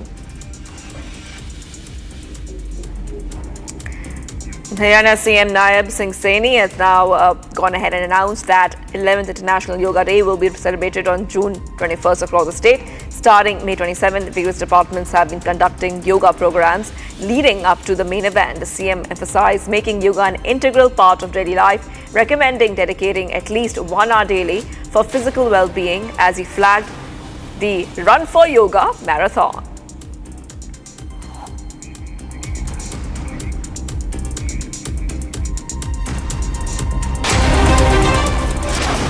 Getting some more breaking news coming in. Exchange of fire was reported and taking place between the troops of Hawk Force and Maoists in Madhya Pradesh's Balaghat. So we're getting to know these details. Encounter between Maoist and forces in Balaghat in Madhya Pradesh. Encounter took place in the forest area. Troops are active, battalions are active. The CRPF battalion, Hawk Force, conducting search and cordon operations. 4 dead bodies of Maoists have been recovered along with weapons. Encounter in the Balaghat area, the forest area. We have those pictures coming in as well of the 4 neutralized Maoists who have been recovered. And the weapons also have been recovered along with this operation, the exchange of fire which has been taking place. Now remember that this is very important because there's an anti-Maoist operation which has been conducted. And this is happening as the Home Minister Amit Shah has made it very clear that India will be a Maoist-free nation by 2026. I just want to go ahead to Akhil, who's tracking the story extremely closely from the ground. He's been tracking the anti-operation Maoists of Maoists. He's also been tracking the story right from the ground. Yes, go ahead, Akhil. Exchange of fire taking place between our troops and the Maoists. Do we also know any background details of these Maoists who have now been neutralized? 4 dead bodies have been recovered along with weapons. Well, Shivangi, if you see, in a big win to our security forces, what we have seen that there was an intelligence input which was received by our security forces, and after that the operation was launched in Balaghat district's Sonewali area, forest area. There they have cordoned off that area, and during that encounter what we have got to know that 4 Maoists have been neutralized so far in this operation. And if you just talk about the operation, the CRPF Battalion 7, CRPF Battalion number 123 and CRPF Specialized Unit of Cobra 123 was there. So that was the operation which was being conducted by our security forces, in which what we have seen that several arms and ammunitions have also been recovered from the very spot site. So at this point in time, if you see earlier, what we have seen that not only in the region of Chhattisgarh, apart from Chhattisgarh, we have been seeing the sustained campaigns being launched in different states, including Jharkhand, including Odisha as well. And now if you see in Madhya Pradesh, where 4 Maoists have been neutralized. And few weeks back, what we have seen that during Operation Black Forest, our security forces have neutralized 27 deadly Maoists from the Karagutta Hills area, which basically comes under the region of Sukma districts, which touches the border of Telangana. So in another operation, what we have seen, which occurred in the Abujmar area of Narayanpur district, there we have seen that 31 Maoists have been neutralized, which include Basava Raju, who was the general secretary of CPIM banned Maoist organization. So these are the recent developments in which we have seen that there is a massive blow to the Maoists and to end the red terror in that region. Earlier, what we have seen that Union Home Minister Amit Shah has given a mandate to our security forces to curb this Maoist mess from India by the end of March 2026, and in that direction, what we have seen that is one of the major feats in that direction. Okay, thank you for joining us, Akhil, with all those details. Encounter between Maoists and our security forces. A big win for our security forces. We're getting some breaking news coming in now. We have to move ahead to what's happening globally. US President Trump issues a stern warning to Iran and says US is not involved in an attack on Iran. He warned Iran, saying if Iran attacks the US, then it would unleash its military might at levels never seen before. That is right. A big update coming in right now, viewers. This is coming in as Trump says that full strength and might of US will be used to bring Iran down. Escalation, huge escalation coming in, and as we see the escalation between Iran and Israel, Trump says US has nothing got to do with the overnight attack on Iran, and has said the US is doing nothing there in Iran. And if we are attacked in any way, shape or form by Iran, the full strength and might of US armed forces will come down on you at the levels never seen before. Also said he can easily get a deal done between Iran and Israel and end this conflict. That is right. Now remember that the round of US-Iran nuclear talks, which was due in Oman, has already been cancelled. And President Trump has urged Tehran to reach a deal with the US on its nuclear program, adding that Iran must make a deal before there's nothing left. The IDF, remember, has said it completed an extensive series of strikes on targets in Tehran related to the Iranian regime's nuclear weapons projects. Now, let's go ahead, viewers, and take a short break. Much more coming right up. We will be tracking more stories, especially Prime Minister Modi has now embarked on a 3-nation visit to Cyprus, Canada and Croatia ahead of the G7 summit. Plus, Iran retaliates with drones and missiles, hits at least 2 Israeli cities with 200 missiles. Stay tuned. We are live and breaking this weekend.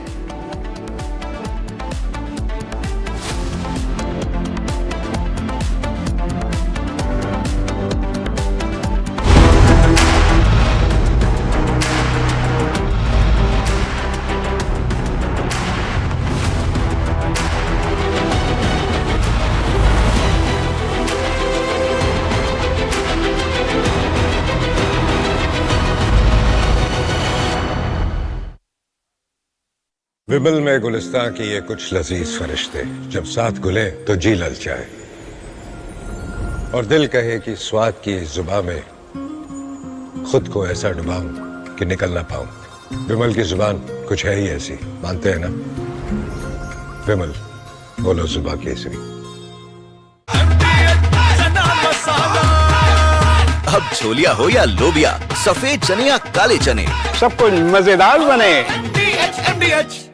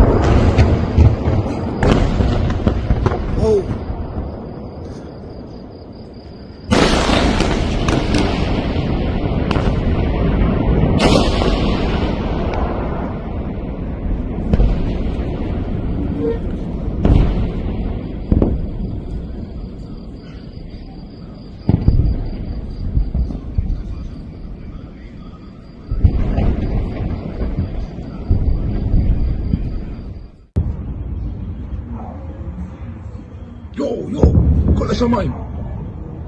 זהו, אני בורח. זהו, אני בורח, אני רק מצלם לכם את השמיים. יואו.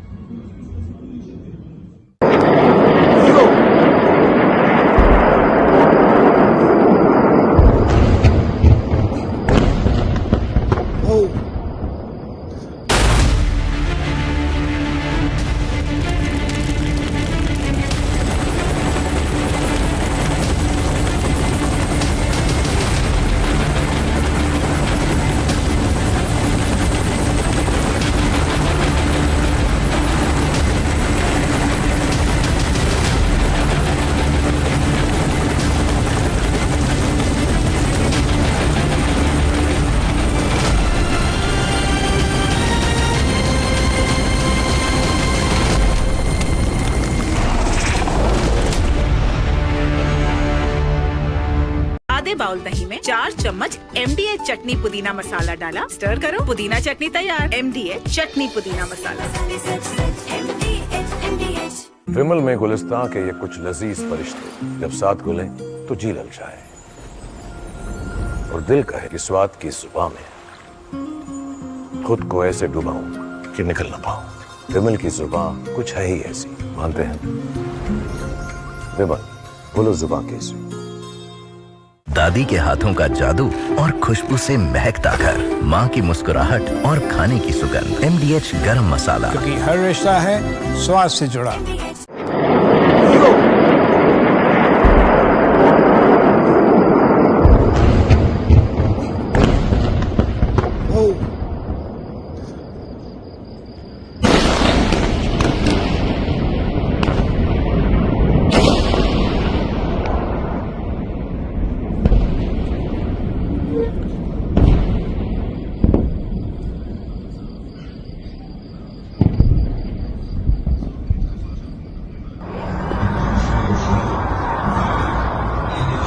Himalaya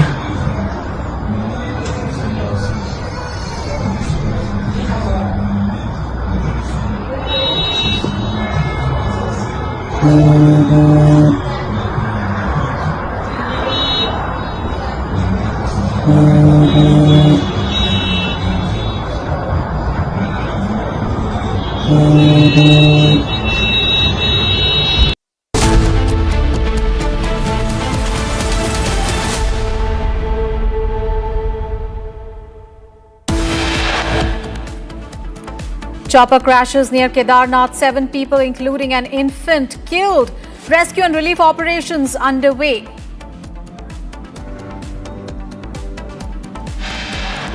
All helicopter services operating in the Char Dham region suspended.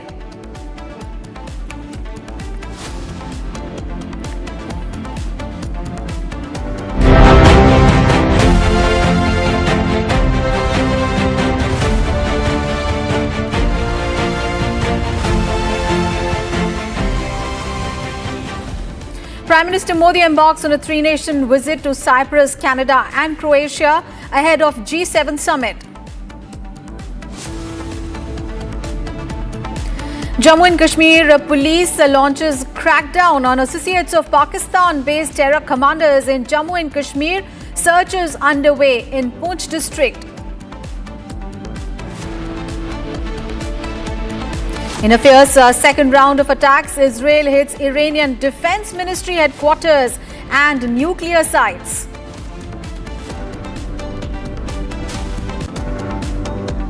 And Iran retaliates with drones and missiles, hits at least 2 Israeli cities with 200 missiles.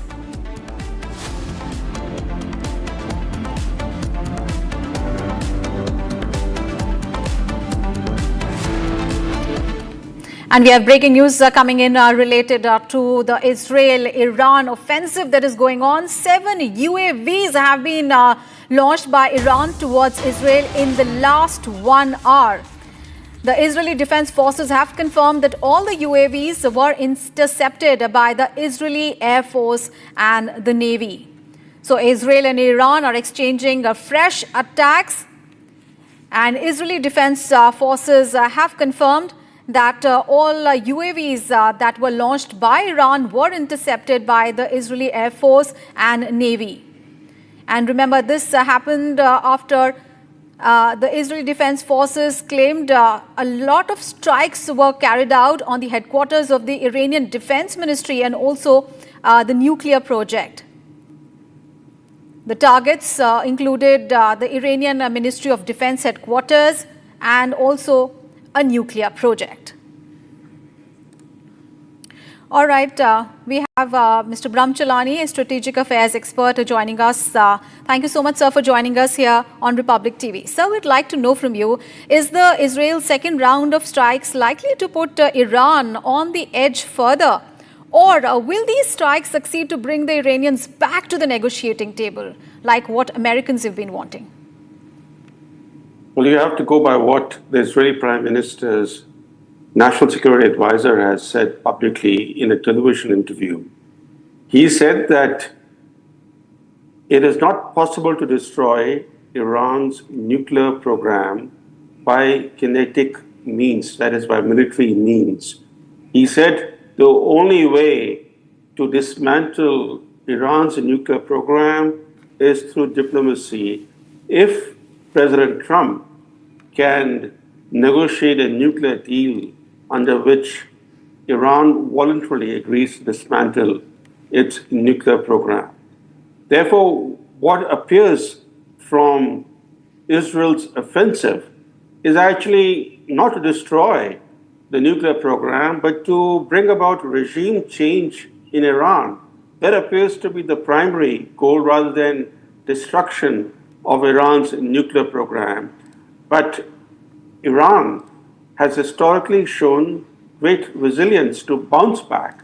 It waged war with Iraq for 10 years, and the Israeli public is already war-weary because Israel has been engaged in wars of different kind for the last couple of years. Any protracted conflict with Iran is going to bring sustained pressure from the Israeli public to end that war. And I think it's easy to start a war, as Israel has done, but very difficult to control its outcome, or very difficult for Israel now to bring it to an end in a way that Israel can show that it has won decisively. Right. And sir, we'd like to also know from you, because Iran says that Israel has also targeted its oil supplies as well as the piped natural gas fields as well. Considering that, this obviously will have an impact on the global energy supplies as well, should India be also worried? Not just India, the world should be worried, because once you start escalating attacks, you go from military targets to energy facilities, you're basically taking the conflict in a direction that can actually boomerang on you, because Israel is a small country, it's vulnerable, it has nuclear facilities, it has energy facilities, and even though the US is now defending Israel with all its might, US military is using air, ground, and naval means to defend Israel from Iranian reprisals. Yet, as we saw last year, and we have seen again in the last couple of days, that Iranian missiles, some of them, have been able to penetrate Israel's anti-missile defenses, and they've also been able to penetrate America's anti-missile defenses that are now protecting Israel. So when you escalate the conflict to civilian targets and to energy targets, you're taking the conflict in a very dangerous direction. Right, and but also Iran has also, of course, struck back in retaliation. It has sent barrage of missiles on Tel Aviv. The question remains, will that also deter Israel, considering the fact that the operation is to take care of Iran's nuclear supplies? But the question is, can Israel do it all on its own? Israel is getting immense help from the US. Without US help, Israel is in no position to wage a sustained war with Iran. But you have to remember how Israel began its military offensive. It began the military offensive by first targeting Iran's air defenses and ballistic missile launchers.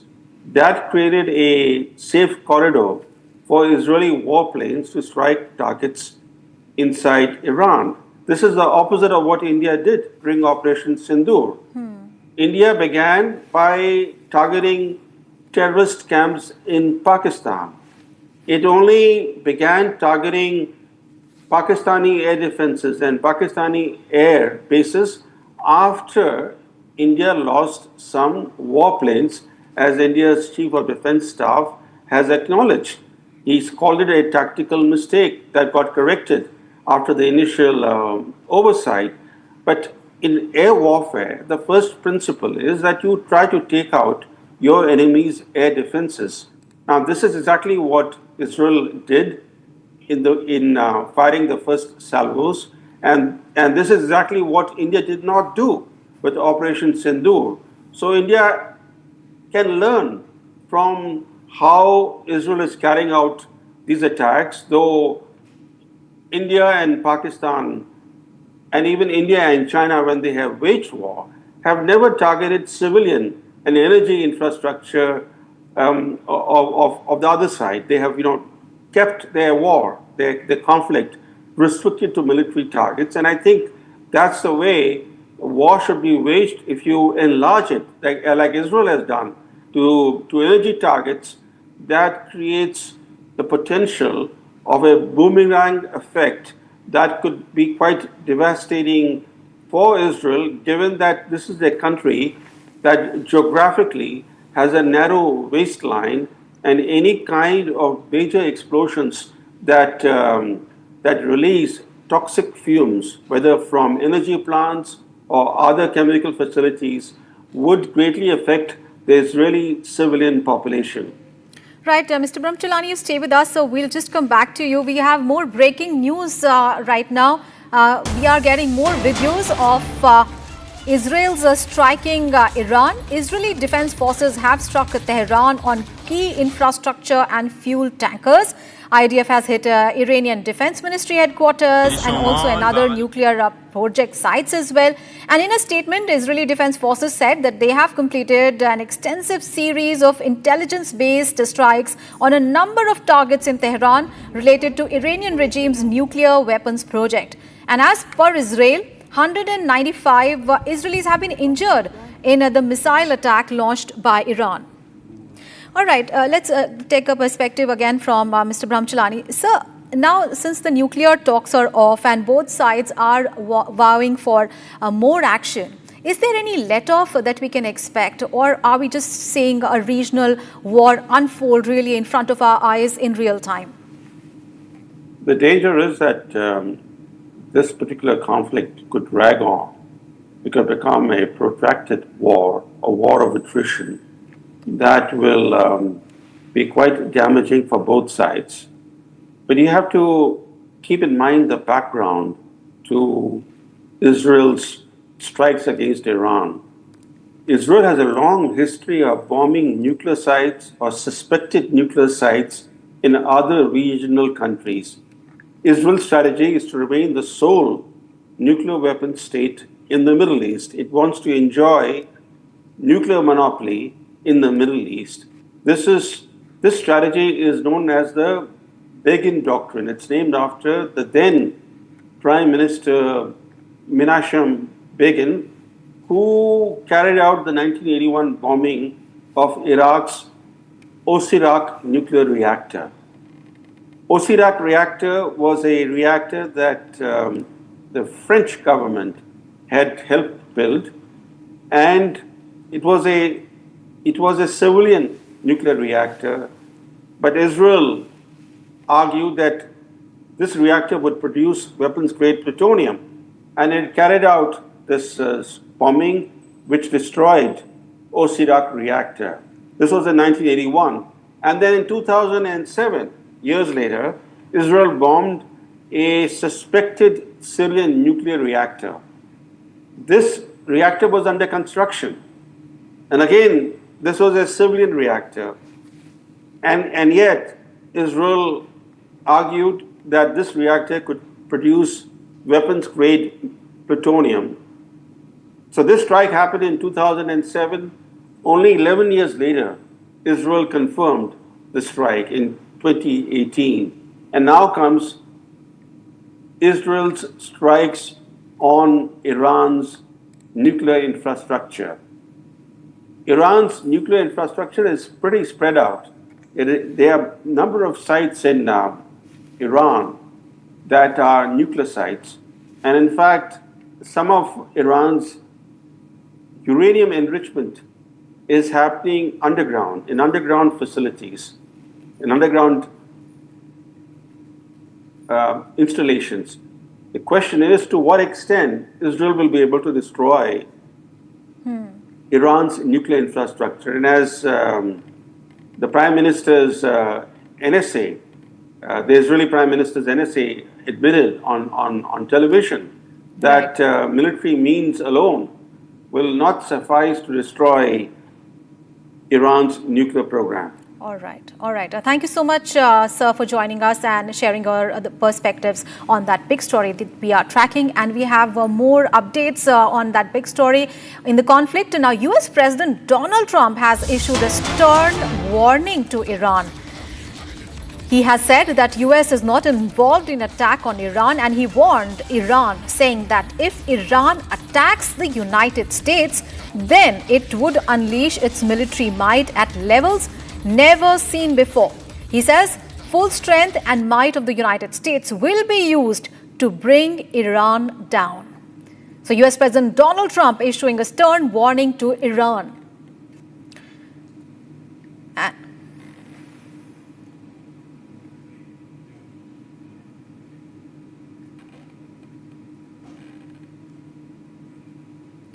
And let's now get some more updates from across the nation in Bharat in 2.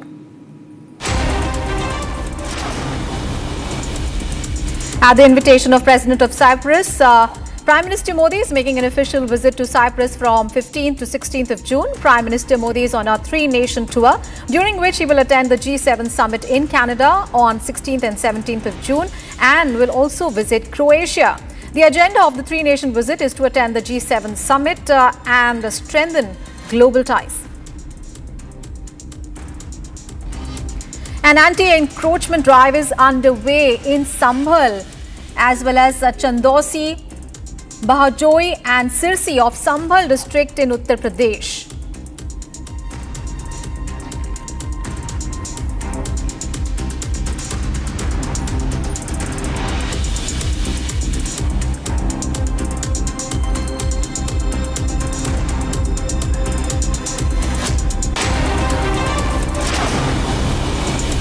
And preparations are in full swing for the Jagannath Rath Yatra 2025 that will start on 27th of June, and the Return Car Festival will take place on 5th of July. During the festival, three deities, Lord Jagannath, his brother Balbhadra and sister Shubhadra are drawn by devotees in three massive wooden chariots to the Gundicha temple, where they reside for a week and then are brought back to the Jagannath temple. A mobile tower in Safdarjung enclave fell last night as Delhi received heavy rainfall and gusty winds.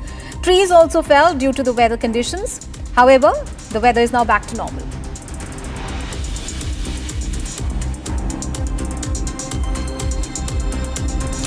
Haryana Chief Minister Nayab Singh Saini announced that the 11th International Yoga Day will be celebrated on 21st of June across the state. Starting 27th of May, various departments have been conducting yoga programs leading up to the main event. The Chief Minister emphasized making yoga an internal part of daily life, recommending dedicating at least 1 hour daily for the physical well-being, as he flagged off the Run for Yoga marathon.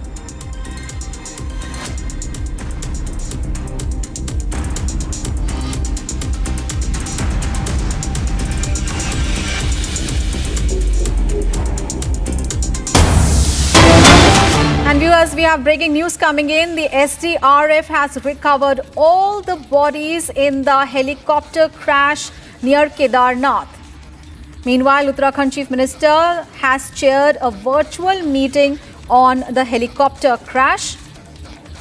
Remember, the crash took place this morning at about 5:30, and all the 5 people on board the chopper were killed. And this chopper was flying to Guptkashi from the Kedarnath Dham, and 7 people were killed as the chopper crashed in the forest. Our colleague Ratan Negi is now joining us live from Dehradun. Ratan, we understand that all the bodies of the victims of that helicopter crash near Kedarnath have been recovered. What more you can tell us about the situation on ground zero? देखिए, इस वक्त की अगर बात की जाए तो 7 शवों को एसडीआरएफ इंडिया की टीम ने रेस्क्यू कर लिया है, क्योंकि काफी जटिल ये रेस्क्यू था। जहां पर हेलीकॉप्टर क्रैश हुआ वो गौरीकुंड से 5 किलोमीटर जंगल, घना जंगल था। बड़ी मुश्किल से ये रेस्क्यू किया गया। अब बॉडी अभी पहचान में नहीं आ रही है, जिसकी जानकारी ये मिली है कि उन सभी का यहाँ पर डीएनए टेस्ट किया जाएगा। उसके बाद उनका शव उनके परिजनों को सौंपा जाएगा। अब गौरीकुंड यानी सड़क मार्ग पर शवों को लाने का प्रयास यहाँ पर जो एसडीआरएफ इंडिया की टीम है वो कर रही है। वहीं उत्तराखंड के मुख्यमंत्री पुष्कर सिंह धामी इस वक्त वर्चुअली सभी आला अधिकारियों से जुड़े हुए हैं। इस घटना के बाद उनकी हाई लेवल की मीटिंग इस वक्त चल रही है, जिसमें मुख्य सचिव पर्यटन एवं नागरिक उड्डयन सचिव, आपदा सचिव, यूसीडीए के अधिकारी, डीजीसीए के अधिकारी और डीजी सूचना, ये सब वीडियो कॉन्फ्रेंस के माध्यम से मुख्यमंत्री से जुड़े हुए हैं। हाई लेवल की इस वक्त मीटिंग चल रही है वीडियो कॉन्फ्रेंस के जरिए। इससे पहले मुख्यमंत्री धामी ने निर्देश दिए हैं कि एक बड़ी एसओपी यहाँ पर एसओपी जारी यहाँ पर की जाएगी। इसके साथ ही अगर किसी भी हादसे में कोई व्यक्ति या संस्था अगर दोषी होता है तो उसके खिलाफ कठोर से कठोर कार्रवाई की जाएगी। ये मुख्यमंत्री धामी ने निर्देश दिए हैं। इसके साथ ही बता दें, सुबह लगभग 5:30 बजे की ये घटना है, जब केदारनाथ धाम से जो आयरन कंपनी का जो हेलीकॉप्टर है वो 7 लोगों को, जिसमें पायलट समेत 7 लोगों की बात है, उनको लेकर के गुप्तकाशी हेलीपैड पर वो आ रहा था। इसी बीच वो रास्ता भटक गया। बताया जा रहा है कि हेलीकॉप्टर के रास्ते में बादल आ गए। वो वापस फिर केदारनाथ की तरफ मूव कर रहा था, लेकिन मूव नहीं कर पाया और दुर्भाग्यवश वो क्रैश हो गया, जिसमें पायलट समेत 7 लोगों की दुखद इस हादसे में जान चली गई है। मुख्यमंत्री धामी ने गहरा शोक व्यक्त किया है। एसडीआरएफ और एनडीआरएफ की टीम ने कठिन परिस्थितियों में रेस्क्यू कर लिया है। शवों को पहचाना नहीं जा रहा है। डीएनए टेस्ट की बात यहाँ पर निकल कर आ रही है। उसके बाद ही परिजनों को सब सौंपा जाएगा और उन तमाम शवों को, अगर जो बात की जाए, उनको सड़क मार्ग यानी गौरीकुंड तक लाने का प्रयास यहाँ पर इस वक्त टीम कर रही है। इसके साथ ही मुख्यमंत्री धामी अपने आवास से भी वीडियो कॉन्फ्रेंस के माध्यम से तमाम आला अधिकारियों के साथ हाई लेवल की मीटिंग यहाँ पर लेते हुए नजर आ रहे हैं। इस दुर्घटना में महाराष्ट्र, गुजरात, उत्तर प्रदेश और उत्तराखंड के एक जो सदस्य हैं उनकी यहाँ दुखद इस हादसे में मौत हुई है। और अभी तक की बात की जाए तो यात्रा 4 धाम जब से आगाज हुआ तब से अब तक उत्तराखंड में 1.5 माह के अंदर 5 हेलीकॉप्टर दुर्घटनाग्रस्त की जानकारी आई है। 5 हेलीकॉप्टर दुर्घटनाग्रस्त हुए, जिनमें से ये इसमें कैजुअलिटी यहाँ पर हुई है। इससे पहले अगर बात की जाए तो बड़ासू से हेलीकॉप्टर उड़ान भरता है, वो नीचे गिर जाता है, हालांकि उसमें सब लोग सुरक्षित बच जाते हैं। इसके बाद अगर बात की जाए तो केदारनाथ के हेलीकॉप्टर पर हेलीकॉप्टर लैंड नहीं हो पाता। वो एम्बुलेंस सेवा होती है, उसमें भी लोगों की जान बच जाती है, लेकिन वहां तक नहीं पहुंच पाता। इससे पहले भी 1-2 हादसे यहाँ पर हुए हैं। तो निश्चित तौर से सरकार ने एसओपी जारी की है और कठिन से कठिन अगर कोई भी दोषी इसमें पाया जाता है, अधिकारी संस्था के खिलाफ कठोर कार्रवाई की जाएगी। इस वक्त मुख्यमंत्री की वर्चुअल हाई लेवल की मीटिंग देहरादून में चल रही है और गंभीरता से सरकार का कहना है कि वो इस पूरे प्रकरण पर गंभीर है, क्योंकि जो तीर्थाटन पर्यटन वाला ये प्रदेश उत्तराखंड है और ऐसे में यात्रियों की सुरक्षा उनकी पहली प्राथमिकता है। इसको लेकर के इस वक्त बैठक लगातार जारी है। Right, that meeting is on, but we also understand that the Chief Minister Dhami has also, you spoke about the new SOP that will be now made, and the Chief Secretary will be taking care of how the technical experts will come together and form an SOP on how, before flying, how certain procedural procedures really need to be taken care of, considering the weather and also looking at all the technical issues. Tell us more about that.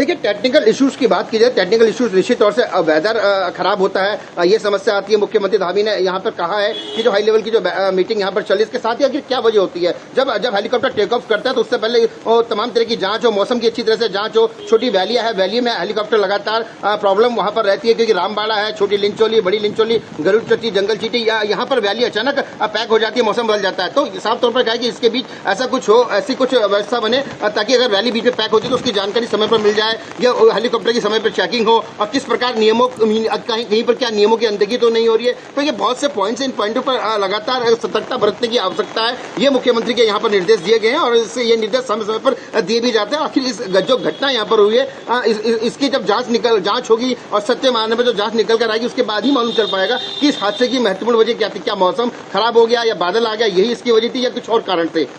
All right, thank you so much for those details. I will keep coming back to you in the subsequent bulletins.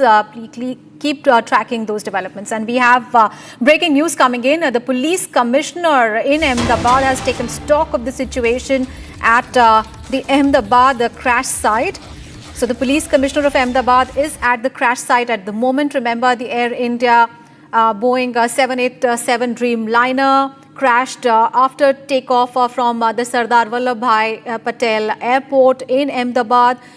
This happened on Thursday, killing all the people on board except one.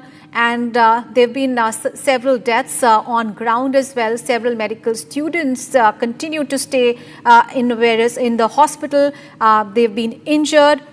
The aircraft had plunged remember, into that building of the BJ Medical College. The aircraft was bound for London, and it crashed moments after taking off from the Ahmedabad airport.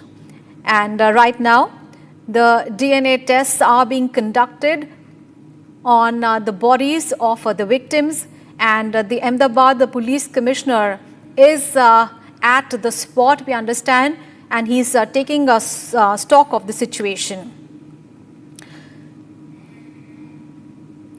So all the 242 people on board the aircraft, they died except one.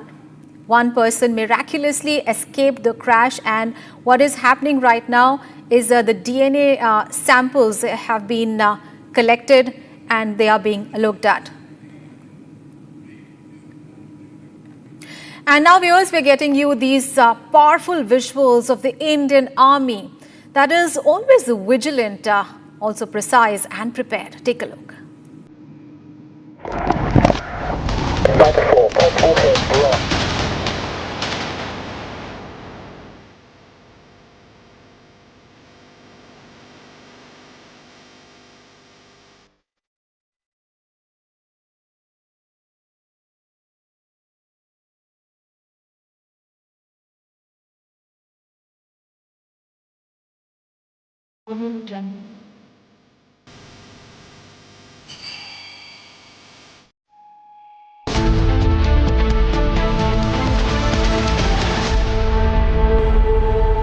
MDH की हल्दी मिर्ची धनिया करे कमाल, ये रंग दे, ये खुशबू दे, ये तीखा, ये कम पड़े, क्या निराला MDH मसाला। मेरी नई हुंडई एक्स्ट्रा तुमने भी तो कल नई कार ली है ना, उसमें भी तो होगा ना ये वॉइस इनेबल सनरूफ। है ना अंकल, सिंगर इनेबल सनरूफ। और बेनिफिट्स ये तो मिले होंगे ना। ये मिला। हाँ? हुंडई कार्स पर मिल रही है अमेजिंग डील्स। वैसे लोगे तो आप हुंडई ही, चाहे दिल की सुनो या डील्स की। ये है सीक्रेट रेसिपी MDH का जीरा सिप जल जीरा मसाला। सिप सिप जीरा सिप MDH का जल जीरा सिप MDH का जल जीरा SIP.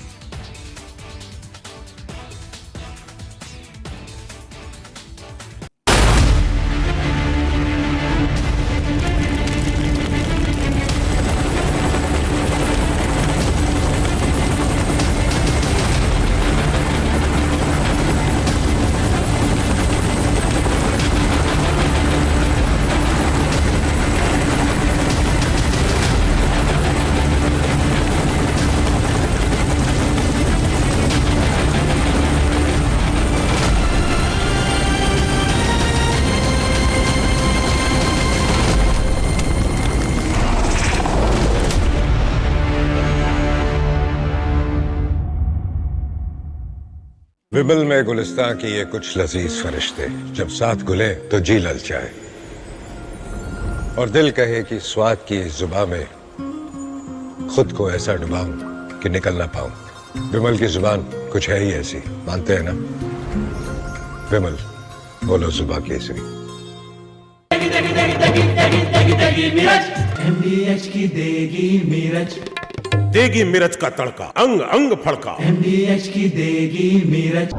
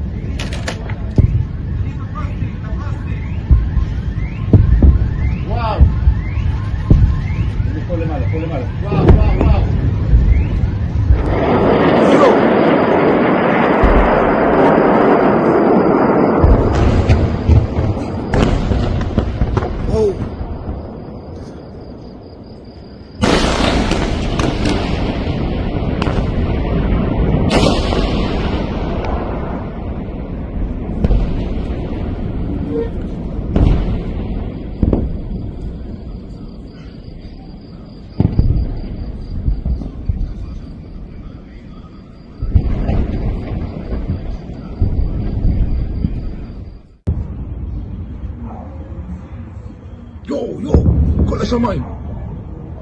זהו, אני בורח.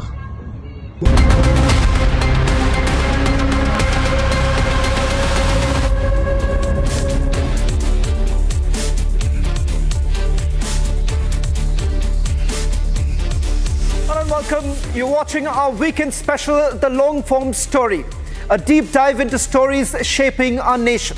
Tonight we begin in Maharashtra, a wave of Maoist surrenders, signaling a turning point in the decades-long conflict.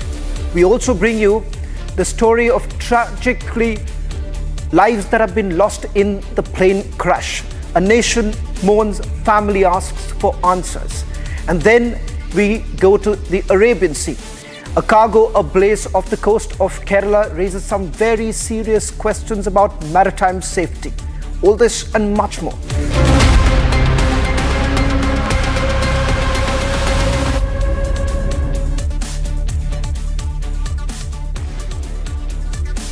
Ladies and gentlemen, tonight we bring you a rare and a powerful story. A story that echoes through the jungles of central India and reverberates with the hope of a nation long haunted by the crimson shadow of extremism. For decades, the dense forests of Gadchiroli in Maharashtra have been a battleground, not just of bullets and blood, but of ideologies. Lost generations and forgotten voices. It was here that the Maoist terrorism found fertile ground, fed by isolation, fear, and mistrust. But now something extraordinary is unfolding. In a symbolic and strategic blow to the outlawed Maoist movement, 12 top Maoist cadres with bounties exceeding 1 crore rupees have surrendered, choosing peace over violence, life over death, ballots over bullets. This is not just a shift in strategy, it's a shift in spirit. Gadchiroli is turning a new page, not with the sound of gunfire, but with the rustle of school books, the hum of development, and the return of hope. Tonight, witness a story of redemption, of resilience, and of a remarkable turnaround.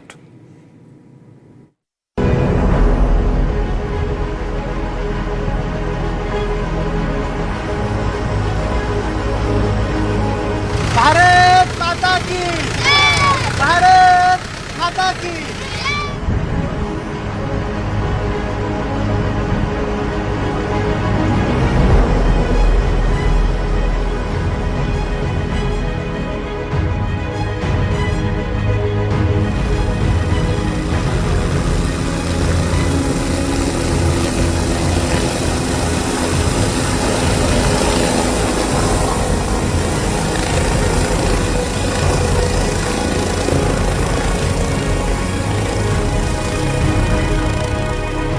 The chopper has landed, and from here we are heading towards the last village of Gadchiroli, that is the Kawande village.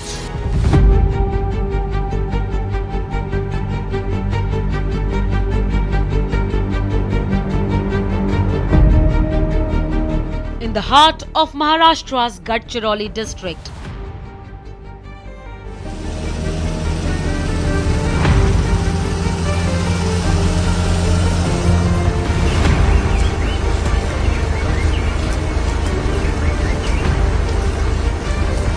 a new dawn breaks. After decades of conflict, the shadow of Maoist insurgency fades.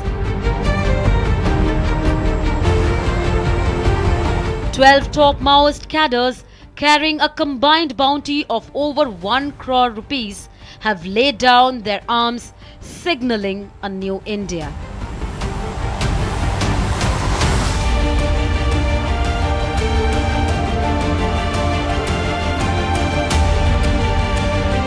हमने new policy बनाई कि क्यों न हम जंगल में जाके new वो भी खोलें, ताकि इनका मूवमेंट बंद हो और इनका जो रहने का तरीका है वो हमको पता चले।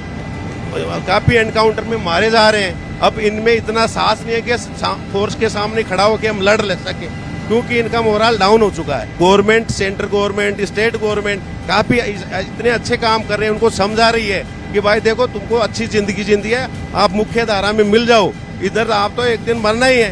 क्यों इनके तो ये क्या मिसयूज भी करते हैं, जैसे आदिवासी अनपढ़ हैं, अशिक्षित हैं, उनको ये गुमराह करके उनको पढ़ने नहीं देते और अपने दलम में शामिल कर लेते हैं।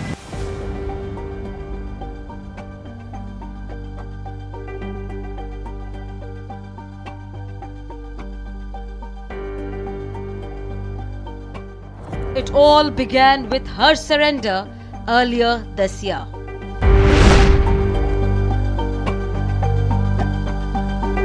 It shook up the cadre. She had been followed by many since she took up the guns. She killed to climb the ladder of CPIM, only to become Special Zonal Committee leader of Dandakaranya, once dreaded hub of Maoist training. Even after surrendering, Vimla can't face the truth. The tough girl armor crumbles. आप 38 साल से हैं और 36 encounter मतलब 36 encounter में आपका नाम है कि 36 बार एनकाउंटर में आप शामिल थे, तो आपने तो लोगों को मारा है, तो आपको दुख होता है उस बात का? होता एनकाउंटर में नहीं है। नहीं हम नहीं है। आपका हस्बैंड है? वो तो पार्टी चलाते, हम भी पार्टी में गया। हाँ, वो कौन मारने तो हमारे ऊपर आते ना। अच्छा। कैसा भी पार्टी में है ना हम लोग। हाँ। हाँ। कोई भी मारा तो आपका नाम आता है? हाँ, आता है तो चलाने वाले के ऊपर आते ना। हाँ। आपने कभी किसी का खून नहीं किया? नहीं किया। तो आपने सरेंडर क्या सोच के किया? हम सोच के बोले तो हम वो पहले सोचा बोले तो तबीयत अच्छा नहीं है हमारी। उम्र हो गई? उम्र हो गया, तबीयत लड़ नहीं सकते। तबीयत भी अच्छा नहीं है। हाँ।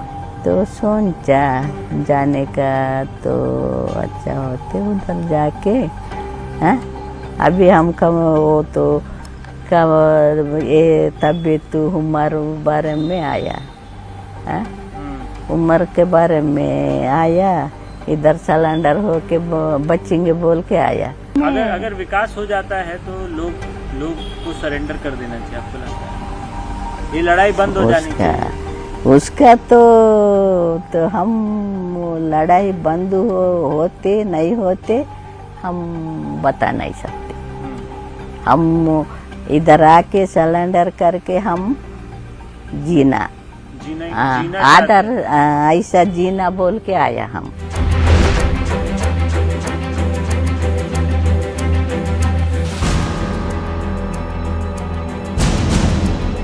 The lure of life has brought many more to surrender.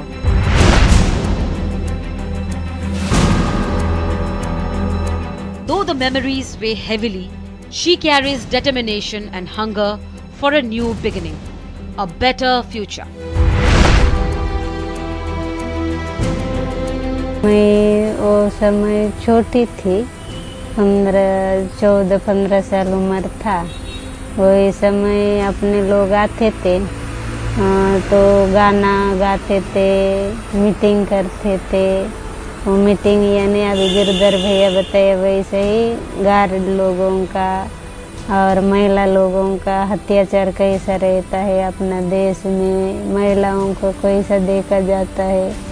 और कुछ महिला लोगों को पकड़ के ज़बरदस्ती लेके जाना, ऐसा वो सब कुछ मीटिंग में बताते थे। वो सब सुनकर मैं भी गाना भी मीटिंग भी सुनकर आकर्षित होकर चली गई। मैं तो 12 बोर भी पकड़ी, पहले आई तब पहले एयरगन दिए थे। अच्छा। हाँ, तो उसके बाद 12 बोर 12 बोर के बाद और बीच में एटम दिए थे। उसके बाद राइफल 93 तीर, उसके बाद इंसास के बाद एक मुरली करके था, वो गया छत्तीसगढ़ में सिलेंडर के लिए। हाँ। एक जन यहाँ फेरी में खत्म हो गया। बताइए भी अपन भी सोचना पड़ता है, उसी सब में ही हम सोचे दोनों मिलकर, तुम्हारा इच्छा रहने से रखो, इच्छा नहीं रहने से मत रखो, ऑपरेशन करो करके वो अपना पार्टी के लोग बताते, वही सब में हम नहीं रखो। अभी 2012 से थोड़ा थोड़ा चालू हुआ, लेकिन अभी 2025 से ज़्यादा हो गया। पुलिस पेट्रोलिंग और फायरिंग, बड़े बड़े घेराव करना, वो देख के मैं डर के आ गई थी। तो आपको ये लगा कि आप जो रास्ते में है वो गलत रास्ता है? रास्ता तो सही था, लेकिन मैं जाके वहाँ पूरा खोल में समझ नहीं पाई कैसा है क्या है करके। वहाँ जाने के बाद समझ ली रास्ता अच्छा ही है, कुछ गलत तो नहीं है, लेकिन दमन देख के मैं आई हूँ। मतलब आप डर गई कि अगर यहाँ रहेंगे तो जिंदा नहीं बचेंगे।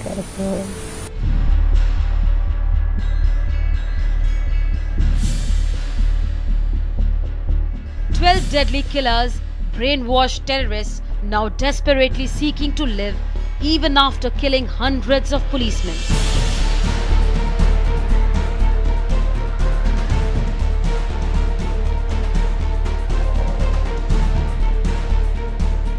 From killing fields of Chhattisgarh to Maharashtra,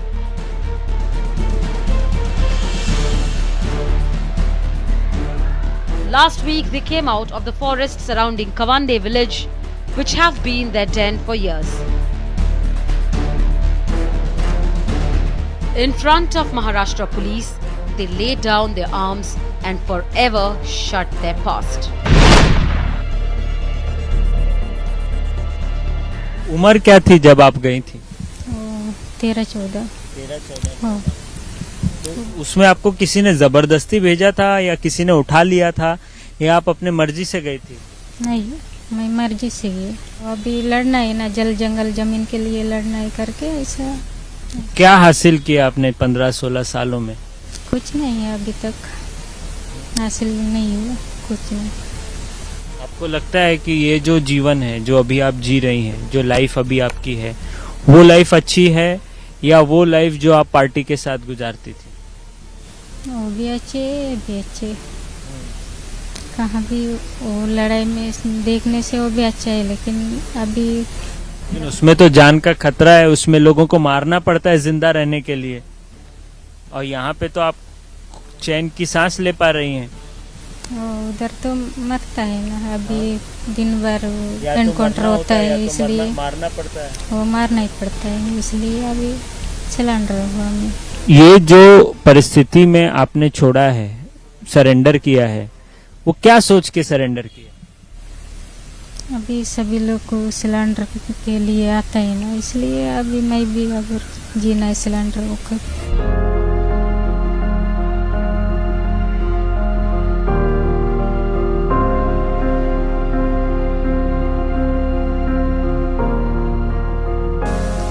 उम्र तो 14-15 साल था तब हमारे गांव में जो पहले के PW जो CPI PW ग्रुप था वो पार्टी आती थी, बाद में माओवादी बन गया।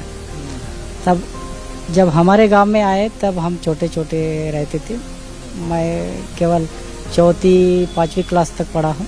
पहले तो मैं नहीं सोचता था कि मैं जब LOS के कमांडर जैसे थे बामरागढ़ इलाके में, तब मेरा उतना कुछ नहीं था। फिर मैं 2007 के बाद मिलिट्री फॉर्मेशन में गया। मिलिट्री फॉर्मेशन में जाने के बाद मेरा ट्रेनिंग होते गया और कई आमुशों में कार्रवाइयों में मैं शामिल हुआ और सक्सेस भी हुआ।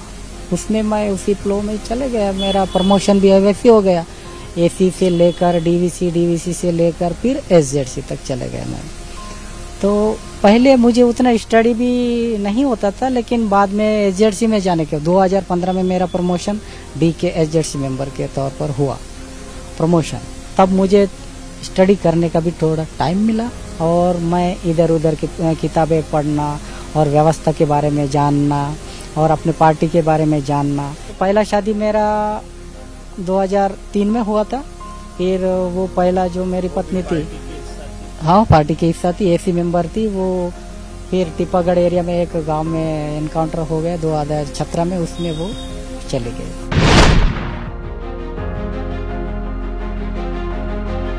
अभी याद आती है 2017 के पहले की पत्नी? हाँ याद आता है, क्योंकि हम 2003 से 17 तक साथ में बिताए, पार्टी में रहे।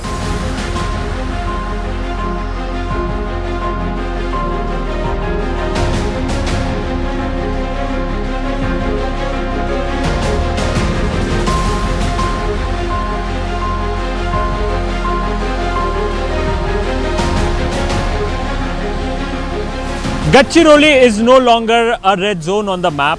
It's becoming a green zone of growth, opportunity and peace. Prove that with the right approach, even the most troubled regions can turn a new page.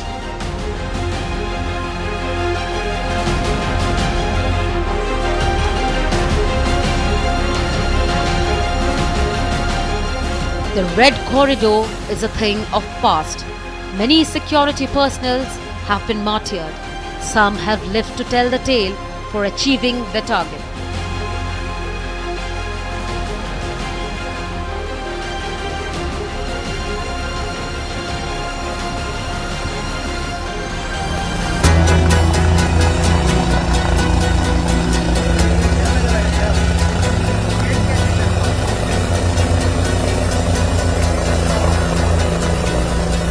किस प्रकार से शांति बहाल की जा रही है, किस प्रकार से शहर को गांवों से जोड़ा जा रहा है? Actually we are doing all the good works with civil police, और जैसा आप देख रहे हैं FOBs खुल रहे हैं और हम यहाँ पे not only we are providing security, we are doing all good works like civic action programmes.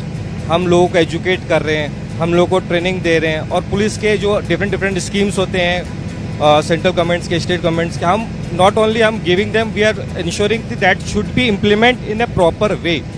तो we are doing all our best and I appreciate Gadchiroli police also, they are doing wonderful job maintaining peace and Naxal problem जो है यहाँ पे बहुत अच्छे से CRPF और civil police मिलके बहुत अच्छे से हम इस पे बहुत बढ़िया काम कर रहे हैं। Welcome to Gadchiroli. Once known as Naxal stronghold is now writing a new story. The story of development, peace and transformation. Unde village was part of this national park area which comprises 4000 square kilometer area. And आप देखेंगे कि ये जो border है vulnerable point से, जिधर छत्तीसगढ़ से काम करके ये अपना एम्बुश करके कुछ भी करके इधर आते थे और फिर गढ़चिरौली में ये अपना छुप जाते थे, क्योंकि जैसा भी बताया कमांडे इनका रहने का ही था। तो वुल्नरेबल पॉइंट पे हमारा एक बहुत मजबूत FOB खोलना बहुत ज़रूरी हो गया था, और हमें चूँकि नक्सलाइट्स को ख़त्म करना है तो कमांडे is the most vital important FOB, तो जिसके लिए हमें ये FOB कैंप खोलना पड़ा। From black forests to green futures, government presence is replacing insurgency. Kawande symbolizes a shift towards mainstream governance in an area once beyond reach.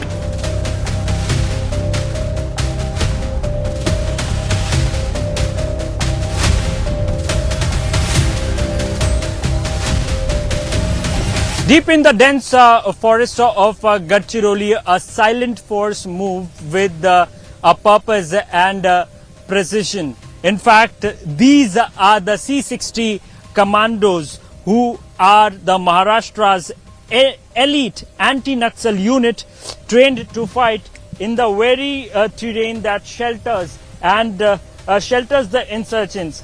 Formed in 1990, the C-60 unit is made up of local youth, in fact toughened by the terrain, emotionally connected to the soil and fiercely committed to ending Naxal terror. The knowledge of the forest and guerrilla warfare gives them an unmatched edge. In the recent years, the C-60 commandos have led several successful encounters, neutralizing top Maoist leaders and from dismantling core groups. From the 2021 Mardin Tola operation to recent combing ops in Bamragad and Ettapalli, their swift action and intelligence coordination have turned the tide. Their work isn't limited to gun battles. C-60 also plays a key role in encouraging surrenders by cutting off support networks and building trust with local community. This human intelligence approach has helped bring dozens of Maoists back into the mainstream. वीर भोगिया वसुंधरा, वीर भोगिया वसुंधरा, वीर भोगिया वसुंधरा, वीर भोगिया वसुंधरा, वीर भोगिया वसुंधरा, वीर भोगिया वसुंधरा, वीर भोगिया वसुंधरा, वीर भोगिया वसुंधरा। काम कैसे करते हैं आप लोग और कितनी बड़ी जिम्मेदारी है C-60 यूनिट का इंचार्ज होना? यह सब दरअसल C-60 का जो निर्माण हुआ है ये गढ़चिरौली ज़िले में जब 80 के दशक में जब माओवाद का सब फैला हुआ था, उस टाइम में C-60 ने जो तत्कालीन IPS KP रघुवंशी साहब थे, उन्होंने जो लोकल के कमांडोज है उनको एक 60 लोगों की टीम तैयार की और 1 दिसंबर 1990 C-60 का स्थापना दिवस है। उस रोज से लेकर आज तक C-60 के 1000 कमांडोज गढ़चिरौली में काम करते हैं। इन कमांडोज को गढ़चिरौली के जो जंगल है, दरिया है, नदी है, इनका सभी का पूर्ण ज्ञान है और वही यहाँ की जो लैंग्वेज है लोकल गोंडी या माड़िया ये सभी जानते हैं और उस क्षेत्र में रह चुके वाले सभी जवान है। तो लोकल में रहने वाले जवान जब अभियान करते हैं तो अभियान करते वक्त उनकी जो सिक्स सेंस रहते हैं, उनका जो अभियान करने का जो एक जरिया रहता है वो एकदम मैच करता है एरिया से। तो उस प्रकार बाहर की जो फोर्सेस है उनका उतना लोकल फोर्सेस का उतना जितना काम करते वक्त अच्छा रिजल्ट आता है उतना बाहर के फोर्स का नहीं आ सकता। उसकी कारण KP रघुवंशी साहब ने C-60 का निर्माण किया था। उस टाइम बड़े बड़े ऑपरेशन में हमने एक मिलिंद तेलतुंबड़े जो CC मेंबर थे, नक्सलियों के जो सचिव की टीम रहती है उनकी CC मेंबर थे मिलिंद तेलतुंबड़े, तो इनको उनके 26 लोगों के साथ न्यूट्रलाइज किया था। तो सूचना मिलने पर यहाँ से C-60 के दस्ते रवाना हो गए और जंगल में पूरा सर्च और कोम्बिंग ऑपरेशन किया और कोम्बिंग ऑपरेशन के बाद हमने बहुत सारे माओवादी कैडर जो थे तो उनको ढेर कर दिया। और इसी ऑपरेशन में जो हमारे अभी साथ में 2 जवान हैं हमारे, इनके हाथ को जो देख सकते हैं, इनके हाथ को जो इंजरी हुई है ये उसी ऑपरेशन के दौरान हुई थी। यही इन्होंने एक हाथ से अपना जो इंजरी हुई थी उसके बाद ये हाथ छोड़कर दूसरे हाथ से एक हाथ से बंदूक ताने दुश्मन पर अटैक किया था। आप अपना नाम बताएं। मेरा नाम टिकाराम काटिंग है। हाँ टिकाराम जी, ये आपका हाथ कैसे मूर्छित हुआ, कैसे ऑपरेशन में जो आप मालडिन टोला ऑपरेशन में थे, शामिल थे, वो कैसे ऑपरेशन आपने किया? वो ऑपरेशन लॉन्च हुआ था 12 नवंबर 2021 को। हाँ। और जैसे उस दिन लॉन्च हुआ, हम रात को यहाँ से निकले ऑफिस से, रात को निकले, जैसे वो रात भर चले स्पॉट तक के, एकदम अर्ली में आने, सुबह सुबह वहाँ पहुँचे स्पॉट में जहाँ पे वो नक्सल थे। वहाँ पहुँचे करीबन 6 बजे के आसपास सुबह एकदम, तब से कंटिन्यू फायर चालू। हम चलते चलते जा रहे थे, उसी वक्त ऊपर से उनकी तरफ से फायर आया हमारे ऊपर। उस जैसा फायर आया सबने पोजीशन ले लिए, उनको कॉर्डन भी करने को देखे, जितना हो सके उतना कॉर्डन किए। तो बाद में वो फायर कंटिन्यू चलते रहा, करीबन सुबह 6 बजे से लेकर 11 बजे तक चला। सामने से बहुत से नक्सल आ रहे थे। फिर मेरे आजू बाजू में जो मेरे सहयोगी थे उनको भी बताया, और हम भी हमारे ऊपर वो फायर कर रहे थे, हम भी उनके ऊपर फायर करने गए। तो बहुत से लोग थे, तो फायर करते वक्त मेरे सर को गोली लगी यहाँ पे। अरे बाप रे, कहाँ पर गोली लगी आपको? यहाँ से यहाँ तक। हाँ हाँ हाँ।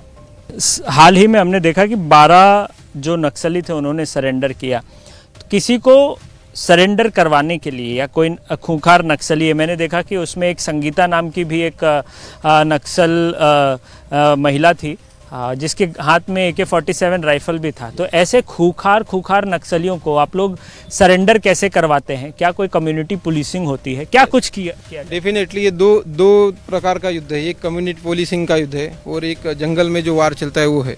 तो गढ़चिरौली पुलिस ये काम करती है, जो सिविक एक्शन हमारा टीम है, तो वो पूरे गांव में जाके जो सरकार की योजनाएं है उनका पूरा जानकारी लोगों को देते हैं, और उसकी प्रकार वो सभी जो सिस्टम है हमारा, तो उसके प्रकार लोगों को तक हम पुलिस पहुँचते हैं। यहाँ कैसा है गढ़चिरौली में, जो बहुत डीप जंगल एरिया है, वहाँ छोटे छोटे गांव है, छोटे छोटे टोले हैं, वहाँ तक सरकार या फिर ये बाकी की ये पहुँच नहीं सकते, क्योंकि माओइस्ट का बहुत ज़्यादा प्रभाव है और उतने रास्ते नहीं है, पुलिया नहीं है उसके कारण।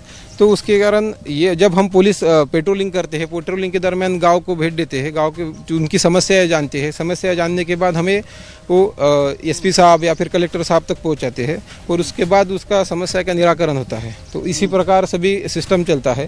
तो इससे क्या होता है कम्युनिटी पोलिंग से कि हम उनके घर वालों तक पहुंच जाते हैं, और उससे उनका मन परिवर्तन करके हम उनको सरेंडर करने के लिए सरकार की जो आत्मसमर्पण योजना है उसका पूरा जानकारी देके उनको डाइवर्ट कर लेते हैं, और उनको सही क्या है गलत क्या है इसका मुलायजा करके हम उनको सरेंडर करवाते हैं। पिछले साल एक बड़े अभियान में हमने पूरे उत्तर गढ़चिरौली को क्लियर किया है। आज के डेट में ये बोलने में हरकत नहीं है कि हम पूरे उत्तर गढ़चिरौली में एक भी सशस्त्र माओवादी आज के दिन में कोई घूम नहीं रहा है, और केवल दक्षिण गढ़चिरौली अभी माओवादग्रस्त रह गया है। और दक्षिण गढ़चिरौली को भी माओवाद मुक्त करने के लिए हम आगे की कदम बढ़ा रहे हैं, और जिस तरह से हम आउटपोस्ट खोल रहे हैं, लोगों के लिए रोड्स, मोबाइल टावर्स और ब्रिजेस बना रहे हैं, तो मुझे लगता है कि लोगों का मन और दिल जीतने में भी गढ़चिरौली पुलिस दल को सफलता मिली है। और यही कारण है कि पिछले 4 वर्षों में गढ़चिरौली का एक भी तरुण युवा वर्ग माओवादियों की संगठन में भर्ती नहीं हुआ है। From forests dark with fear to field green with promise, Gadchiroli's story is one of transformation, a testament that even the deepest divides can be healed if we dare to choose peace. Gadchiroli is no longer a red zone on the map. It's becoming a green zone of growth, opportunity and peace. Prove that with the right approach, even the most troubled regions can turn a new page.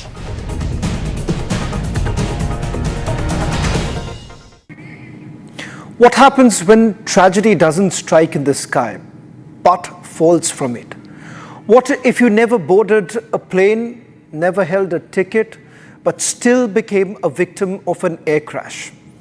On the afternoon of 12th of June, the quiet streets of Meghani Nagar behind Ahmedabad's BJ Medical College were just jolted into history, not by choice, not by chance, but by catastrophe.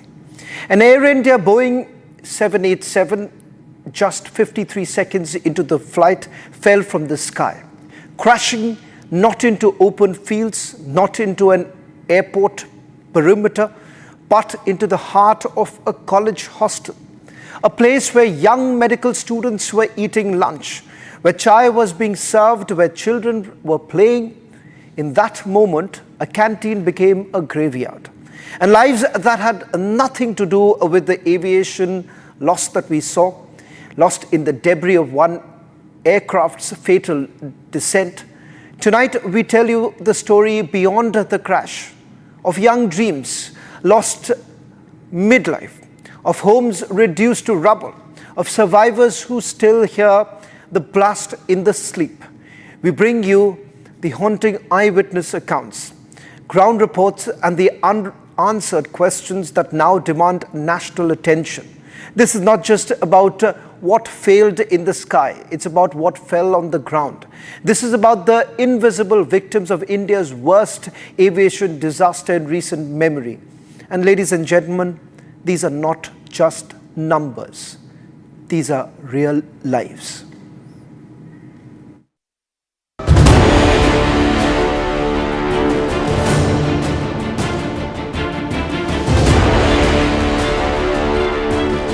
Meghnani Nagar was a quiet residential pocket behind BJ Medical College.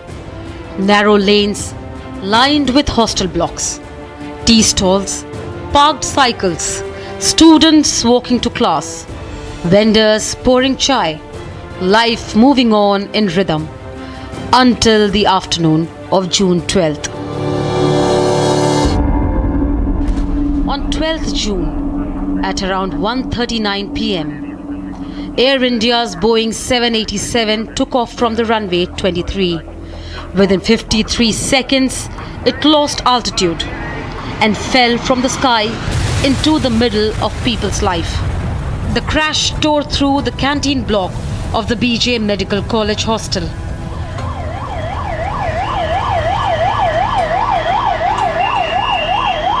Just days ago, this was a canteen filled with students. Today, it's a slab of debris. The college mess flattened to the ground.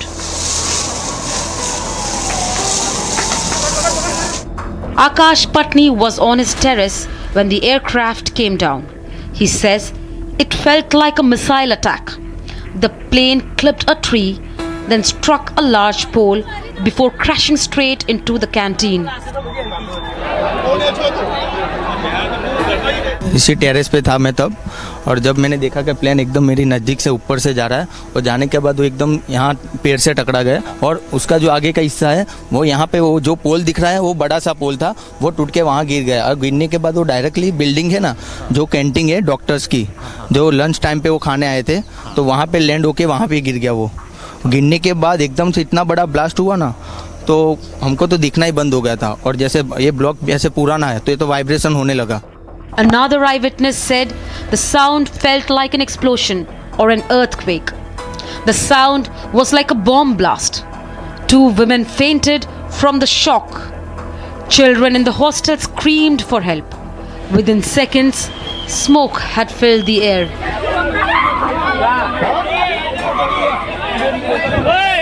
जब विमान आवाज़ करता आया और यहाँ पे clash landing कर दी, और यहाँ पे धमाका हुआ, 2 बार धमाका हुआ, बड़ा बड़ा बम फटा है का तो भूकंप आ गया है, ऐसे मेरे को लगा। और घर में से हम दौड़ते दौड़ते बाहर निकल गए, पब्लिक भी सब भागने दौड़ने लगी, तो देखा तो धुआं धुआं था यहाँ पे।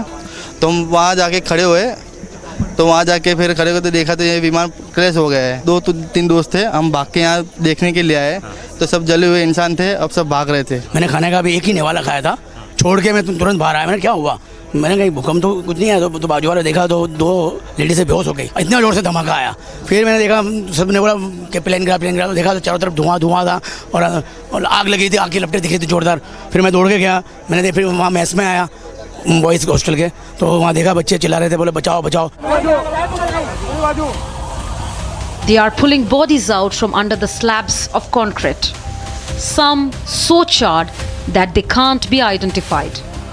The rescue workers are moving rubble with their bare hands. But in many rooms, there's nothing left to rescue. सारे लड़के मेज़ में खाना खा रहे थे ना, उनके ऊपर बहुत सारे चट्टानें गिरी हुई थी। 3-4 लोगों की डेथ हुई है, हमने वो भी देखा है, उनकी बॉडी भी देखी है। लास्ट में उनकी बॉडी भी निकाली थी, एक बच्चे की भी डेथ हुई थी अंदर। फिर हमने जाके उधर रेस्क्यू किया। The Juniors Doctor Association has confirmed the loss. 4 MBBS students died inside the hostel mess when the aircraft crashed. 4 more lives were lost in the super specialty block. Nearby, all family members of resident doctors living in the Atyulam building, none of them had anything to do with the flight. Inside the mess, lunch plates were still on the tables. Half-eaten thalis lay scattered under rubble. Some chapatis had turned brittle. By the time rescue teams arrived, the roof collapsed while students were eating. Jaiprakash, Manav, Aryan, Rakesh, all young medical students, were eating lunch in their hostel canteen when the plane came down. Crushed, burnt and buried under a plane they never boarded. Their names will never appear on the passenger list, but they were victim of that flight too. This mother is lucky.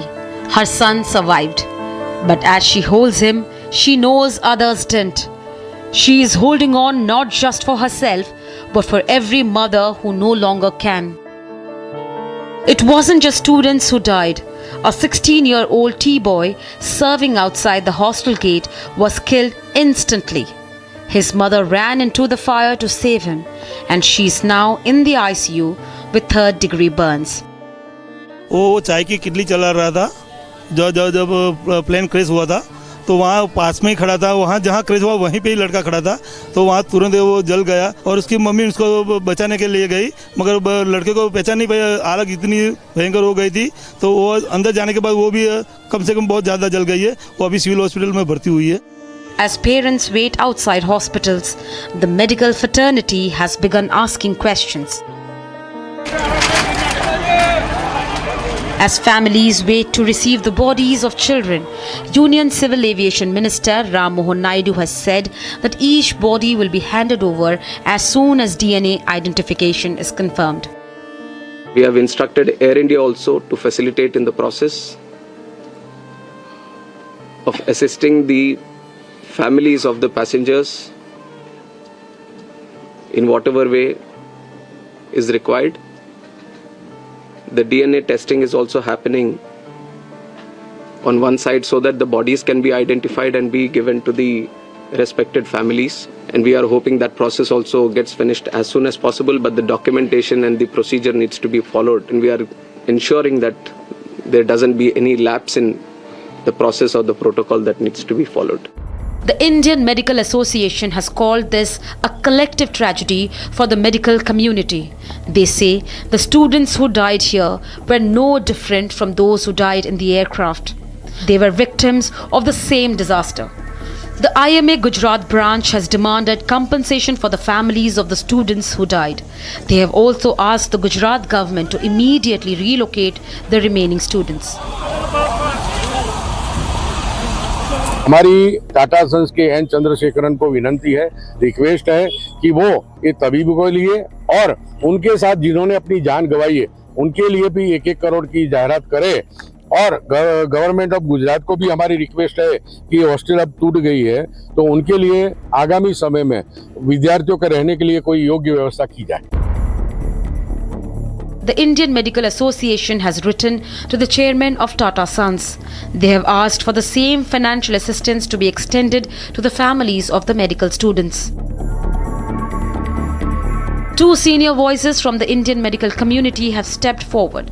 Dr. Saurav Kumar, an accomplished neurosurgeon and former vice president of IMA Student Wing, and Dr. Dhruv Chauhan, national spokesperson for the IMA Junior Doctors Network, have together written to the Chief Justice of India, urging the Supreme Court to take suo motu cognizance of the tragedy.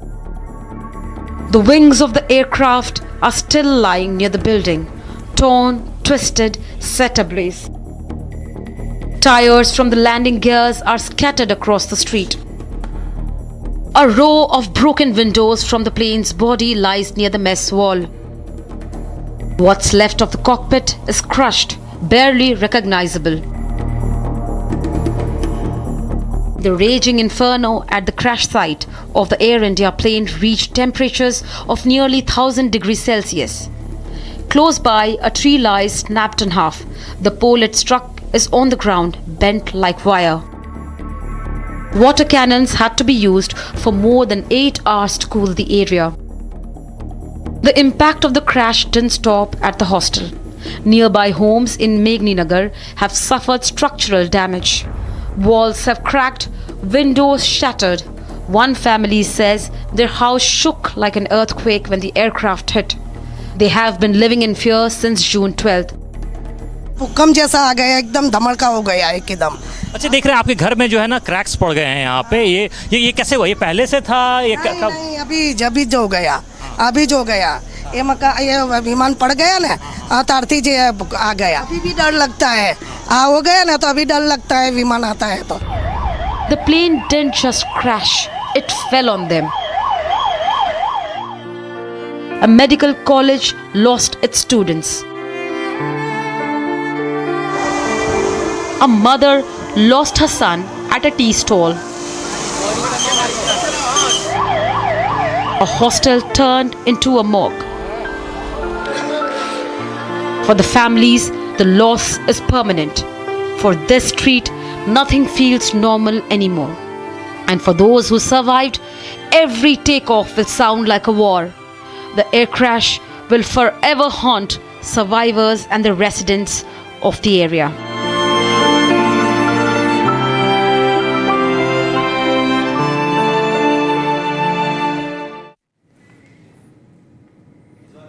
For 5 days, a ship afloat the Arabian Sea has been on fire. What started as a routine voyage from Colombo to Mumbai has turned into a full-blown maritime mystery. On 9th of June, the MV Van Hai 503, a Singapore-flagged cargo ship, sent out a distress signal off the Kerala coast. Moments later, it erupted into flames. Explosions followed, and since then, the fire has refused to die down. 18 crew members abandoned the ship. 4 are still missing. But as India's Coast Guard fought to contain the blaze, deeper questions have emerged. There are serious discrepancies in the shipping logs, hints of undeclared cargo, and a trail that spans 6 ports across Asia. What exactly was the ship carrying? Why were trained crew forced to jump ship? And why has the fire lasted for nearly a week? Republic is tracking every layer of this developing crisis, from Kerala's burning coast to Mumbai's busy ports to official records from international shipping routes. This isn't just about one vessel, it's about a potential environmental fallout, missing lives, and a global shipping system under serious scrutiny. Not just this, it also talks about one of the daring operations ever carried out by India's Coast Guard. Here's the story of how the Indian Coast Guard has been battling one of the biggest challenges.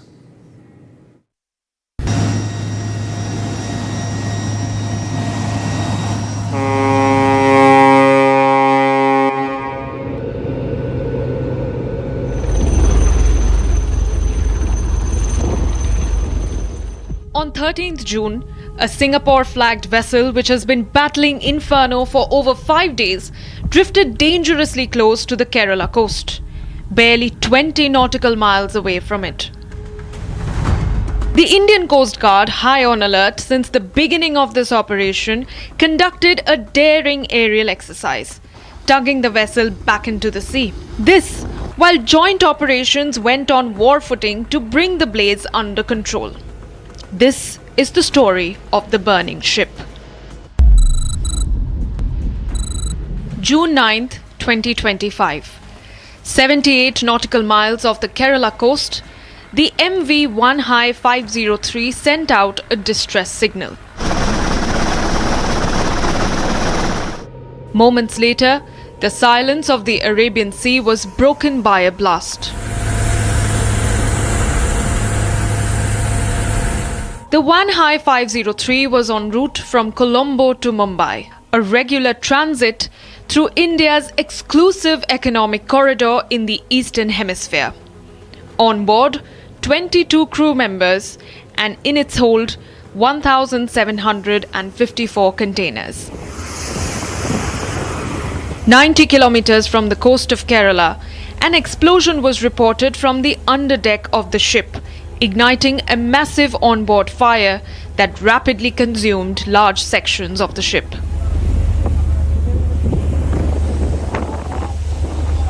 Within moments of the distress call, the Indian Coast Guard and Indian Navy launched a swift joint response, deploying 3 Dornier aircrafts, 2 from the Coast Guard and 1 from the Navy, each equipped with life rafts and tasked with aerial surveillance and real-time situation assessment.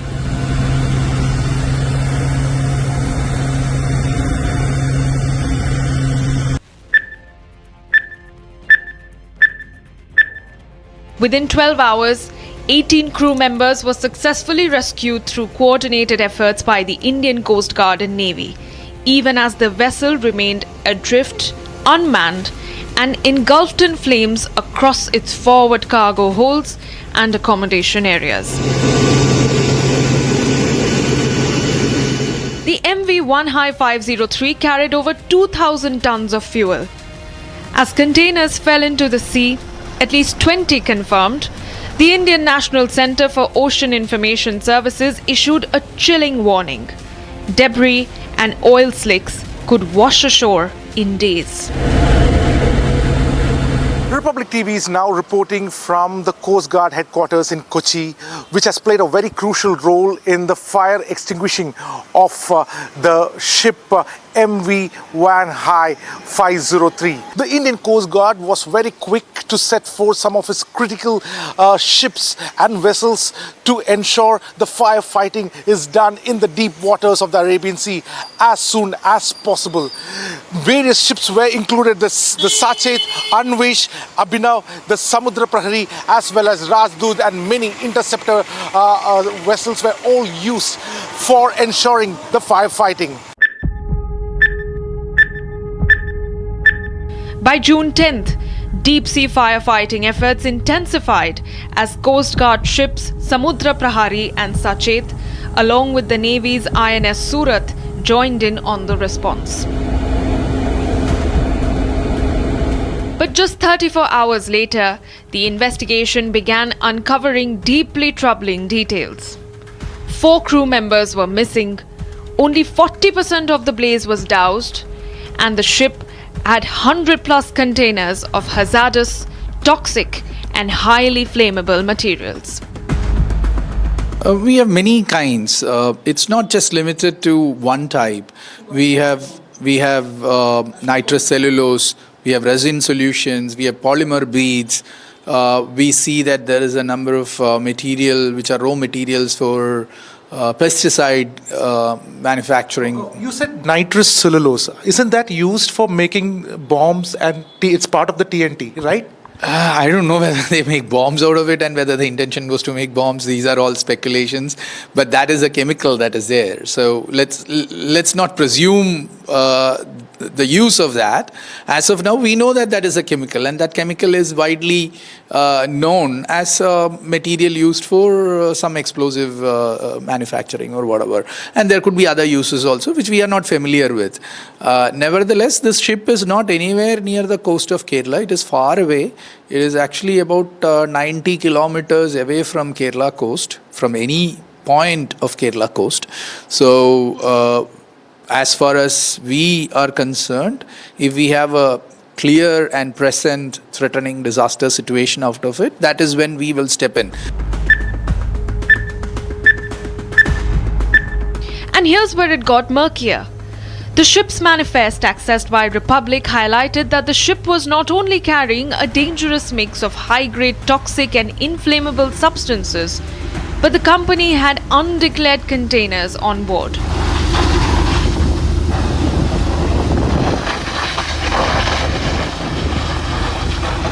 This Singapore-flagged ship with dangerous cargo was on its way to the Nhava Sheva port in Mumbai, a ship that was abandoned by 18 trained merchant mariners during distress. We are now at Nhava port near Mumbai. The container ship MV Wenhai 503 departed from Kaohsiung, Taiwan, and is en route to this port. A thick cloud of mystery surrounds the container vessels MV Wenhai 503, which caught fire mid-sea. The ship en route from Kaohsiung, Taiwan to Nhava port near Mumbai. It was sailing at a speed of 14.4 knots and was expected to arrive here, Nhava port, on 10th June at 4:30 p.m. We are now at Nhava port near Mumbai. With this incident, questions are now being raised about the nature of the consignment, who owned the cargo. Maritime officials are investigating whether there was any mismatch between the declared cargo manifest and what was actually on board. Republic's deep dive into the case later revealed a startling discrepancy. 143 containers were loaded across 6 port calls, including Kaohsiung, Hong Kong, Singapore, Port Klang, and Colombo. This, while the original manifest mentions 157 containers that were to be unloaded. Hence, 14 containers went missing. No explanation, no documentation. Between Kaohsiung in China and Colombo in Sri Lanka, the Wenhai 503 made 6 port calls. During this route, 143 hazardous containers were loaded. So where were the 14 missing containers? And what was Wenhai trying to hide? And while Republic secured first-hand confirmation from the Indian Coast Guard on what may have triggered the recurring explosions on board, as of now, we are not very sure as to what initiated the explosions and what was causing them to be, what was causing those chain reactions. But the likelihood is high that the cause of explosion is the dangerous goods and cargo that the vessel was carrying. Beyond these revelations, a veil of mystery still surrounds the ship's hazardous consignment bound for Mumbai, and the fate of the 4 missing crew members remains unanswered. So how many total containers were there? 143. 143. No, you mean the total container number of the DG cargo or on board, you mean to say? On board. No, on board, the total number of containers are 1754. 1754. And the DG cargos? DG out of that is 143. Okay. 3 days later, the firefighting operations continued. The vessel remained structurally afloat but continued to pose significant hazards due to the ongoing fire and quantities of heavy fuel oil and diesel oil on board. At least 3,000 litres of foam had been mobilized to the Baipur coast for salvors to battle the inferno.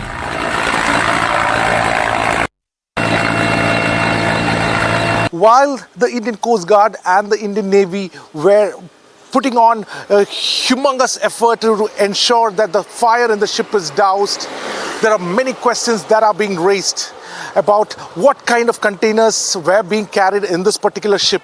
Were there any discrepancies in this way the containers are who were these containers meant for? Especially there were some hazardous chemicals as well as some explosives which were being carried. 5 days on, the Indian Navy augmented the efforts with the aerial insertion of a salvage team. The naval helicopter successfully inserted the team on the vessel amidst challenging sea conditions and fire on board.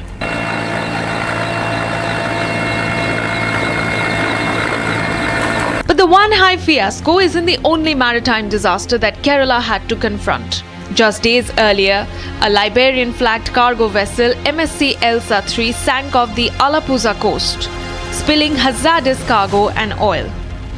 On June 12th, the Kerala High Court ordered the arrest of MSC Manasa F, another vessel from the same fleet due to environmental hazard its sister ship post. Republic decodes what the order means. How do you read this order that has been given by the High Court, which has in fact asked MSC, which is the Mediterranean Shipping Company, to pay a hefty fine? There are two aspects. Number one is the Kerala High Court has interfered in two different perspectives. Number one is a commercial perspective on a repetition filed by various merchants, cashew importers. That is one aspect of it. And the other aspect of it, there was a public interest litigation filed by one of the member of parliament, wherein the Kerala High Court has given a very strong, stringent orders, wherein proper directions have been given to the appropriate government, the state government, to take all actions, whatever possible, under the Merchant Shipping Act and also various international conventions. As the smoke still rises from the Arabian Sea, what's left behind is not just a burning vessel but a trail of unanswered questions. A ship carrying hazardous cargo, a manifest that doesn't match, trained mariners who jumped ship, and 4 lives still accounted for. Republic asks, what was the MV Wanhai 503 really carrying? Why did it burn for days unchecked? And most crucially, what is being kept from the world?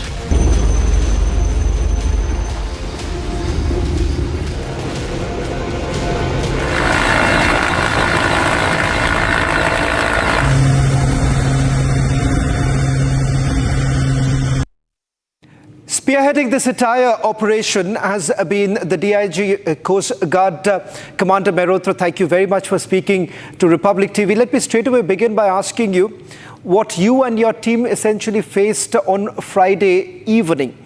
Inclement weather making this entire operation extremely challenging. Would you say that this has been by far one of the most challenging operations to have been carried out by the Coast Guard? Good evening. As I've previously said, every operation is unique, and so was this operation. And this operation has come with some unique challenges. The worst one being the weather not being on our side, because it's monsoon on the west coast, and monsoon brings with it gusty winds and a lot of reduced visibility. And that is what we faced yesterday. The vessel, despite being towed, was started drifting easterly due to the winds which were onshore, and then we had a great time reconnecting the tow for the vessel to be towed to safety. The factor that it was extremely close to the shoreline made it even more difficult.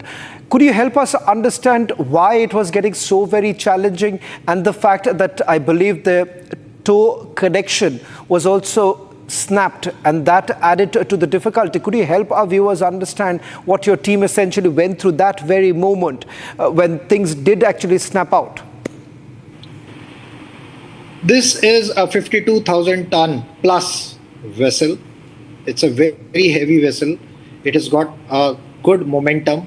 Even if it is moving at low speeds of 1 to 2 knots, with this weight around, you need a lot of force to stop it.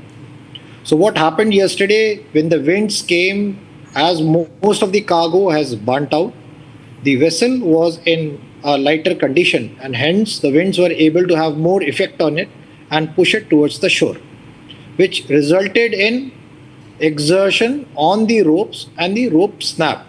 So when the rope parted, we had no other option rather than to connect another rope on it, and that was a challenge, and that's where we requested the Navy to come in.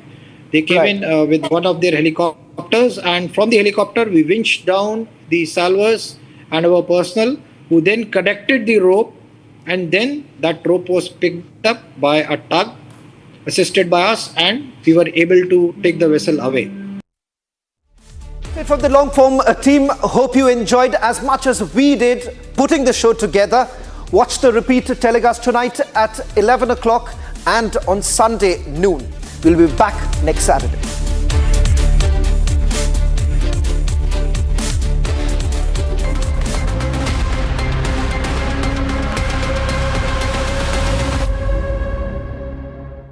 13,000 placements last year. At Amity, we are committed to nurturing passionate, hardworking and proactive professionals. अब छोलिया हो या लोबिया, सफेद चने या काले चने, सब कुछ मजेदार बने।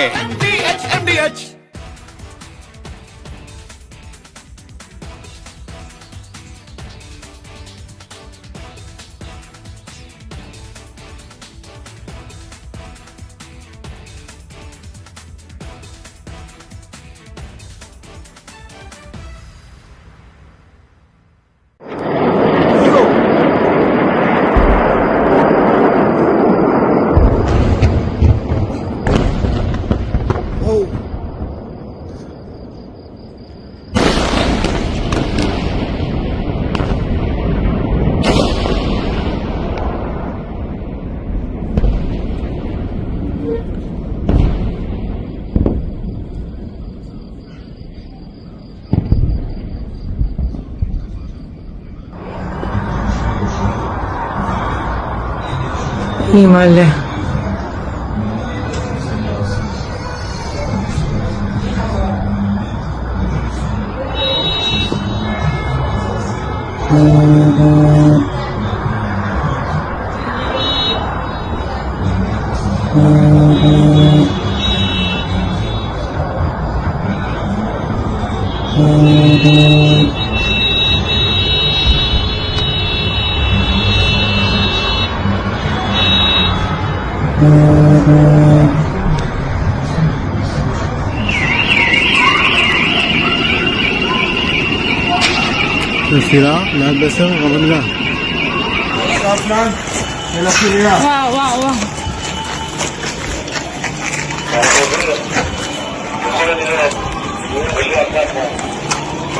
Military operations in history. Operation Rising Lion. The Islamic regime, which has oppressed you for nearly 50 years, threatens to destroy my country.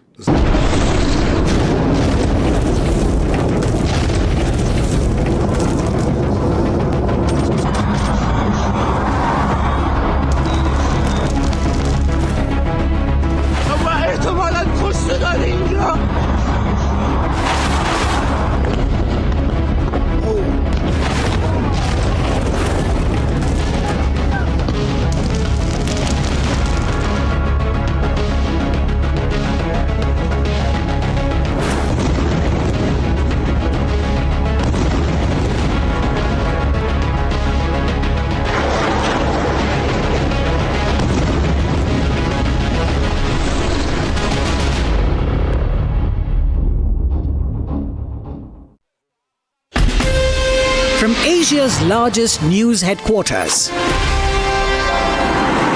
setting the agenda for Bharat.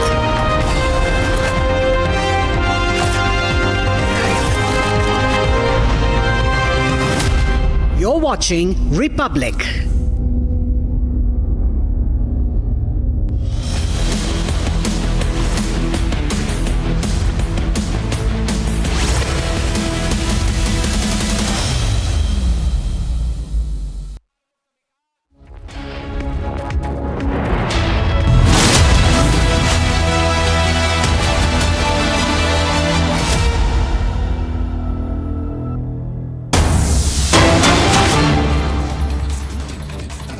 DNA match हुआ है।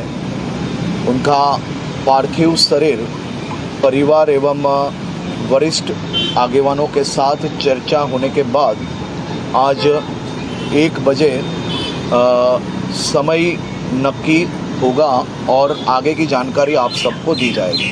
आभार। Thank you. Visuals we are getting from Ahmedabad. This is 70 hours after the deadly Ahmedabad plane crash. Now, former Gujarat Chief Minister Vijay Rupani's DNA has been matched, and that is what was the information that was given at this moment.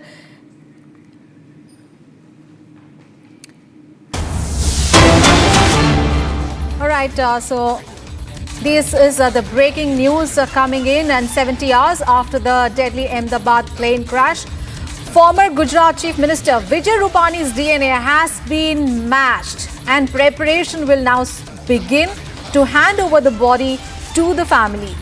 The last rites will be held in Rajkot.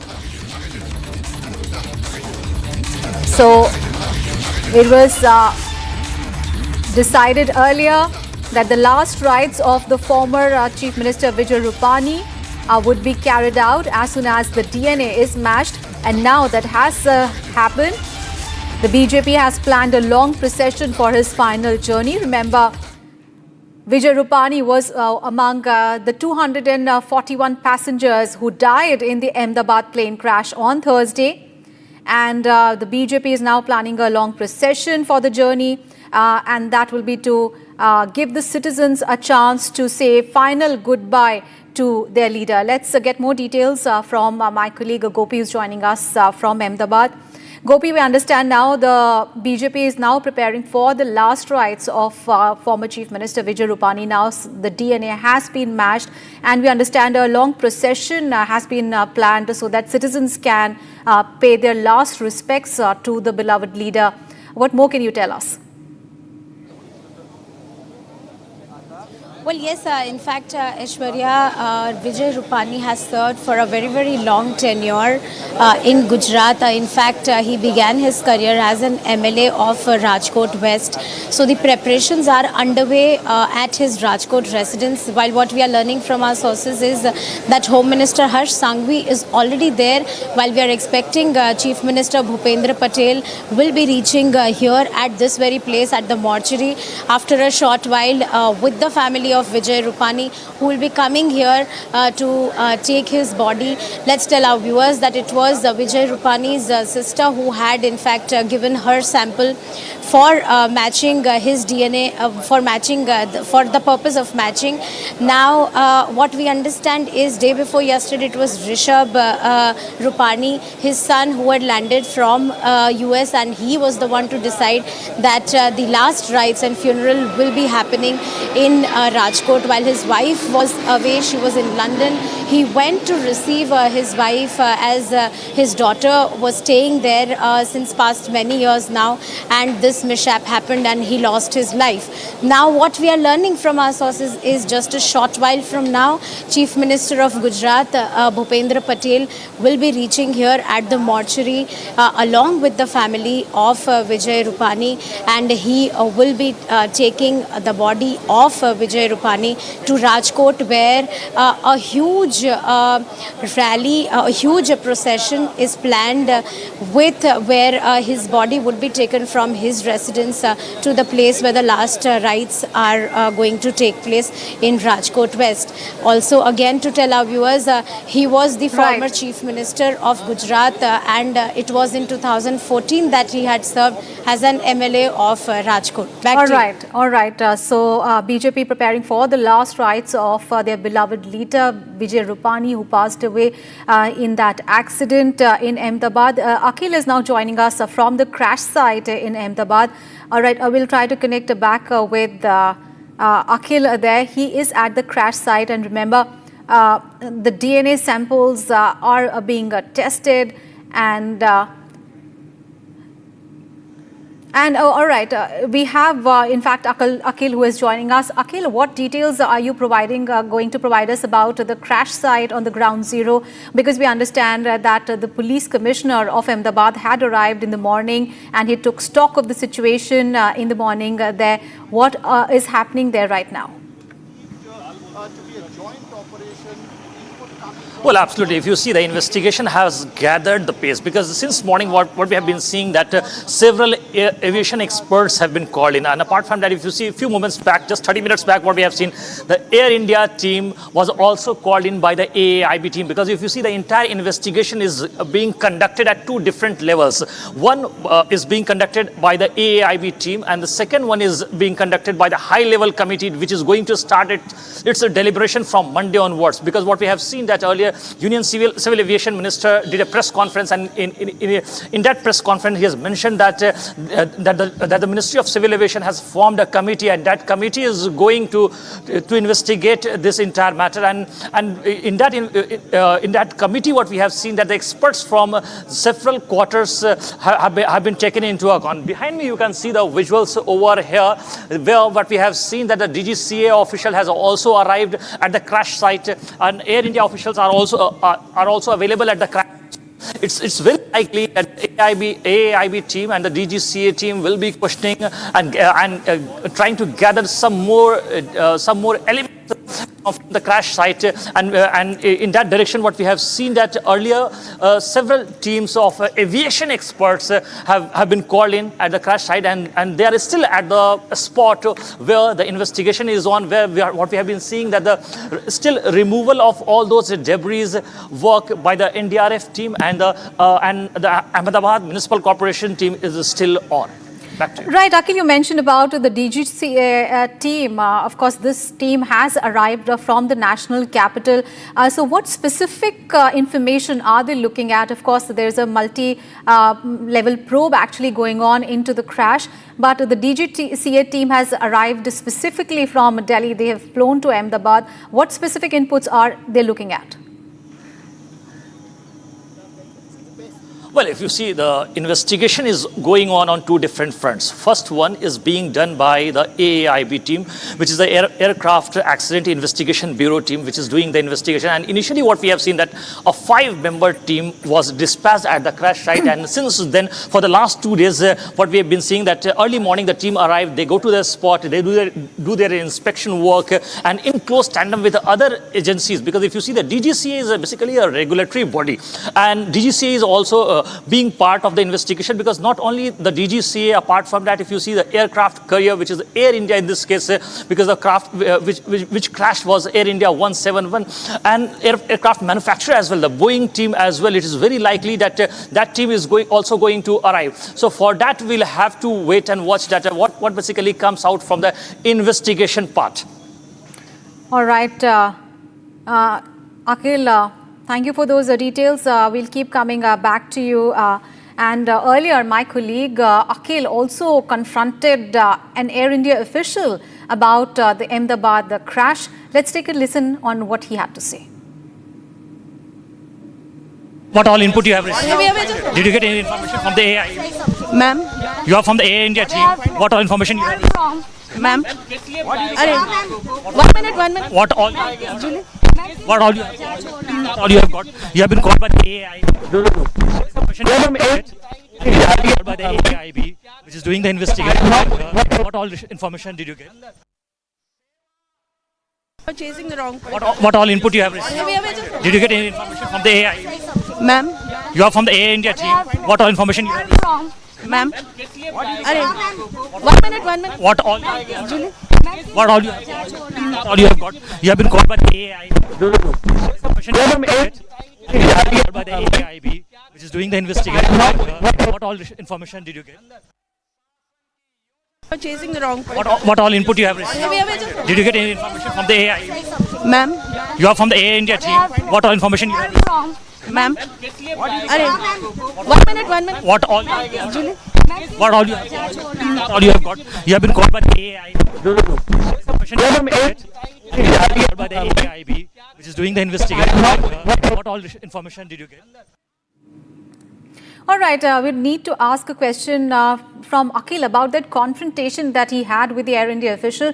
Akhil, we saw you trying to speak to this Air India official, and she did not answer the question. But what is because the point is that there is a lot of scrutiny really happening on Air India as well. There were several technical snags that were seen on 12th of June when that crash happened. Prior to that flight also, there were a lot of technical snags in other flights as well. What more you can tell us about Air India and the stand that they have taken so far?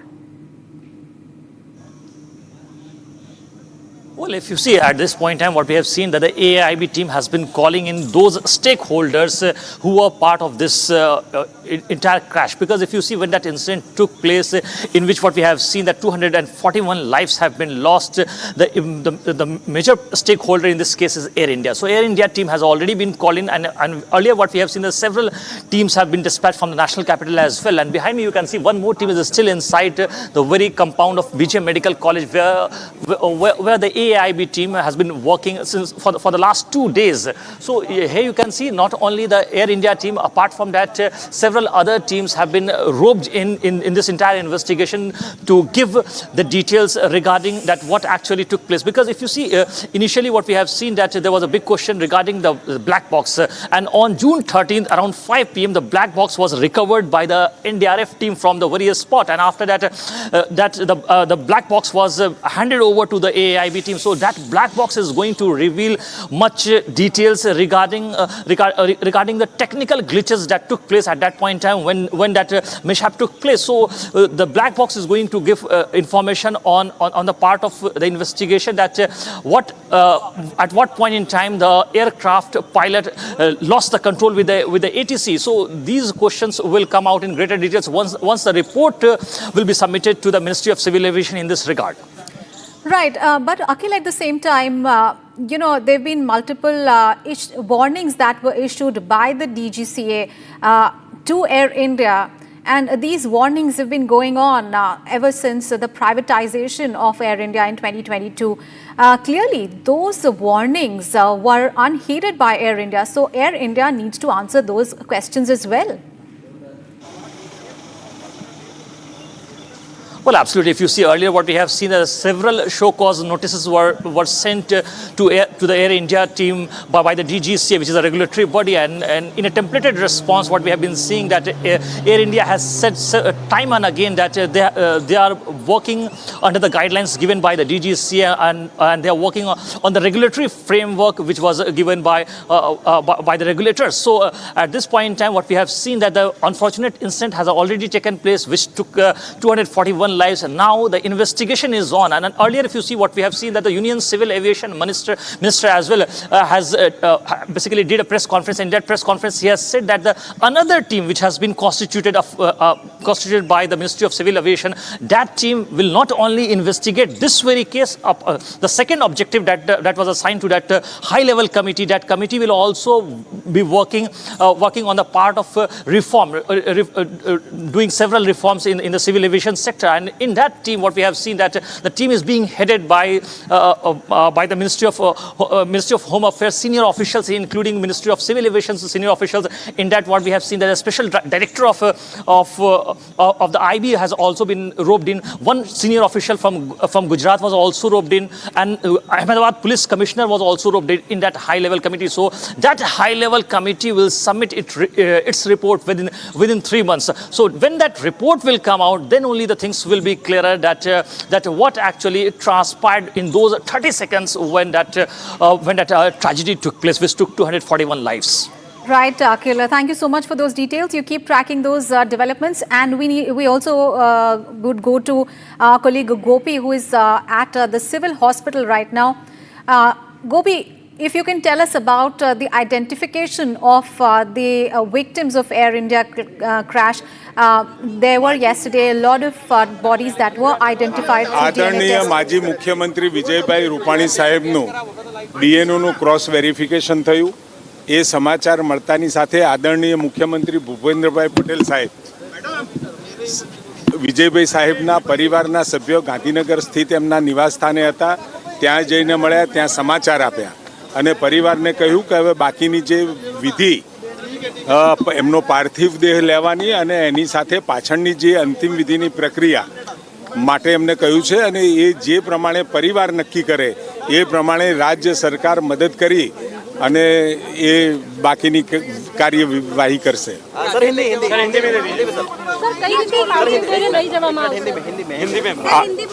आदरणीय माजी मुख्यमंत्री विजयभाई रूपाणी साहब का dead body, उनका पार्थिव देह का cross verification DNA का हो गया है, और ये समाचार मिलते ही आदरणीय मुख्यमंत्री भूपेंद्र भाई पटेल साहब उनके गांधीनगर निवास स्थान पे जाके ये न्यूज़ दिया है, ये समाचार दिया है और साथ में उनको बोला है कि अब बाकी की जो कार्यवाही करना है, राजकोट में उनका जो पार्थिव देह है किस तरह से ले जाना है और बाकी की अंतिम विधि के लिए वो परिवार जो तय करेगा उस हिसाब से पूरी राज्य सरकार सपोर्ट करेगी। वो परिवार तय करके हमें बोलेगा। वो अभी पता नहीं है, परिवार को उसका पूरा संज्ञान दे दिया गया है और परिवार नक्की करेगा कि कौन से समय पे यह पार्थिव देह यहाँ से ले जाना है। अरे भाई, मैंने ये बताया है कि परिवार तय करके बोलेगा कि उनके पार्थिव देह को किस तरह से राजकोट ले जाना है, वो परिवार तय करके बोलेगा, उसी हिसाब से राज्य सरकार काम करेगी। वो सब परिवार तय करेगा और राजकोट स्थित निवासी हमारे भारतीय जनता पार्टी परिवार के जन के लोग जो भी फैसला करेगा उस हिसाब से उनके अंतिम दर्शन की या फिर अंतिम संस्कार विधि की जो प्रक्रिया करनी है वो लोग परिवार के लोग तय करेंगे।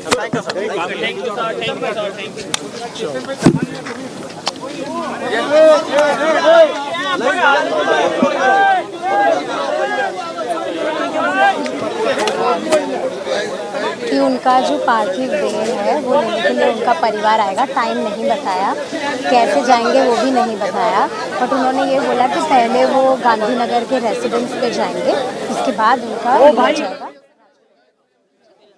Those visuals from outside the civil hospital in Ahmedabad, where the details of how the last rites of former Chief Minister Vijay Rupani would be carried out has been a detail. Let's get details from Gopi, who's there at the civil hospital. Gopi, what details have emerged on the last rites of Vijay Rupani to be carried out? Of course, the DNA match has happened, and what more information has emerged? Well, in fact, Aishwarya, you just heard that the Health Minister Rishikesh Patel was here and he was speaking to the media just a short while back where he informed the media that his family would be coming here to receive his body, while first his body mortal remains would be taken at his Gandhinagar residence, while later the mortal remains will be taken to the Rajkot residence of Vijay Rupani. While he also said that he cannot assure what time the family is going to come, but yes, as we were mentioning about this, that a huge procession and last rites are scheduled to happen later in the day in Rajkot, while his son is back from the US day before yesterday, and we are expecting the last rites to happen at around 5:30 in the evening today. Back to you. All right, stay with us, Gopi. We have breaking news coming in.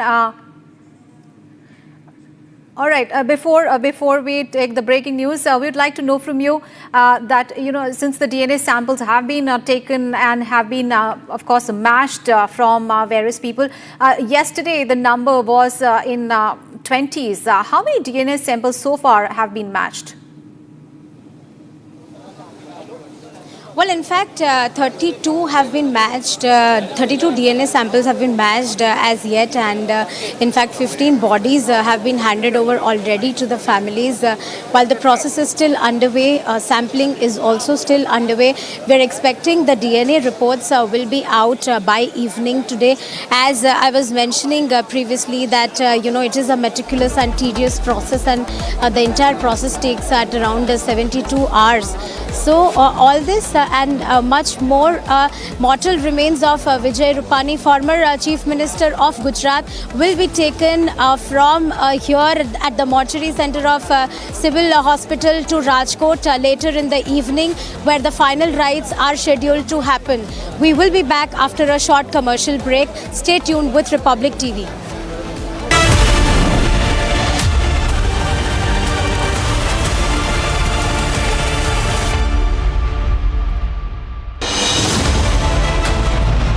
Seen what it takes to report from the front lines.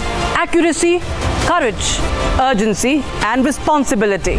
At Republic School of Journalism, you will be trained for that reality. It is not theory. It is live learning from inside a working newsroom from day one. If you want to report the truth when it matters the most, Republic School of Journalism is where you begin. Course begins on the 30th of June. Apply now.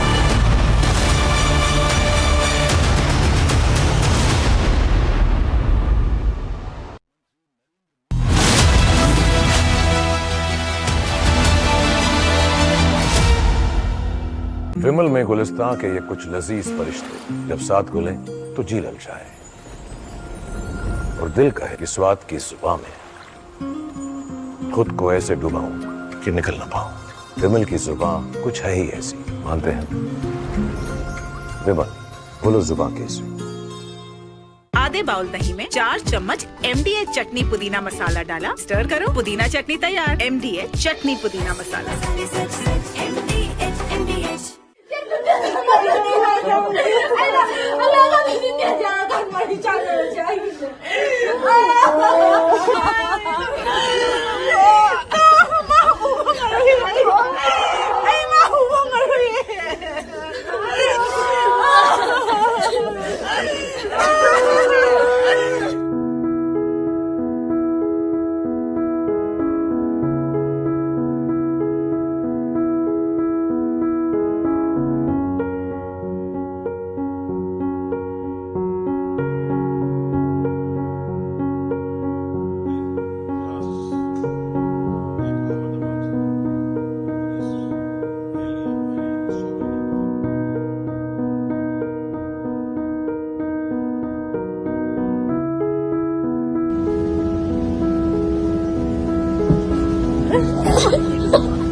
लेकिन उनके mobile भी अभी चल रहा है, ring चल रहा है, लेकिन उठाता नहीं। मेरे तो सिर्फ 3 बेटियां हैं, पहली काम मिला है वो मेरी बेटी। इसके बाद क्या बोलूं, कुछ बोलने की कोई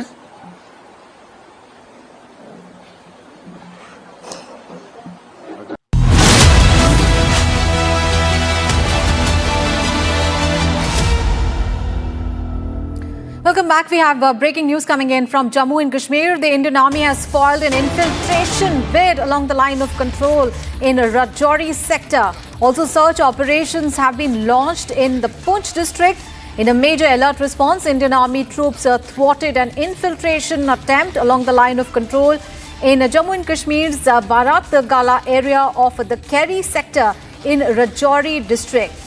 Also, search operations have been launched in Poonch. So, alert troops of the army foiling an infiltration attempt along the line of control.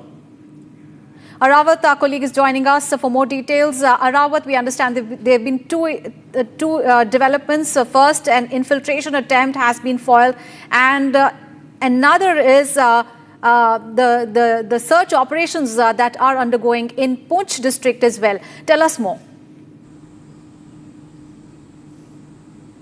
Yes, absolutely. We have seen the Joint Security Forces has received the credible intelligence input that there is an attempt to infiltrate to this side in the Rajouri district. We have seen that the Joint Forces, including the Indian Army, they have challenged the infiltrators, and then after they have run back towards the Pakistan-occupied Kashmir. And we have seen entire area has been cordoned off by the Joint Security Forces. Also, we have seen in the early morning that the raids were also conducted in the Poonch area at the residence of those individuals who are here in the Rajouri. Also, we have seen that the searches are being carried out in the Poonch district.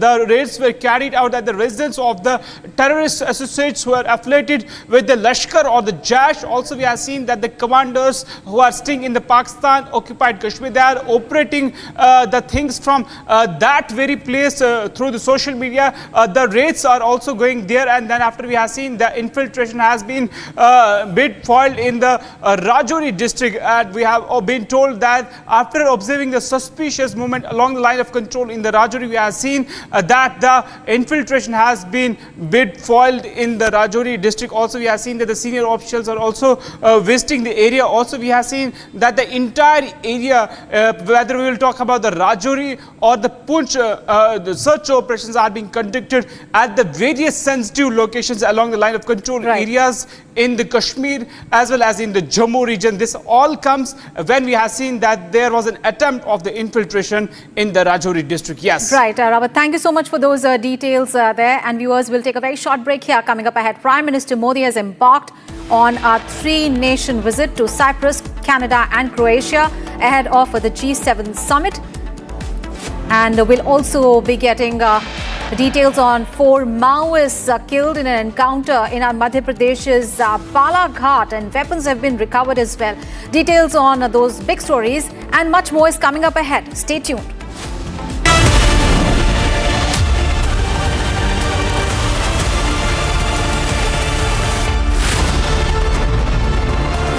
We don't just get you the headlines, we report on them.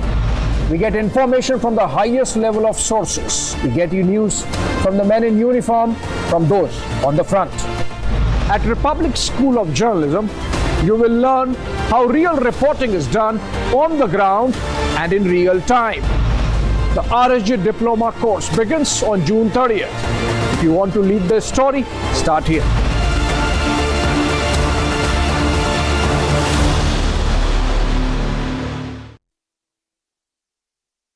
13,000 placements last year. At Amity, we are committed to nurturing passionate, hardworking and proactive professionals. ये है secret recipe MDH का जीरा SIP jaljeera मसाला।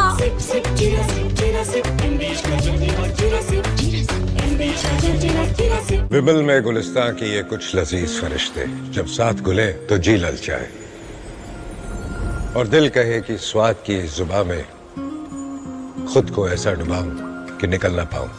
विमल की जुबान कुछ है ही ऐसी, मानते हैं ना? विमल, बोलो जुबान केसरी।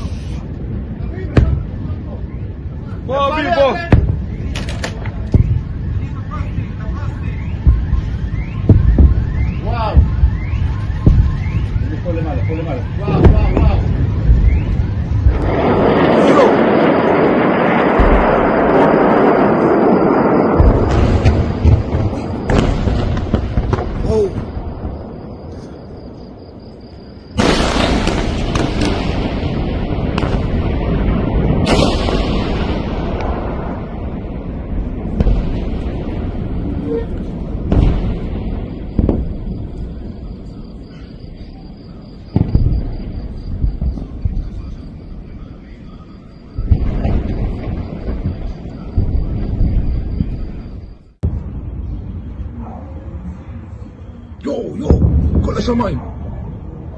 זהו, אני בורח.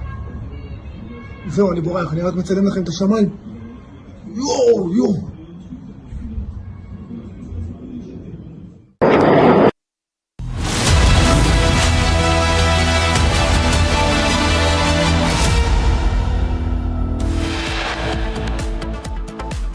आज प्रातःकाल खराब मौसम के कारण एक हेलीकॉप्टर दुर्घटनाग्रस्त हो गया। इनको गंभीरता से लेते हुए हमने तत्काल एक आपातकालीन बैठक बुलाई है और उस बैठक में निर्देश दिए हैं कि एक सख्त SOP बनाई जाए।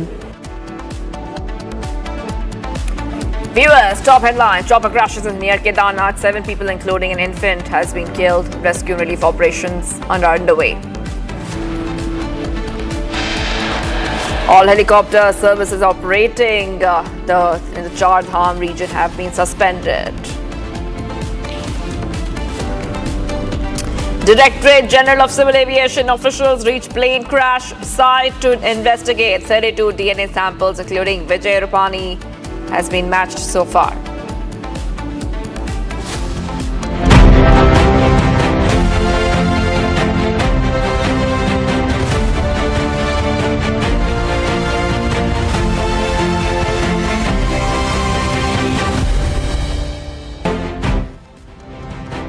Prime Minister Modi embarked on a three-nation visit to Cyprus, Canada and Croatia ahead of the G7 summit.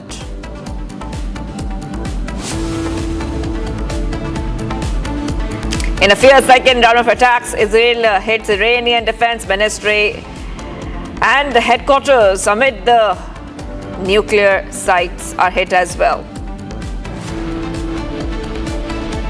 Iran retaliates